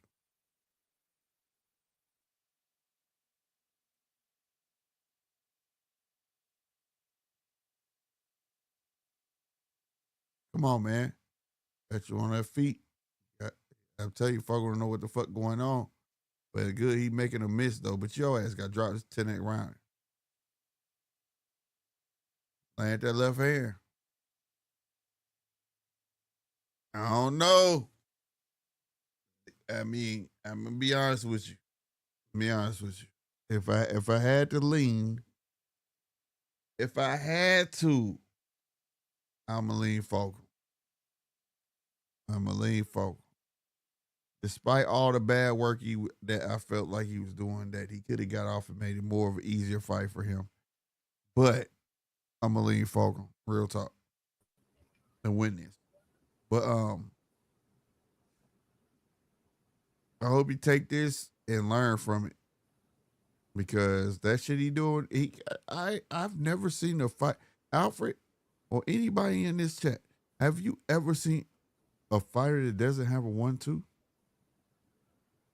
Like literally, I've never seen that. I've never seen a fighter without a 1-2. Like, and Fulghum don't have a 1-2. Hard fight to score, a draw could be fair decision. I'm not mad at that. That's why I said if I had to lean, you know what I'm saying? If I had to lean, I'm a lean towards Fulghum. Not off height. He had a lot of cleaner shots. You know what I'm saying? But oh, look who's in the house. I've never seen. Heavy bag. Salute to heavy bag in the house, man. What's good, bro? I've never seen heavy bag. Have you ever seen a fighter without a 1-2 punch? I've never seen that. And it's when he do throw, it's so slow. It's like an afterthought. The 2 is like an afterthought. He could have made this fight, even if he did not Bektemir out, it could have been a way easier fight for him. You know what I mean? And I don't know how the judges is going to look at that. Because every time he attempted the 1-2, he got caught with a left hand in between it. That's kind of crazy. Like, The only reason I don't want to have a draw is because I don't want to see a draw in a fight that I don't want to see run back. I don't want to see that fight run back. yeah, that's true. Man, them hats remind me of fucking G.I. Joe. Looking at. Did y'all have G.I. Joe in Australia, man? Oh, yeah, we did. But I'm thinking about your comment about the 1-2. I'm not sure that he doesn't have one. I just think that he found out quite quickly it wasn't effective. I mean, Whoa! Fulghum lost. Wow. I didn't see that. I'm reckoning this the first one I was wrong. No, this is the second one I was wrong. I was wrong on Ryan. Loose to heavy. Because I know your ass in here. I was wrong on Ryan. But don't damn, ask bro. Heavy to get into that raw. No, it was the Rolly discussion, not the Ryan discussion. Oh, my God, bro. They going to run this back. Hey, Zapatino, you did say that. Beg for upset. You did, bro. I'm not sure it was an upset. Damn. Like, I think they come in with equal amount of question marks on them. No, well, Bektemir, we know what he brings. Like, I've been watching Bektemir say pro box before pro box. You get what I'm saying? Now they bring his brother. Like, I think the hype around Fulghum is what made it a upset. Like, they have high hopes, but like I just said, if y'all paid attention, I said Fulghum last fight wasn't convincing. You know what I'm saying? But I do believe at the lean, the cleaner shots came from Fulghum. I stand on it. But hey, it is what it is, and we're gonna get a part 2 now. Watch. Well, here's how that everlasting conversation happens, right? Between clean shots, effective shots. You know, if I'm landing 5 jabs clean in your face per round, but you're landing 3 heavy shots, backing me up and making me think twice, who's more effective in that round? You or me? I think that the 10-8 round made the decision. I'm gonna be real with you. I stand on it. It's different getting knocked down early in a fight versus getting knocked down late in the fight. You get what I'm saying? Exactly, heavy bag. Exactly. He deserves I've never to lose, seen. gotta hold the phone. I've can't never get hit with the seen a same shot on smaller it. bloke The left. keep his head so still so it can be hit like a mannequin. Like that, just he was watching. He was watching the punches come and just wore them. Didn't move, didn't block, didn't do anything. Just wore them. What was the round when I said that? When Bektemir got on his feet, like I said, bro. When Bektemir get on his feet, he finding holes. He gonna explode it. I just felt like the cleaning punch came, but it was close to me. But I think that 10-8 round is what separated it. That's what, honestly, that's what I think. I didn't get, what was the scorecard? Because I didn't get to hear the scorecards, first and foremost. I didn't. Why I'm saying that, I could be way off by saying, by what I'm saying. But what was the scorecards if anybody heard it? 114, 112. Okay, yeah. Okay, yeah. I think the 10-8 round, yeah, the knockdown did it. Yeah. The knockdown did it. Right.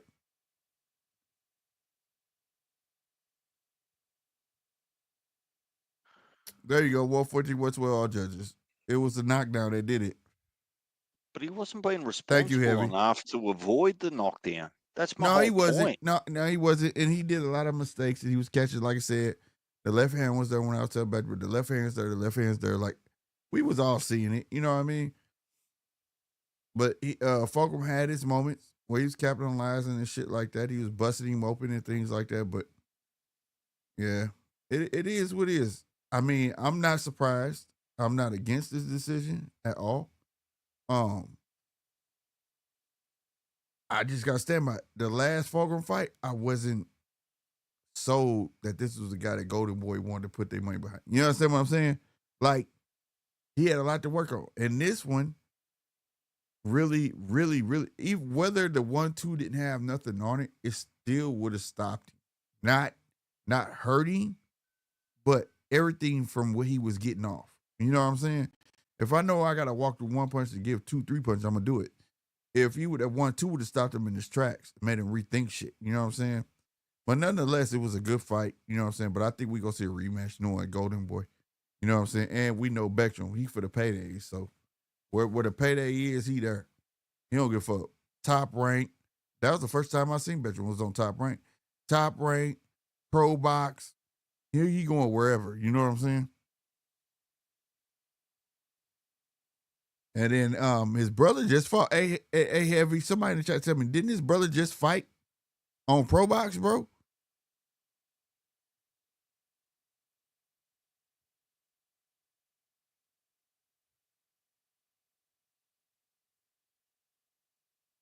Fulghum needs to smooth out his box. Yeah. He needs to find himself. Right? Like, he needs to find his fighting style. He definitely needs to keep his head off the line and understand folding over and keeping your head off the line. I felt like the ref was in his favor. Now, one time they tell him, quit fucking bending straight the fuck over. But he was on Bektemir like, you hold his head down. Well, if he bend the fuck over, what the fuck you want me to do? You know, I'm on top of the fucking head. You know what I mean? So, I mean, it is what it is. But Fulghum got to find himself. He definitely need to find a fucking 1-2. I've never seen a fighter without a 1-2. Never.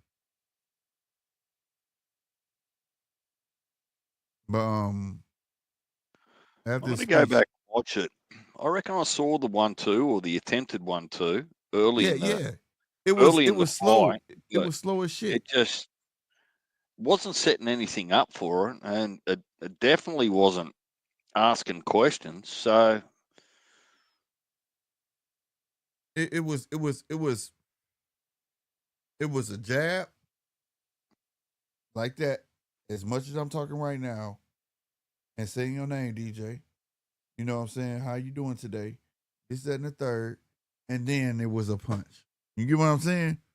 It was a 1-2, but it was the gap between it was like, what the fuck? A 1-2 is a wop wop, like right behind it. Like Bektemir showed him one time. He threw the one, Bektemir said, pow, pow, and called his ass. I'm like, that's how you throw a fucking 1-2, dude. You know what I'm saying? Like, I don't know. It was weird the way he was doing it.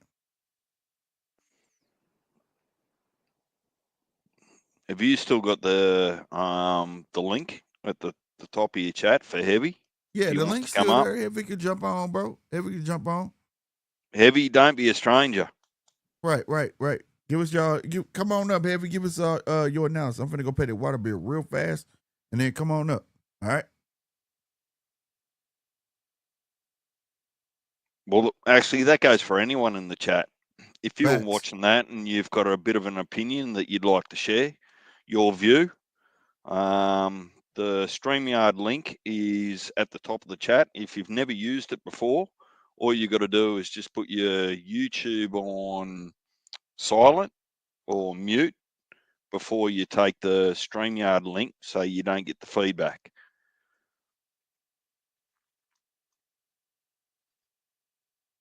Look, I found that a very frustrating fight to watch, to be honest. I actually don't need to see it run it back because it probably doesn't benefit either fighter other than just a bit of a cash grab.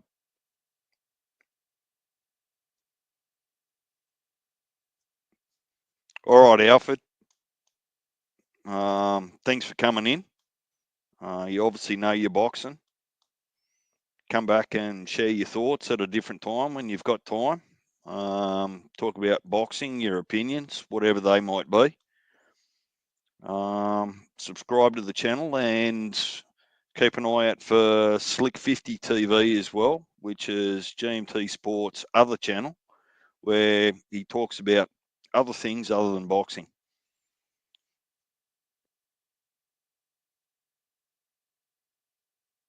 All right, I'm back. Salute to everybody. Zapachino said, I choose to watch the co-fight instead. Yeah, I got to rewatch that. He got the TKO. Salute to him on that. But I definitely got to rewatch that. I think I'm going to rewatch that tomorrow. Go live early tomorrow. Rewatch that before the Caleb Plant and the other guy's fight. I can't remember his name, but salute to him.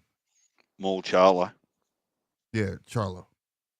There is a fight right now on the co-card. No, the co-card. Really? What the fuck? I thought it was over. Yeah, see. The zone be on some crazy shit. Hold on. He said. Yeah, I'm doing the same. I'm rushing the zone now.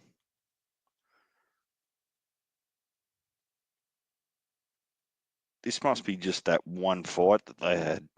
No, it's not all. You sure oh, it's on YouTube? Okay. Okay. YouTube Verica. The zone. What's that on, Captain? Is that on Matchroom? YouTube?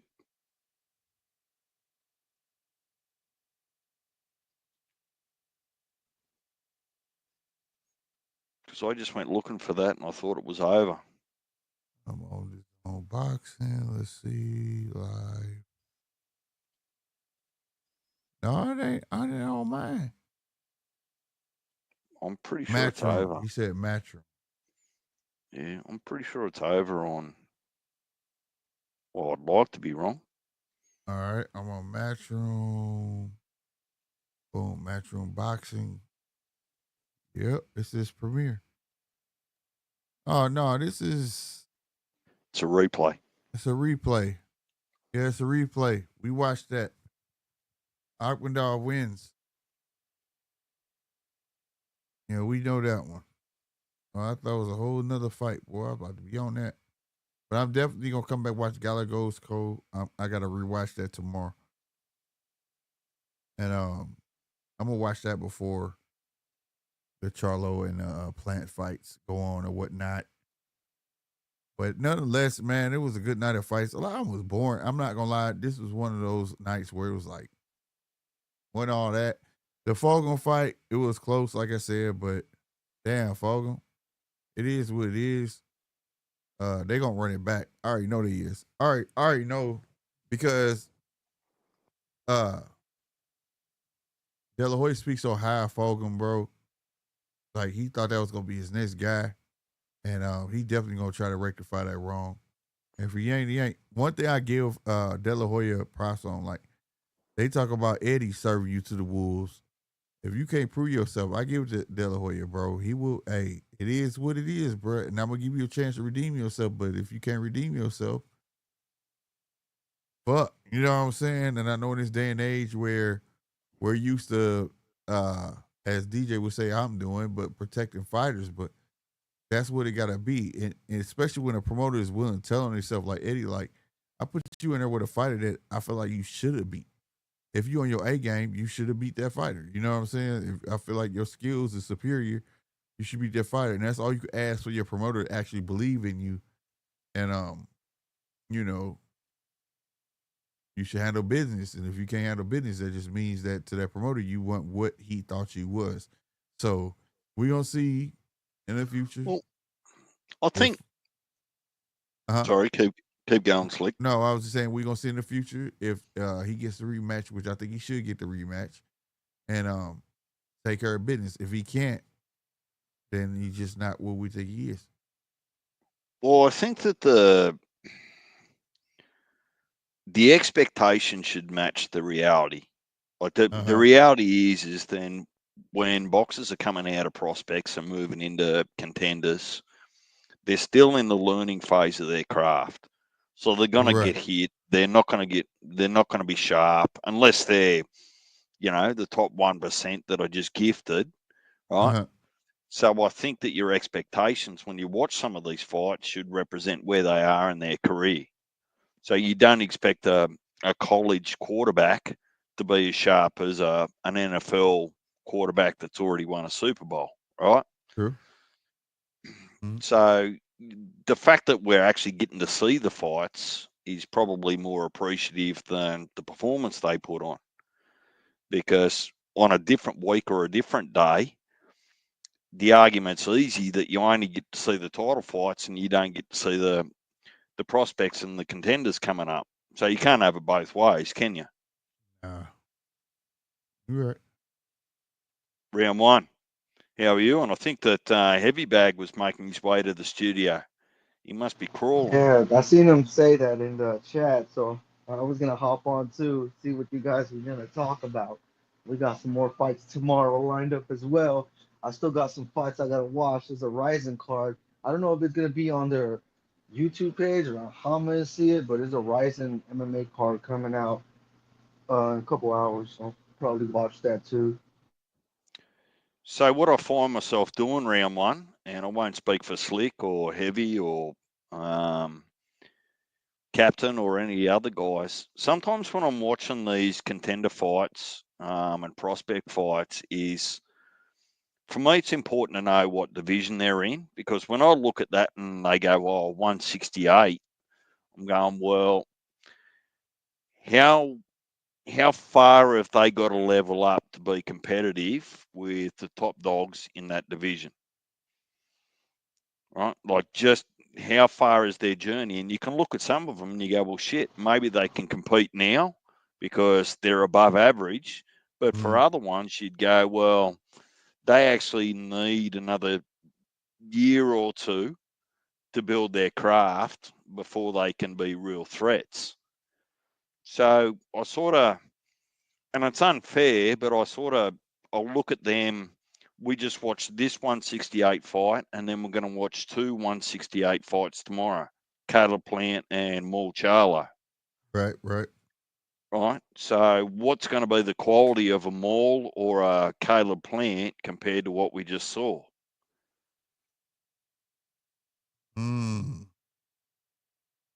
I will say this. Did y'all see the weigh-in today? For cattle plant and mall, I caught a No, bit of I it, not missed the whole it. lot. I seen the presser though. That shit was funny.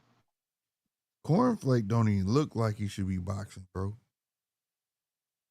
The way he built, I've never seen him box before, but the way he built, I'm like, this dude box? Like, he just don't look like no boxer to me. He remind me of the guy that, the way he built, he ain't built the same, but it was like, is this guy there for him to beat? Like, let me give you an example. Like, with the guy that Berlanga fought. When you say he doesn't look like one, by way of what? Body shape or? Yeah, body shape. Yeah, you saw that? But Andy Ruiz doesn't look like a boxer either. But he's a heavyweight. I expect him to look sloppy as shit. Like, yeah, okay. Okay, remember Edgar Berlanga just fought that dude and he got up there and he was like, all that skin was hanging over his shorts. And it was just weird. Like, what the fuck is going on? And then, like, this guy gets up there. He doesn't look like he ever touched a weight. Like, just the weight. Like, he had no lats. He had no fucking biceps.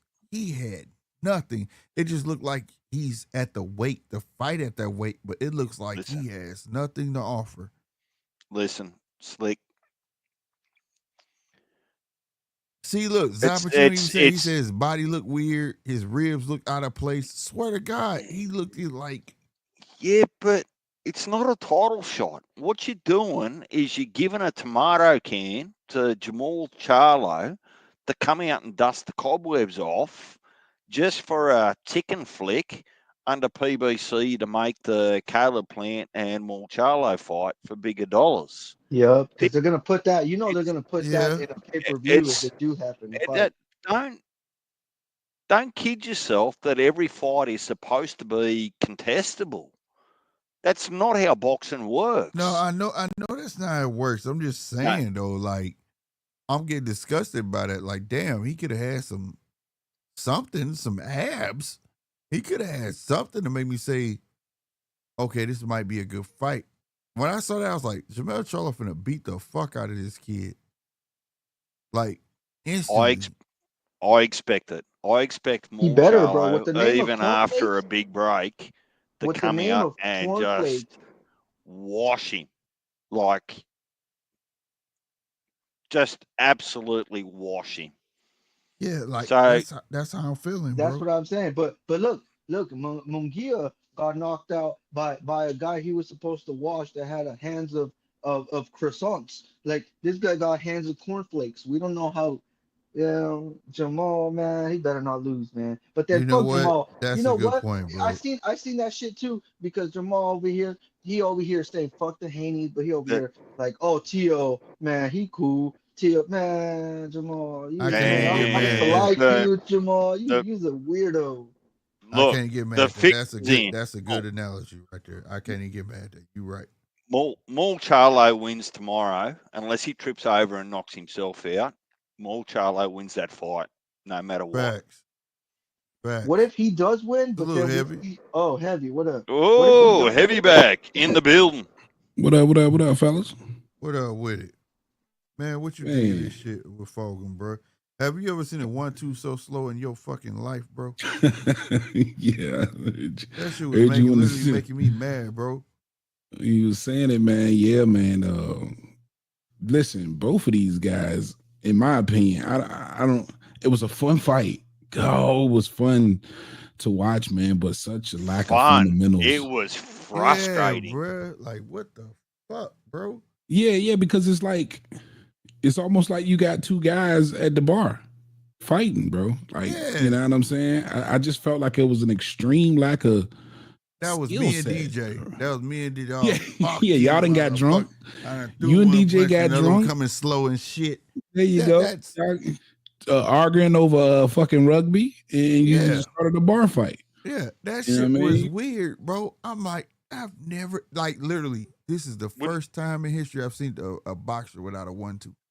Wouldn't have been Yeah, over yeah. rugby heavy. It would have been over the protection plan for Itama.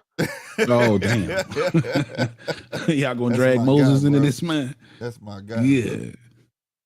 But nah, man, just listen, these guys are food. First of all, let's put that shit out there. They Both young, of them. bro. They young. Facts. But Facts. and I'm gonna give them that. You know, the benefit of the doubt. But like you say, no 1-2. And you can't sit there and get hit with the same, you know, if you Fulghum, you can't sit there and get hit with the same shot over and over Bruh, and over. Right? He Alfred- needed to take a lesson from Rolly Romero, man. You gotta tape that phone, tape that hand, man. And I blame his corner because it's like nobody was telling him, bro, you're getting hit with the same yeah, I shot. couldn't hear it. That's what I'm saying. Like, what the fuck? Me, Alfred, I'm predicting this shit, and I'm telling Alfred what's gonna happen. And then Alfred telling me, I said, yep, you know what the fuck's gonna go down. Like, this shit was so predictable. It was nuts, bro. And I couldn't stand the ref. The ref was pissing me off because I felt like you need to warn the kid, like, quit fucking putting your head straight down. Learn to get your head off the fucking line. Don't reprimand the other guy for doing what the fuck he doing, because he was Bektemir was doing actually the right thing, putting his forearm on his neck. Because if I swing and hit him in the back of his fucking head, you gonna tell me I'm being dirty. You know what I'm saying? And he's the one bending straight the fuck over. He's not bobbing and weaving. He's just going straight down. You know what I mean? Like, me and DJ always, I hate that ref. And he always want to be in the fucking way. I hate him. Yeah. But Fulghum last fight didn't show me much. And this fight showed me a whole lot more that he lacks if pressure's on him. This was exposing for both of these guys. So can I ask you something, Nebby? Well, Bektemir was not built. Remember we had this long conversation, guys, where I said we need our good boxers. Bektemir is our good boxer. He's the one that's going to apply pressure to the up-and-coming cats that we think might have it. You know what I'm saying? Bektemir's not no guy that's built to, you know what I mean? He's not. Right. I knew what to expect out of him. There's no quitting. You could see the serious deficiency there. Yeah. And Bektemir got enough, and he has enough IQ to at least try to figure out different holes and different points. You know what I'm saying? That's what won him this fight. His IQ is what won him this fight, bro. Mm-hmm. What you about to say, DJ? So Slick's so passionate about his boxing that he expects a Terence Crawford-like performance to come out every time. So I want to ask you, when you see the cards and where these people are in their career, do you actually lower your level of expectation when you watch it? Absolutely. Yeah, I do. Because, see, I'm not just talking about Fulghum like this is the first time I watched it. I watched boxers. I said it's time at time. I watched boxers from the beginning to see their progression. You get what I'm saying? Yeah. I say it's time at time. Even when we critique boxers, I've been on here and say, well, you know, he just starting out. You know, we got to watch. Is he going to take fights that make him better and better? Him taking this Bektemir fight was an awesome fight for him because I'd never seen him have that type of. I knew he was going to bring the pressure. You see what I'm saying? And the one thing that bothered me the most, it wasn't that he couldn't withstand the pressure. He didn't have nothing for the pressure. Nothing. Yeah. He was willing to take hits, unnecessary fucking hits. He was giving Bektemir the look of he had the superior IQ when he really didn't. You didn't have the 1-2. You didn't have it. You didn't beat towards that he was winning mid rounds, but when it stopped working, he got on his footwork to expose holes. And when he found them holes, the next round he came down and did what? Worked on it. If we go back in the receipts, I'm talking to Alfred. I said, Alfred, guess what the fuck he finna come out in his next round do? Alfred said, go to the body. I said, God damn me, I like you, because it's exactly what the fuck he finna do. What the fuck did he do? Go to the fucking body. Guess what? His hand down. Alfred, what the fuck he finna do? He finna throw the left. Exactly, he finna throw the fucking left. It wasn't rocket science. You get what I'm saying? The guy was giving, the guy that had the IQ understood he had a kid in front of him that wasn't fluent. You see what I'm saying? When you got a kid in front of you that's not fluent, he's thinking too much. Thinking too much. Should I do a shot? Shit, he moving shit. Let your fucking hands go. It was like the Pacheco fight, right? With the football player. The Pacheco fight, later on in the fight, he started letting his fucking hands go. But he would have been letting his hands go. That big motherfucker wouldn't better do that shit to him. It's about comfortability in these kids. But like, he just gave the posture of why I can't really get on his team. He gave the posture of a kid that want to box but don't got that dog in it. He just don't. I don't care if he get his shit together. If it be a monster, something more than fucking a Bektemir, he gonna get mollywop, bro, because he don't have it. I think I honestly I felt like I saw glimpses of the dog. It's just that he just didn't have the proper coordination. And not to say that was something that can't be worked on. You know what I'm saying? It was just you gotta use your brain in there, bro. You know what I mean? You definitely gotta have a better corner telling you every time you come to that corner, you gotta have somebody saying, bro, glue your hand up. You see he's circling right and setting you up for the left hand. You can't continue to get hit with this same punch, bro. Watch for the left hand. When he goes to shoot it, go downstairs, shoot the right hook to the body. You know, it was just it was frustrating. Like somebody said, frustrating to watch. It truly was. It was fun because to me, both of these guys was in there like a couple of drunks. But I said it was frustrating. A decent foundation. It's just a lot to learn from both fighters. So one of the reasons that I asked you and Slick, sorry, don't let me interrupt, Slick. No. I said my bad. Go ahead, bro. So one of the reasons I ask simple questions to you, Heavy and Slick, round one, Punch if he comes up. He's just joined the chat. Look for him in the background. Is I get caught victim a little bit, and I go, well, I actually enjoy watching the prospects and the contenders, but I run the risk of having too higher expectation because I'm measuring them against the best of the division. Like if I watch someone fight 160, knowing in the back of my mind, oh, you're going to run straight into Janabek, right. Good luck. Or, 175, you're going to run straight into Bivol, Benavides, good luck. And I don't want that to be a reflection on them building their career. So I'm trying to look at them and say, well, what am I seeing that allows them, their corner, to actually go away after this fight and do video recap or whatever and go and work on those skills? Right. And the problem that I have in boxing in general is that you can earn really good money as a C+ or a B- fighter. So what am I actually seeing that wants to actually make them in the ring look like they want to be an A+ fighter? So when I look at the fight we just watched, I don't see any IQ that says I need to learn on the run and adapt. Like I've never seen a dude at 168 keep his head so still and in slow motion watch these punches coming towards his eye or his nose and just wear them. Like, surely your natural instinct says, I don't want any part of that. I've got to move. But he didn't. So I'm looking at different things, like almost an attitude thing rather than a technical thing with some of these fighters. Let me give you something to narrow your lens. When you look at anything other than heavyweight, okay, they have they have a lot of food there, okay. Salute Punch. Fellas, I am fucked up right now, but it's a fucking celebration, nigga. I got a high school graduate. What up, Tio? Yo, piece of the podcast. Hey, congratulations, man. Congratulations. I'm a little bit more I never graduated high school, so that's really good shit, bro. Congratulate to the old man crew. He must have. He's got to have the looks and the brains of his mother, surely.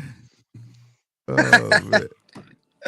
But let I me was trying to look at the video. Does he got like the what's my like the sunshine hair? Like from who? Yeah, that nigga got the little. Well, that He got the blonde shit. Oh, I ain't sunshine? get That's to his look at it yet. natural I ain't hair get to look at color. it. You know what I mean? Because his mama is a blonde, so his hair is like blonde and Yeah. brown and shit. So that's like his natural hair color. But he got dreads and shit. I couldn't get closer because they wouldn't let Oh, nobody that's get up to the dreads. stage. Yeah, Okay, okay. he I was got thinking like about he Remember the got Titans. the sides cut. And he got like long ass dreads Let- on the top. What did you say? Sunshine? This thing said. Yeah, There I thought he wasn't had with a Titan sunshine cut, but he got there locks. wasn't a single person in that room that couldn't hear Punch. Yeah. I see I you. gotta look at it. I I ain't looked at see it you. They all heard him. I was Yeah, loud, bro. I said I'm gonna congratulations, embarrass the man. fuck out you. Yeah, my Congratulations. nephew graduates tomorrow, bro. He graduates. And tomorrow. you know, my third nephew. daughter, she just finished her sophomore year in college, so you know I'm feeling old. Damn right. That's why I said you graduate to the old crew, bro. Salute to Here's you, a fella. question for you. What's sophomore mean? Is that your first year in Well, college, high freshman school? is your first year, sophomore is your second year. Second year, right. Right. Then you got junior, that'll be your third, and then of course senior. And then senior year, and then you graduate. Yeah, bro. Right. I put the video up in the chat, bro. Man, Yeah, I I was know. turned up, I bro. just ain't I had a said I chance was to going look to at embarrass his ass, bro. I said I was going to embarrass his ass, but I'm like so I do all proud. my nephews. I'm so I proud. get them all, bro. I get them all, bro. I'm the old man that fall over the rail and shit. yeah, I get that's them all. You know what I'm saying? That's a big feat, for believe it or sure. not, in this day and age. But no, It's a these little milestone, man. yeah, I'm right. I'm gonna narrow the lens for DJ. Like other than heavyweights, bro, all those smaller weight divisions. I know you say about money and things like that. It's a lot of food there, and there's always gonna be a lot of food there, right? So what I mean by that is it's a lot of food there to build the fighters that you may think, or that promoter, or that manager, or that trainer, or that matchmaker think might have the goods or the charisma or whatever it may be, right? Heavyweights tend to only have about 10 years. You know what I'm saying? So they get put in the fire quick. You know what I mean? Which is why, like you tell me, like you want to put a time in a protection plan, because I've seen fighters in heavyweight division be like, you know what? Give them X, Y, and Z. Fuck it. You know what I mean? So like when I follow these guys that they in the lower weight divisions that they tout and put on this pedestal, and too early, I follow them, and I like the Eric Priest we watched, right? He's not it. I just don't see it, right? But they're gonna keep putting him up there. Fulghum, he could be, but damn, you ain't even got a fucking 1-2. Like But that's basic, bro. Like that's basic. That's the punch. That's the combination to keep a motherfucker up off you. You know what I'm saying? Let me respectfully push back and say that I think that that's the potentially, depending on what context you want to put it in, I think that that's the failure, narrowing your vision. I'm looking at it from a broad vision and going, well, what else have you got in front of you across 4 sanctioning bodies in the rest of the division? Not this little tight, narrow, tunnel visioned. That's for me and you, DJ. Me and you looking the same way. I'm talking about for as building stars, making fucking money. You get what I'm saying? This is how the promoters are looking at it. If me and you had our way, right? Fulghum would, man, come on, bro. Fulghum not ready to be put on that pedestal to be no fucking headliner. I just watched it. But they want to make him a headliner so bad, they're like, fuck it, let's go on and try now. Fulghum don't got a 1-2. He's exciting though. He's exciting. He's exciting for and what a lot of the $1. times that's all you need. That may be all you need, but from what a promoter standpoint, but if he's serious about his fucking craft, that boy ain't ready for like. Come on, man. Listen, if I've learned anything or I need to be corrected, and Punch or round one, I'll give this to you, like just so that you're involved in the conversation. And I said this earlier tonight. Oscar De La Hoya will stand in front of the whole world and tell the whole world that his particular fighter is this, they're that, they've got power, they've got this, they've got that. Push come to shove, when the contract comes over the table for a dangerous fight, he runs away with his tail between his legs. Right? So Bernard Hopkins can talk up Fulghum all he wants, but if you're not going to put him out there reasonably, not arrogantly, and ask him to fight, take on too big a fight at one time, it's really easy to get caught up in the narrative, is what I'm saying. And Oscar's the gun for it. He'll promise his fighters and the rest of the fans the whole world out of anyone, which is good. He backs them. But when the real test comes, a Zapata and a Shakur, a Zerto versus Opatoya, where's he go? He goes running underneath the pillow, right? So you're going to sell me shit as a salesman in the first 5 minutes, but when it comes down to the last hour of negotiations, you're going to fold and walk home. Mm-hmm. You talking about Oscar? Just in general, not Just in any. general. Okay, well, yeah. I mean, because I see it on Oscar, that's kind of like his level. It- yeah, it's like- I mean, most of his fighters fold. Like come on, like bro. to what- All his fighters fold. They don't get titles or like world titles like that. Like, look at Virgil, bro. He's not even a world champion. He's still an interim champion from like one That's- division to another, bro. You know? He's what he has. But like I was saying, I respect Oscar to the point where if you feel like you the shit, then okay, let's see. Right? If you give me pushback after I tell you I don't think you the shit, then I'm gonna go ahead and let you think you the shit and you gonna fucking fold. And I'm gonna cash out on your ass. I'm not finna sit and waste time on you. It's like baseball, the Yankees and the Cardinals. I'm not finna waste time on you, bro. It is what it is. So like, I have no problem with that. The part I have a problem with is propping kids up before their time.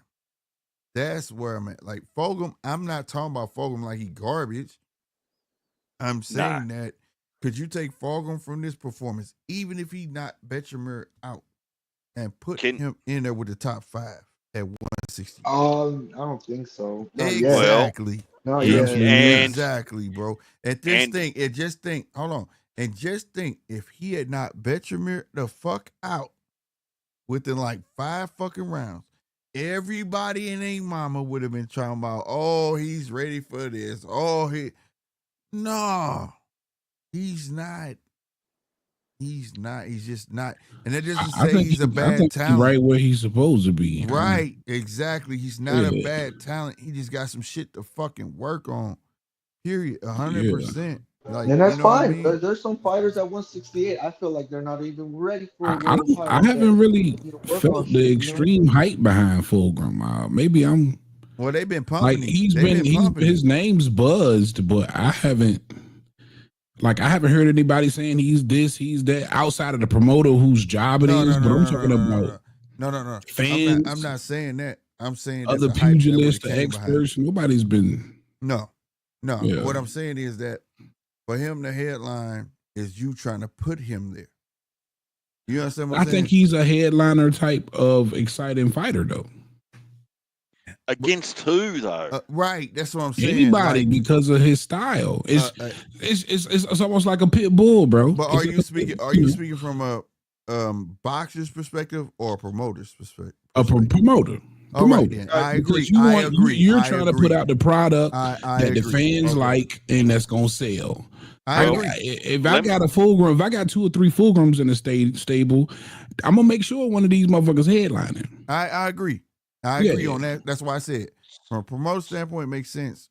But if I'm a boxer and trying to have longevity, and if a promoter actually gives a fuck about him, he's just not ready for it. But if I'm trying to make that dollar off of him, you get what I'm saying? Like it makes sense. Absolutely, it makes sense. Heavy, give me. And I'm not going to challenge it, but just off the top of your head, give me your top 2 or 4 168 champions. You don't have to justify it. Just rattle them off the top of your head. Well, you got to go Caleb. You Right. got to go. Shit. I was gonna say Jaime. You know what I mean? You got to go Jaime. Then when you say top, you meaning just names or No, who I think is his names. Well, just because it's your answers aren't important in a sense, in that when you look at this kid and you say, well, is he ever going to match it with whatever that top 4 that you've got? That's the question. Not whether he not can right match now. it now, whether he no. can ever match it. And that's the question I ask myself from not a narrow sense, but from a broader sense, and go, well, shit, has he got that much improvement in him? I believe so. I believe that he can match well with a Jaime McGee. I saw the hooks. I saw stuff like that he does have. It's just a matter of him being able to set it up. He's going to get flogged. Sorry, Yeah, Slick. he gets knocked out by Mungia. You think so? Hey, what about what? No. Rewind. That wasn't the question. The question was, do you see him in the future being able to match up? It wasn't right now. Yeah. That was the question. Because I want to give him the benefit of the doubt that he can go back to the drawing board and get better. The question was, in the future, can you see him matching up? That's why I said what I said. If he's correct a 1-2, that's why I said I seen the hooks. I seen all that. It's just a matter of him being able to set it up. If he can get that shit together, him and McGee will be a nice fight. You know what I'm saying? I see now, no, fuck no. Like I see some tools there, but they need sharpening, and he's got to go back to the drawing board for sure. Yeah, he need the old pencil sharpening where you got to fucking. Yeah, you got to crank that motherfucker. Damn right, for sure. But it's not like he's complete. He's not a bum. You know what I mean? He's not like a bum. And that's not what I'm He's suggesting. got something to work with there. I guess I'm putting you guys through an exercise that I put myself through, for whether it's ignorance or whatever. It's just going, well, when I look at someone that is coming up through their career, like when you see talent, you don't ask yourself the same questions, right? It's more a case of, yes, they can compete, but when's the best time? Now, that's a different question you ask yourself when, are they ever going to be good enough to compete? If that makes sense, regardless of a division. So if you look at a Keyshawn or an Abdullah or a Tiger Johnson, you go, well, absolutely. Given enough time, they can compete, right? Yeah. When you start asking a different question and you go, well, can they ever be good enough to compete? That's my litmus test to say, well, probably not. If I'm asking if I've got that much doubt in what I'm watching, probably not. I'm not going to see them on posters with world title fights, unifications coming. And that's not to say that they should give up or they're tomato cans or cab drivers. I'm just saying that the eye test tells you what they're willing to do in the ring for the W. And sometimes you actually don't see them get desperate for the W. I'm not saying be reckless. They're not desperate enough to go get it. Yeah. I can see that too, brother. That aspect of the game has. Oh, real quick, bad news, man. Bad news. They rejected my credentials, so I just got the email from Katie Neff.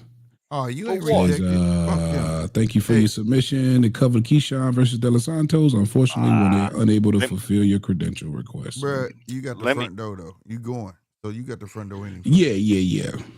You got the front door. I'll be in the building. I gotta let me make some phone calls. The tickets now. We started that way too, bro. You got that. You get your ass there early. The entry, they all walking in the same fucking way, bro. Heavy. Let me make some phone calls. I'll fix that up for you. Before credentials. Appreciate you, Deej. You got it. You got it, Heavy. That shit don't. Hey, goddamn it. Well, Rob will be with me this time. The house got windows too, fam. RC will be with me, man. So RC Yeah. said we just gonna mob through. Yeah, I'm right. He know. He So. know. Hey, he know that fucking front door. Fuck the front door. We go through windows. Hey, I'm telling you, we at FA I'm Java. like all they of keep them. rejecting me. I told this broad, I'm like, yo, I'm from Norfolk.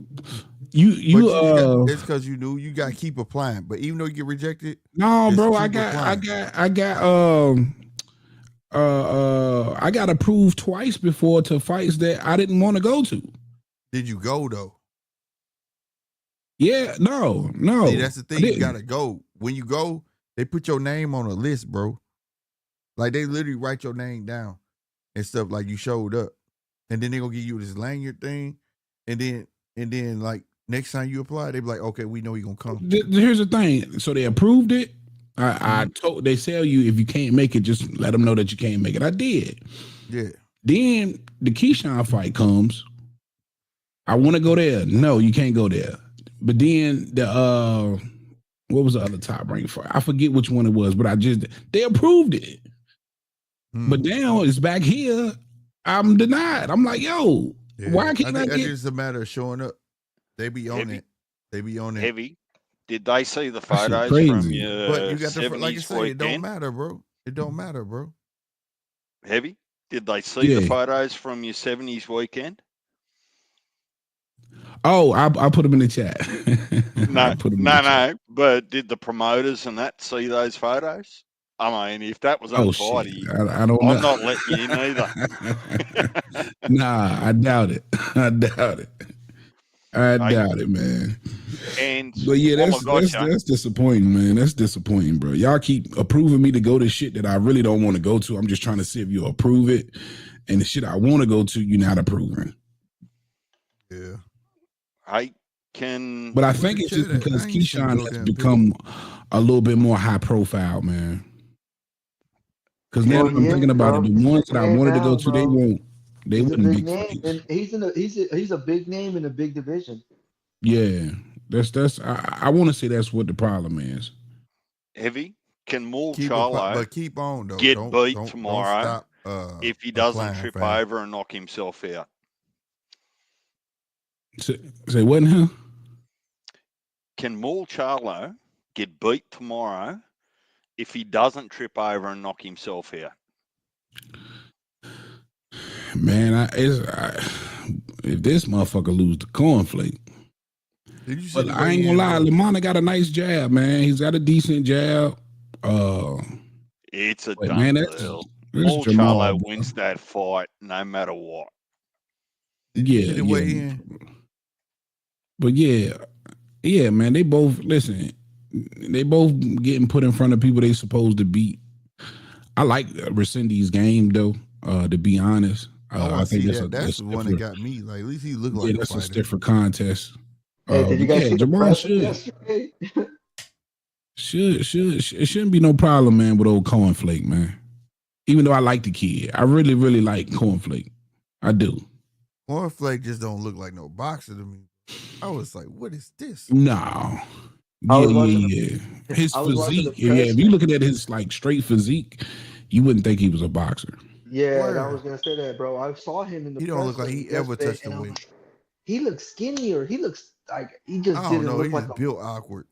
Yeah, but he did. But Rescindi's at least he looked like, and I ain't gonna lie, and that weigh in, and then they faced off, and then when they turned and flexed, the way Caleb looked at him, I was like, Caleb looked like he got a little bit dark. Like he know what he's saying ain't phasing this dude because he don't understand English. You know what I'm saying? Like what he's saying, the mind games ain't working. That's the fight I want to see. I feel like, goddamn me, Jamel Charlo finna walk all over Cornflake. Man, look, it's a done deal. Sorry, I haven't been around forever, but I've been around long enough to know that, barring some bullshit, grease in the eye, fucking drop a knee bullshit, Maul's not getting beat tomorrow. But Maul was actually outspoken about some of the, what would we call it, the testing and some of the perceived, we'll call it, drug use heavy. What's unfolded what's unfolded this week, do you have a statement or opinion about that camp and what could or couldn't be done throughout boxing to deal with some of it? I think they gotta try and establish a little bit more fault for the trainers. And I know people are like, what? Why would you try to put any kind of blame or fault on the trainers? But when you look at this situation, that's a lot of fighters, bro, that's popping for for basically for one camp. And as a trainer, I feel like I would have to have some type of agreement going into that situation. Like, yo, these are all the supplements and vitamins or whatever the case that I'm approving you guys to take. This has all been proven to be, good. Like, you know what I'm saying? Like, I think there's have to be some type of responsibility there. These guys are making 10% at the end of the day. And you want to say that these are grown men. You're not responsible for what they're ingesting in their bodies. But come on, man. That's weird. At some point, you got to draw the line. Like, bro, you know what I'm saying? Like, even when you look at the lower level, you got the Neries that pop. You know what I'm saying? You got it's a lot of motherfuckers. And even though Ryan was with Derek James, he's still affiliated. You know what I mean? So yeah, man, I think you have to look at the camp, bro. You have to look into the camp a little bit deeper, and Reynoso has to take some type of accountability. That's filthy, man. It's filthy, bro. It's crazy work that you have yet another Reynoso fighter popping dirty. That's crazy. How many fights has he been with Reynoso now? Who? Jaime Munguia, because he initially wasn't with Reynoso. I think he only been 2 fights, maybe, or just no. This was the first fight. Yeah, this was the first fight. You feel me? So that's crazy. That's crazy, man. Yeah, it's kind of weird because I think about it too, because it's like fighters, but like I've seen so many like fight camps, like from like MMA fighters and all that. Like some of the fighters do pop dirty, and some of them don't. So I'm like, it's kind of hard for me to put a whole camp together, like but because we see it. Like trust me, I've seen them old UFC fighters pop dirty, and they're in the same camp. A couple of them pop dirty, but a couple other fighters don't, and shit. So it's kind of fucking weird, especially too, because we don't know what's he getting. Is Eddie giving him a new nutritionist, or we don't know what's he getting supplements from out there from Eddie, or Eddie's probably telling him, oh, there's some guy. He kind of like the Victor Conte in Mexico. Go talk to him. Look at it like this. Round one. Look at it like this. If I got Canelo to where he is, right? Regardless, he popped that once, and I take on all these other fighters, and he like, hey, like, let me pick one. Oscar Valdez, right? His excuse was he was drinking a weight loss tea. Remember that? Yeah. Now, let's say that was true. Who told him to drink the weight loss tea? And would you I don't know. That's what I'm saying, bro. That's hold what I'm on, saying. hold on. What I'm saying is, and if it was Eddie, would you choose to believe in what he knows, or would you question it, given that he turned Canelo into an undisputed champ? Yeah, trust me. Like I said, like look, we got John Jones, one of the greatest fighters ever, the light heavyweight and now heavyweight champ. But he popped dirty twice, and He's the a one roid time he freak. popped, yeah, Everyone knows he's a roid freak. But look, let me see. The way he got his light heavyweight title back was like a vicious knockout kick and TKO on the ground. Cool. But he popped dirty and got stripped. I can't say someone like Holly Holmes because when she kicked Ronda Rousey in the head, and these guys are teammates, they've been in the same gym together and everything. I can't be like, oh, she popped dirty because you saw this in the game. You saw it change everything. So and it's different. Like I said, VOD is always in boxing. We got to take VOD out. Like, here's what my if thing. volunteer work or something? But if you blame one If you blame That's what I'm one, saying. A lot of people, and there's a lot of people that Look, do. Oh, Holly Holm might be on steroids. Look, she got muscle or something. A lot of people say that. Like this, so it's like, but look, if you blame, here's the thing. Ask yourself this question: why isn't all the anti-doping agencies on the same accord? well, they actually are, I believe, slick. Like well, no, I don't know. hang I on, don't know. It's well, I'll give you a chance round one, but just let me land this for a little bit. I watch the Olympics, for example, right? Mhm. The Olympics are probably, I guess, the most active in anti-doping. Mhm. Now, if we go back to the reason for why we don't want anti-doping is you want athletes to compete on an even keel, right? Now, running 100 meters or swimming 100 meters doesn't put a life at risk, right? Boxing Mhm. does. So there's a different elevation there if you want to be honest about it, right?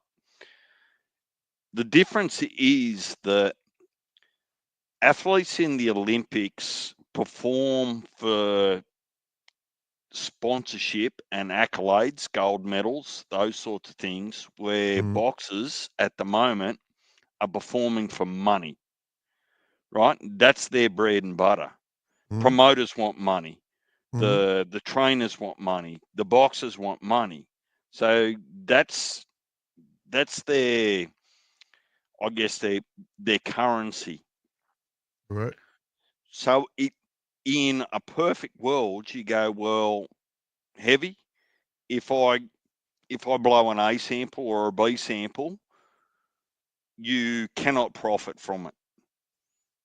Is forget about the suspension, right? Over in England, you get 2 or 3 years per product. So if they find 2 products in your sample, you're done for 6 years, right? What about just taking the money away? Because what that actually does is that tells the trainer, the promoter, and the boxer, right, that if you Mhm. want to try and cheat, you might end up fighting for no cash. The promoter doesn't get it.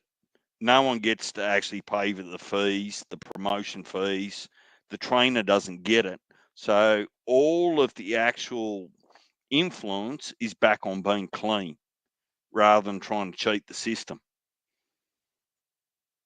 Mhm. What's your thoughts? Oh, I mean, I could dig it. Um, Because boxing's not going to clean itself up. It's the wild, wild west. yeah, yeah. I mean, there's got to be some kind of something implemented, bro. You know what I mean? To me, man, I throw my hands up, bro. I It ain't. don't. I don't think I it's don't have a going nowhere. solution. The solution is until Yeah, I don't. the state that you fight in, right? Because think about it. Okay, they try to go this extra length beyond the sanctioning body, right? I mean the state, right? Because the state athletic commission is going to test you, correct? They even the state has a person or entity that can test that shit on a fly, it ain't gonna never be right because Yeah. we only find out till after. Now, if now it was amazing. The only time I ever heard of a fight stop like that in that magnitude, like the day before, was kind of being a Eubank. Until you can get that shit down to a fucking T to that point. Like I said, that was the only they was at the press fucking conference. Everybody was fucking there. And they sent the memo and said, this shit's off, motherfucker. He dirty. Until that yeah, shit that's can true. be spread nation fucking wide, the sport will always be fucked up. Always. There's no way that Fighters should have to Give me accept 1 to pay second. tens I'm gonna of reply to thousands that. of dollars to get woken up middle of the night per day or whatever they want to come through, and then find out after the fight this motherfucker been dirty. That's a waste of fucking money. But Yeah. you, That's a you, waste s- of money. you I say need to that know. slick like NBA players, NFL players, rugby league players, as part of their profession they choose, aren't actually doing that as well. Rugby league players here get woken up at 2 a.m. in the morning, No, 3 no, no, a.m. no. in the morning, Yeah, right? So, you should. yeah, well, I'm not sure you should be. They're trying to be a little bit undermining there. Like what you've got in your system at 8 p.m. at night should reflect what you've got in your system at 1 a.m. in the morning, That's right? true. That's true. But what I'm So saying is that when you get paid, when you get to the level look, of making tens of millions of dollars, okay? but the A- only way to And punish them is take away that tens of millions of well, that's dollars. no. I'm talking about. See, that's happened. Well, That did has Ryan happened. get paid? Did he No, get paid no, in no, no, full no, no, no, no, no. after That's 7-8? those. But we've had the Americans that went ahead and retired because he was suspended for 2 years, right? That's what people didn't understand. He popped in the Kell Brook fight. He went and retired because he was banned for 2 years. Things like that. That's happened. But Motherfucker he will fucking was retire found your ass not and say, fuck guilty it. though. Huh? Conor Benn was not guilty after the 3-year hiatus that they No, put him on. American. He proved Oh, himself. He my proved himself. bad. He really believed he wasn't dirty. I ain't Look, mad at you. If you're going to spend your own fucking hard-earned money, Alicia Bumgarner did say, said, pull my hair. Do what the fuck you got to do, but I didn't do it. I'll Right? pull her hair. Don't worry about that. Right. I will too. But look, I'm not mad at that, right? A fighter is willing to go to lengths to prove their innocence. I'm not mad Yeah, at that. you If know you what? spend We and you and you started don't got though. nobody backing you, not your promoter, not nobody, you spend millions of dollars because I can't help but believe you did. But what I'm Look, talking about is if when I'm about to be in a fight with Heavy and we go you, all the way through, and I I know reckon I've you been might get a doping, touch up slick. huh? Don't fight Heavy. I'm just He might saying have it though, that's over you. fine. Yeah, I fight if we be rich. But look, but on everything I love, all the way to the end, he finds out I'm dirty. Right? And I won that fucking fight. For him, he went through all of that shit for nothing. That's dead wrong. For them No, for them, but no, that's the discouragement that I'm talking about. Like yeah, if it has to be. if The point is it has to be a way.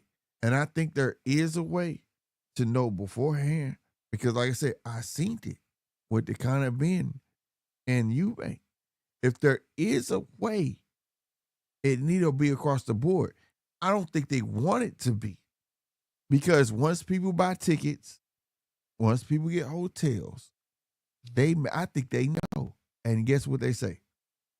Fuck it. I don't want to lose this money as a promoter. well, still that puts the emphasis back on the fighter because let's imagine we talk to Jamal.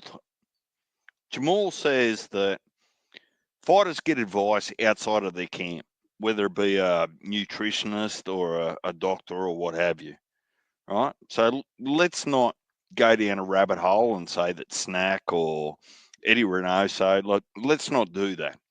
Right. There are being substances that you can eat naturally out of supplements and those sorts of things that elevate it and say, hey, something's wrong here. Right? It's almost like it's too complicated. But the penalty for a $10 million bag for Ryan Garcia, you don't get to fight for 12 months. Let me tell you, just as a an adult, Hmm? you want to pay me $10 million to have 12 months off work? I'm down for it. I'm fucking down for it. Right? But that's the actual reality, right? So you get to perform, dirty or clean or not, you still get your payment. The promoter gets the payment. Your team get the payment. Then you find out later and say, well, have a rest for 12 months. Well, I'm going to love the rest because I'm going to take my $10 million. I'm going to marry someone I shouldn't have married, and I'm going to run amok. So, look, it's, I don't know, the maths don't make sense to me, and I don't think it needs to be about VADA or USADA or any of those sorts of things. I think it just needs to be a deterrent that's high enough that the whole team, It's for not one, worth. It's just a deterrent. That's just not worth the risk. Not worth the fucking risk. Yeah, exactly. And that's been that idea has been thought of and played with for a long time as far as what can you implement to deter the fighters, and it's got to be the pocketbooks, man. I think you should lose your whole purse. You lose your whole purse, and listen, this are people, and I said this years ago. Oh, this has been years ago now. You should have criminal charges filed. You should have criminal charges filed. If you pop dirty, that's intent. You should have criminal charges filed, and you could potentially be looking at 3 to 5 years. That's intent for bodily harm. Intent with bodily harm. If I rode to your house, DJ, with a bat, and you call the police on me, guess what? I don't know what's a better deterrent. With bodily harm. I agree. I don't know what's a better deterrent. If you lose all of your bread and you facing jail time, I think you think twice about even getting close to anything remotely close to fucking PEDs. Yeah, no, on everything. I agree with you, Heavy. Yeah. Because like you say, a regular person on the street, if I came to Heavy house with a gun or we got an argument and the cops was called, guess what I get? Intent with what? For what? Bodily harm. Bodily 100%. harm. It could be a bat. Yeah. It could be a knife. I'm getting intent for bodily harm. That I agree with that, bro. Yeah. I tell you why I agree with both of you, but push back on both of you in that. What you're actually doing is you're presuming that whatever the banned substance is changes my pound for square inch power from 100 pounds per square inch to 200 pounds per square inch. And it was the difference between a knockout win or a stoppage and a death in the ring. Like you're going to get your well, actually, because you don't have a baseline, your pants are going to be pulled down in court. The actual presumption of it is right. Don't cheat. Don't put lives in danger. But there's no way of proving that. I was on the weights for 6 months, and I just I hit harder. Like it's just a fickle conversation. Because these are all. Do, sorry, the question remains as of why did you do it? If you in court and you bring in a bunch of PED specialists, you know what I mean, steroid specialists, this is what they do. I don't think they'll have any problem convincing a judge or a jury that you're you know, with use of these PEDs and steroids, you're extremely increasing the likelihood of your strength, your power, or whatever else. Like I don't think that's a hard sell. I don't even take that much. When I was in my youth, I was known I could fucking throw hands. And I'm pretty sure Heavy could throw fucking hands. But if I know that with no problem, I could throw fucking hands. But if I show up to Heavy house knowing I could throw hands, but I got a bat, bro. What Yeah. what they gonna argue that the bat wasn't there to be used? Fuck no. Yeah. He brung that fucking bat to be used. Nobody drives around their car with a fucking bat unless they came to that person's house to And you know, fucking use that And I bat. don't think it's far fetched to view PEDs as a bat. Yeah, I promise I don't you, think that's bro. a That's what it horrible is. analogy. It's a weapon. That's you're what not it is. you're not And- hurting those dreads with a bat. Let's be fucking he fair. said no, But Drew. But here's the thing, like, look, and whether it's power or not, it gave you the edge during your training. It gave you edge during your running. It gave you edge losing weight. It gave you the edge where you had finish no the other fight. fucking fight to fuck me up. That's all constitution. If I get fucking hurt, that's on you, bro. Like, listen, Nick, the simplicity is that the upbringing or the mindset of boxers. I won't speak for all of them, or I'll speak for none of them. They don't give a flying fuck about their opponent. I'm sure they're not going into the ring to hope that they go into hospital or they've got long-term brain damage. That's not what I'm suggesting here. What they're actually doing is they're going in there to perform, right? Regardless of win or loss, they're going to perform for a payday. Now, if their performance is enhanced, right, on television by way of PEDs, they're not actually punished for it. Sure, they get 9 months, 6 months, 12 months off, but they still get paid a lot doing it. And then boxing is the worst, and they want to flip it over and say, hey, go back and do it again, but do it clean this time and get paid again. Like, it's the biggest rort in the history of fucking rorts. Yeah. Like, it's redundant, right? And what do you I fucking agree. mean? What do you mean I cheated and I won? I got paid a shitload.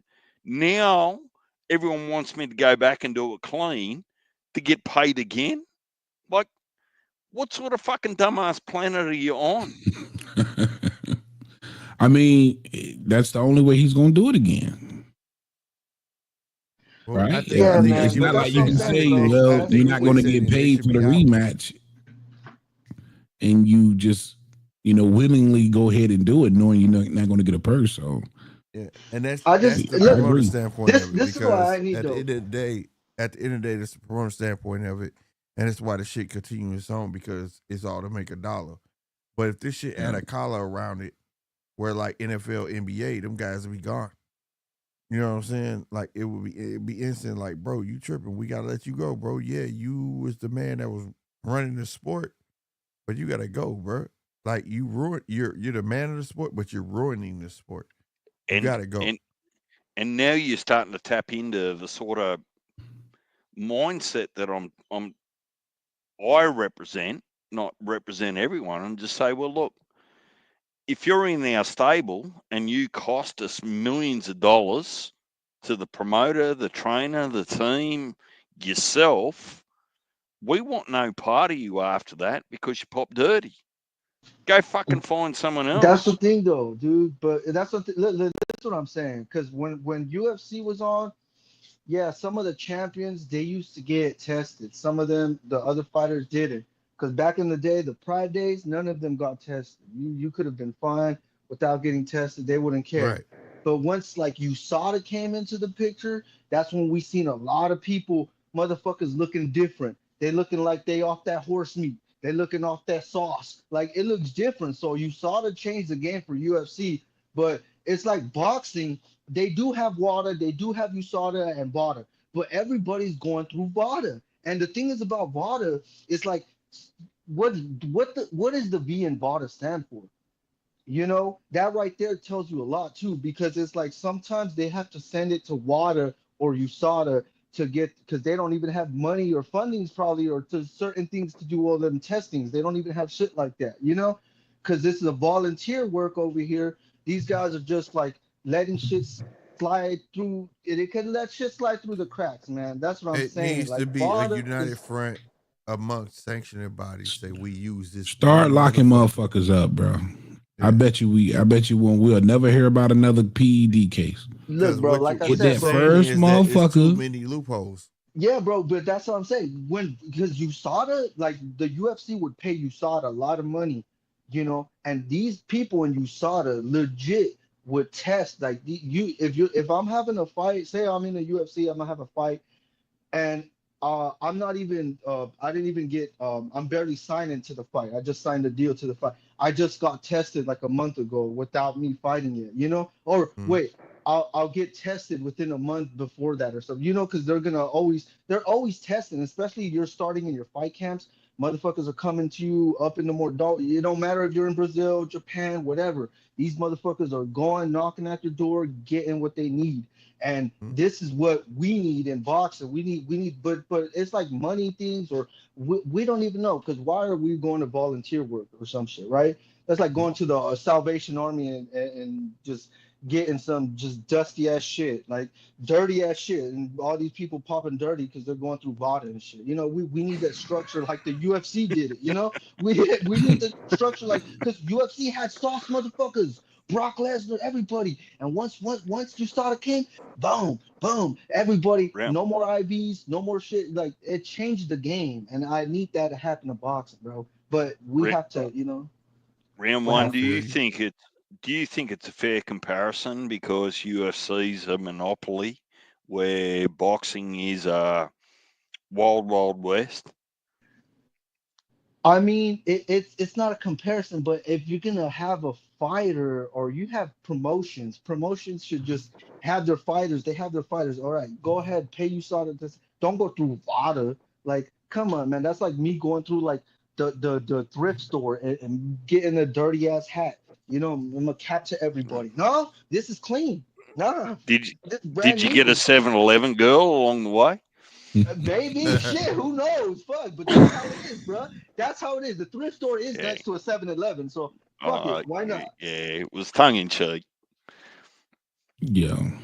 Yeah, that's where So I stand on it, man. I feel like if you bring in criminal charges, you put this shit to bed. And it should be, because you have enough support and evidence that these substances heightens everything. You know what I mean? When it comes to putting your hands on people, man. It's a different my thing is if it's football, even if it's another contact sport, you know what I'm saying? Depend if it's not like baseball or whatever the case, but when you're put in a position where you could physically kill somebody, it's some form of assault for real, bro. You know what I mean? so would Yeah. you Start locking would you, motherfuckers up, man. Yeah, that's what I'm saying. Like would you fucking put it in the same conversation as you take drugs? It's no better or worse than transgender people fighting in female contact that's sport. kind of like the same thing in a way, because it's like in a way like where you Yeah, I don't even know have. how that was tolerated in the first fucking Yeah, place. I don't even know, but that's the same Oh, thing. I'm with you, That's the Heavy. same thing. That That that is the was same thing. garbage from the onset. That is the same Yeah, thing. from Jump What I'm Street, bro. Yeah, that's kind of like the same thing, but it's because you have an advantage over somebody. Yeah. That's it, and that's the thing about these drugs and shit. You have an advantage. That's like a transgender man going and like that transgender male that went to female and became number one. Like, how dare you really you really went to a transgender year for a whole year and Listen, became number one because you were like ranked 200 or below that, no, and then Rim. out of you go, Yeah, so it's it's the same ridiculous. shit. It's ridiculous. But That shit that's a wrong. bit of a different conversation. So have you have you got your ears pricked or your eyes pricked on what's coming up over the next couple of weeks that you haven't spoken about yet? Because next weekend, Slick and I were talking about it, and this is for you too, round one. Like, next weekend looks like it's a full bowl of popcorn that you just kind of enjoy. You got Opataya, Terramona. Yeah. You've got Abdullah, Keyshawn. Oh, I get to see both of Wait, those off in the time, person. that's on Saturday, right? Next week? Mm-hmm. Yeah, all that's next Well, week, bro. look, round one, all I ask is they just make it at the most inopportune time for Heavy and Slick to wake up, like maybe 1 a.m. in the morning to watch it. I want to see some dedication out of them. These boys are US boxing fans. They're not international boxing fans. What? I dig Playing, bro. international boxing fans, but I ain't sacrificing no sleep for it. I'm sorry. Man, that was dog I'll ass catch shit. it on the replay. I was just Yeah, like bro. No, 2 hey, 4 wait, o'clock in the morning cards in a row. bro, like the only Yeah. thing I've seen, It just Look- gotta be look- worthy though. look It Look gotta at the be man. boys. worthy. Look at the boys dusting Man. themselves off. It gotta I'll be stand up worthy, if bro. I need to. If it ain't worthy, I'll be like, man, I ain't watching that shit. But like, if like that Sugar Nunez fight, I wanted to really see that fight. You know what I mean? Bro, that the Inoue fight was my first time watching him live when he, What? fought in the States. Yeah, bro. I'm not Yeah, staying up no, until I did wake 4 up. o'clock in the No, I morning to used to watch them wake up, fights. bro. I'd be waking up for the new fights, but I've always done that because I've seen like other fights and shit at When that my wife, time. when my old Yeah, if lady the was boxing alive, she somehow used to paid mad my at me. bills, then cool. But these motherfuckers don't pay my bills, man. Yeah, it's I not can that. I It's can get just my sleep. I got to think about seeing it live. Yeah, my I don't know wife be what like, that's "What the about fuck you with me, doing up bro. at 3 a.m.?" Like watching Heavy, the replay, like you got a it's membership like weird to option me. there that just supports hate, like particularly for Aussies. So how do I support Right. No, So these no, man. all the time. See, these, you always trying to throw a nigga under the bus, man. They was on me It's though all that good. morning, bro. I fell Yeah. asleep like twice. It was like, yeah, how I feel. Good. They was Yeah, on me. man. I love all boxing. Y'all know I do. At the end of the day, but some things like sleep, I'm just not willing to sacrifice, man. I work too hard. Like, would you wear an Andy Cruz t-shirt if we sent you one? yeah, he will. Look, He will. He will. hold up. First of all, why the hell would I ever wear an Andy Cruz t-shirt? That's your boy? Man. I mean, if it's like if I lose a bet or you know what I'm saying, it's all fun and games. Yeah. Nah, if you lose a bet, I'll make you wear a Teofimo shirt. Or Oh something. my god, I don't know which one's worse. A Ryan Garcia shirt, Andy maybe. would be nice, Oh. bro. Andy would. Yeah, man. Yeah, if I lose a bet or something, yeah. But just putting it on for the kicks and giggles, I don't think I can do it. I don't know. Oh shit. Mate, there's a Slick. You can stop giggling. There's a Minnesota Vikings shirt coming No, the your fuck way it in a is. heartbeat. Fuck all that shit. He got me earlier too, bro. I thought he really didn't know who the fuck I was like. You know who it is? For Fuck real, I them. That's told who him the and I fuck felt they is. stupid because he was just trolling. Bring them up. I can't stand their ass. Yeah. Oh shit. But no, All right, man. boys. I gotta. Speaking of sleep, man, I'm gonna go ahead and get some. It's 2 a.m. Yeah, already. I got a I graduation wanted to jump tomorrow. I gotta on get with to you. Susa, my nephew, bro. My third nephew graduating. I got one more. There go Rob right there. Rob, I just told him I was gonna cuss Katie Neff out. He was like, no. Don't Katie cuss Neff her cool, out. bro. When you meet her though, bro, he gonna make He said that's exactly what he just said. He was like, man, you gotta meet her, man. They cool people. Her and Evan Corn is. They good, bro. He Good said they folks, super cool bro. once They you are meet good them, folks, bro. and they get to know you to the point where you won't need to apply for the credential. I promise you. She went like this. Oh, I watched your show here. Word. Yes, so that's the name you want. Stop to approving me for all the shit I don't want to go to.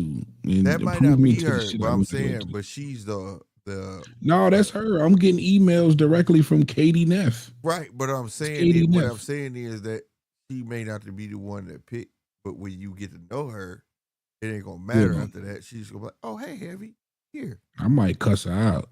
You know what I'm saying? She hella cool, bro. She hella cool. Cause we got Okay. there.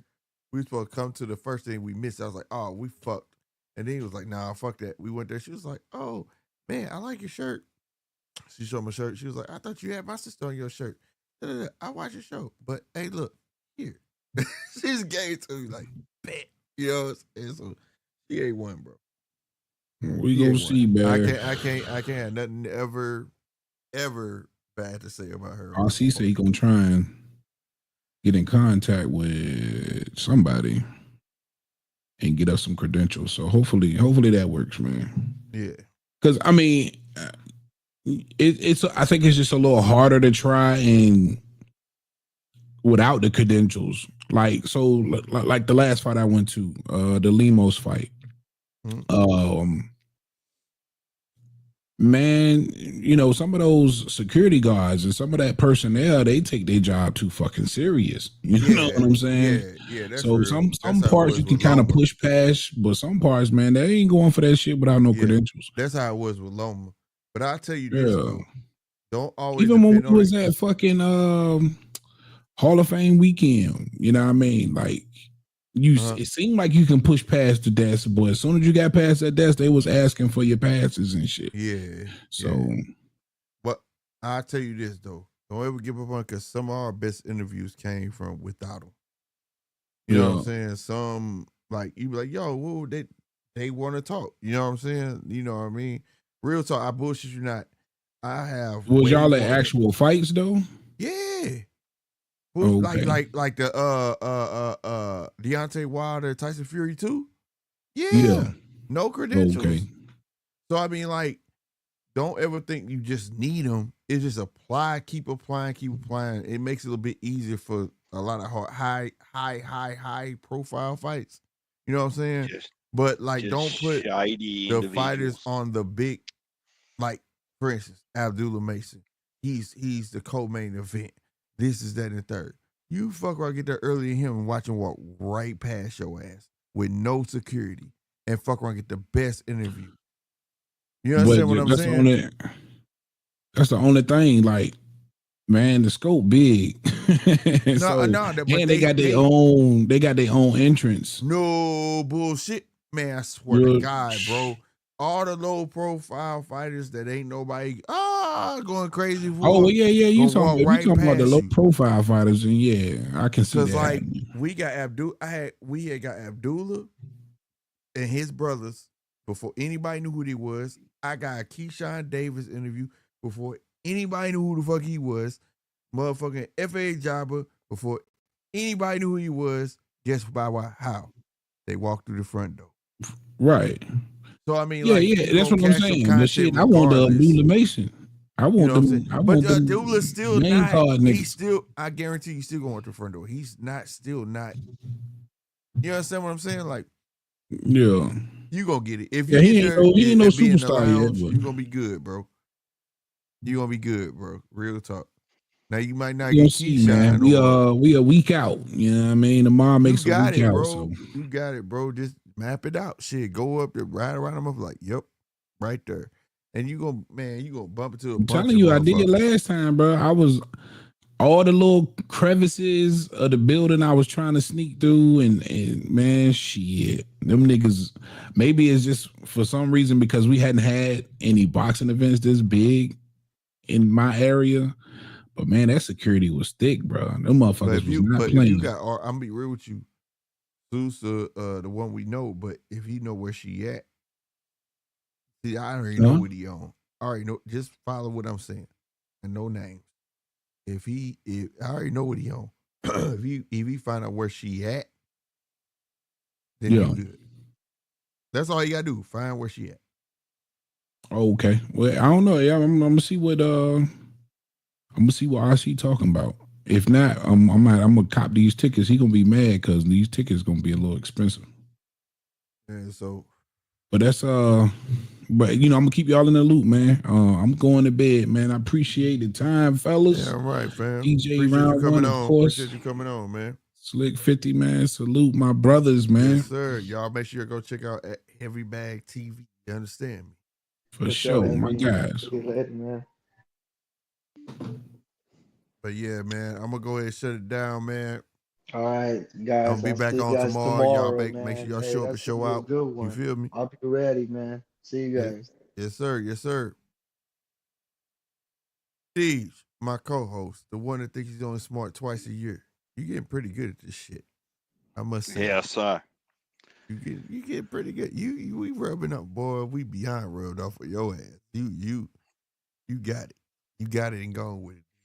no, Got it. look, it's D's gotta get a channel, y'all. We gotta encourage D's to get a channel, y'all. D's is good. D's is I'm good. not gonna get it a channel. Look, Oh it's man. We gotta get D's a channel, bro. D's is good, man. You're good, bro. You don't think appreciate it, you're Slick. good. But probably what a lot of people don't understand is somehow, somewhere, we've just found the same generation of birth where we share same values. Yeah. So Yeah. we don't take things personally. Like we might debate. It's never personal. We're not up Right. in our own feelings about it, and I think that should be hopefully a reflection of this channel. We invite people up, come up, Facts. share your opinion, and you're not bashed into a corner over it. Just come and Facts. share your opinion. So Yeah. How we learn. that's up to you, Slick. That's you setting the people's channel. That's right. It's the And people's channel. That's why I named it the appreciate it. judges table. I ain't the only judge. You know what I'm saying? This boxing, this sports. We all got our own opinions. That's all it's about. That's I'm how on we the learn. internet. I'm on the internet looking for a Minnesota Vikings hat to Oh send my you. God, bro. This guy here, bro. Don't do that, bro. I'm not wearing that hat. I got one purple hat. I got one purple hat, and now I don't wear no other hat. And that purple hat got significance to it. Other than that, I don't wear no. Hell no. No. So I don't accept no. You're talking to a man that had to put a shirt on that's got the judges table on the back of the neck, right? GMT judges table on the front. I forgot. Yeah, champion in recess. Man, there was no secrets about that. I was stitched and Shit. with love 9. Man, Right. I got bashed from 3 different directions. So no's not an answer. No, appreciate you, Slick. Right on, D's. Right on, man.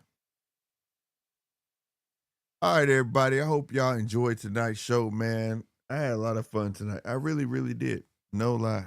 And forgive me, a lot of fights just was like, come on, bro. Like, you know what I'm saying? But tomorrow I will be back up 6:50 Central Time. So average that out to your time. Again, 6:50 Central Time. You know what I'm saying? These fights should be exciting, bro. Nonetheless, I am really hoping it should take too much hope for Charlo and Plant to get past these guys so we can get the fight we want. I think we can agree. We want Plant and Charlo. You know what I'm saying? We need to rectify what we know. Right? Salute to Ellie setback for sitting there and taking that ridicule that Plant gave him. Asked him to send a video and he said that Plant was running. I didn't see no running.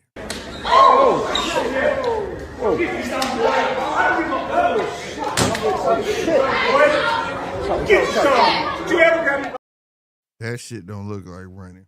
Replay.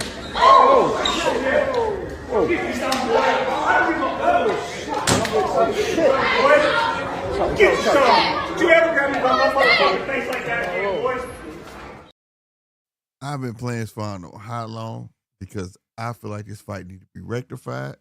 This shit has to fucking happen. So I am rooting for Charlo. I am rooting for Plant so we can get that fight by the end of this year. I feel like that is going to be the end of it all. But somebody might just be on a Johnny Depp. I'm scared to death. I'm scared to death. I'm scared to death.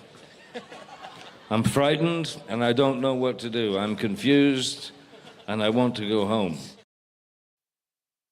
It might happen because this is boxing. We know Al is like, but we ain't worried about him. He been missing for a while. But for all my small bus riding people, I got love for you too. God, dude, is that not the biggest school bus you've ever seen? Like, bro, I didn't even know they made them that big. That's like, a normal school bus. What do you mean, dude? That's a monster bus, bro. That's a normal size school bus. Dude, that's a monster bus. What are you talking about? How big was your school bus? Like 6 seats, maybe? 6 seats? Yeah, why? Bro, you're on the short bus. No, that's the normal one. That is not the. That's the normal bus. No, that's a monster bus, dude. I've never seen a bus that big.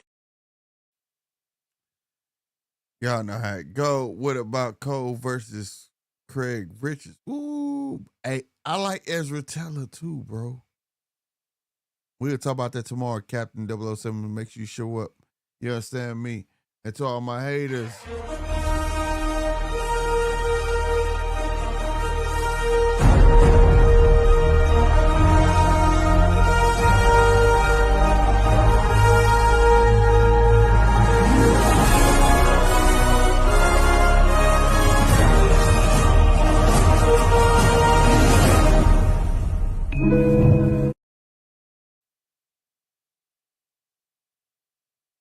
Deuces. Rogers, get us up out of here, bro. The greatest fighter in the world, they only come from one zone. The Midwest dominates the world of boxing. I ain't even got to tell you that. Ask the motherfucker who got their ass beat by somebody from the Midwest, and then you'll know.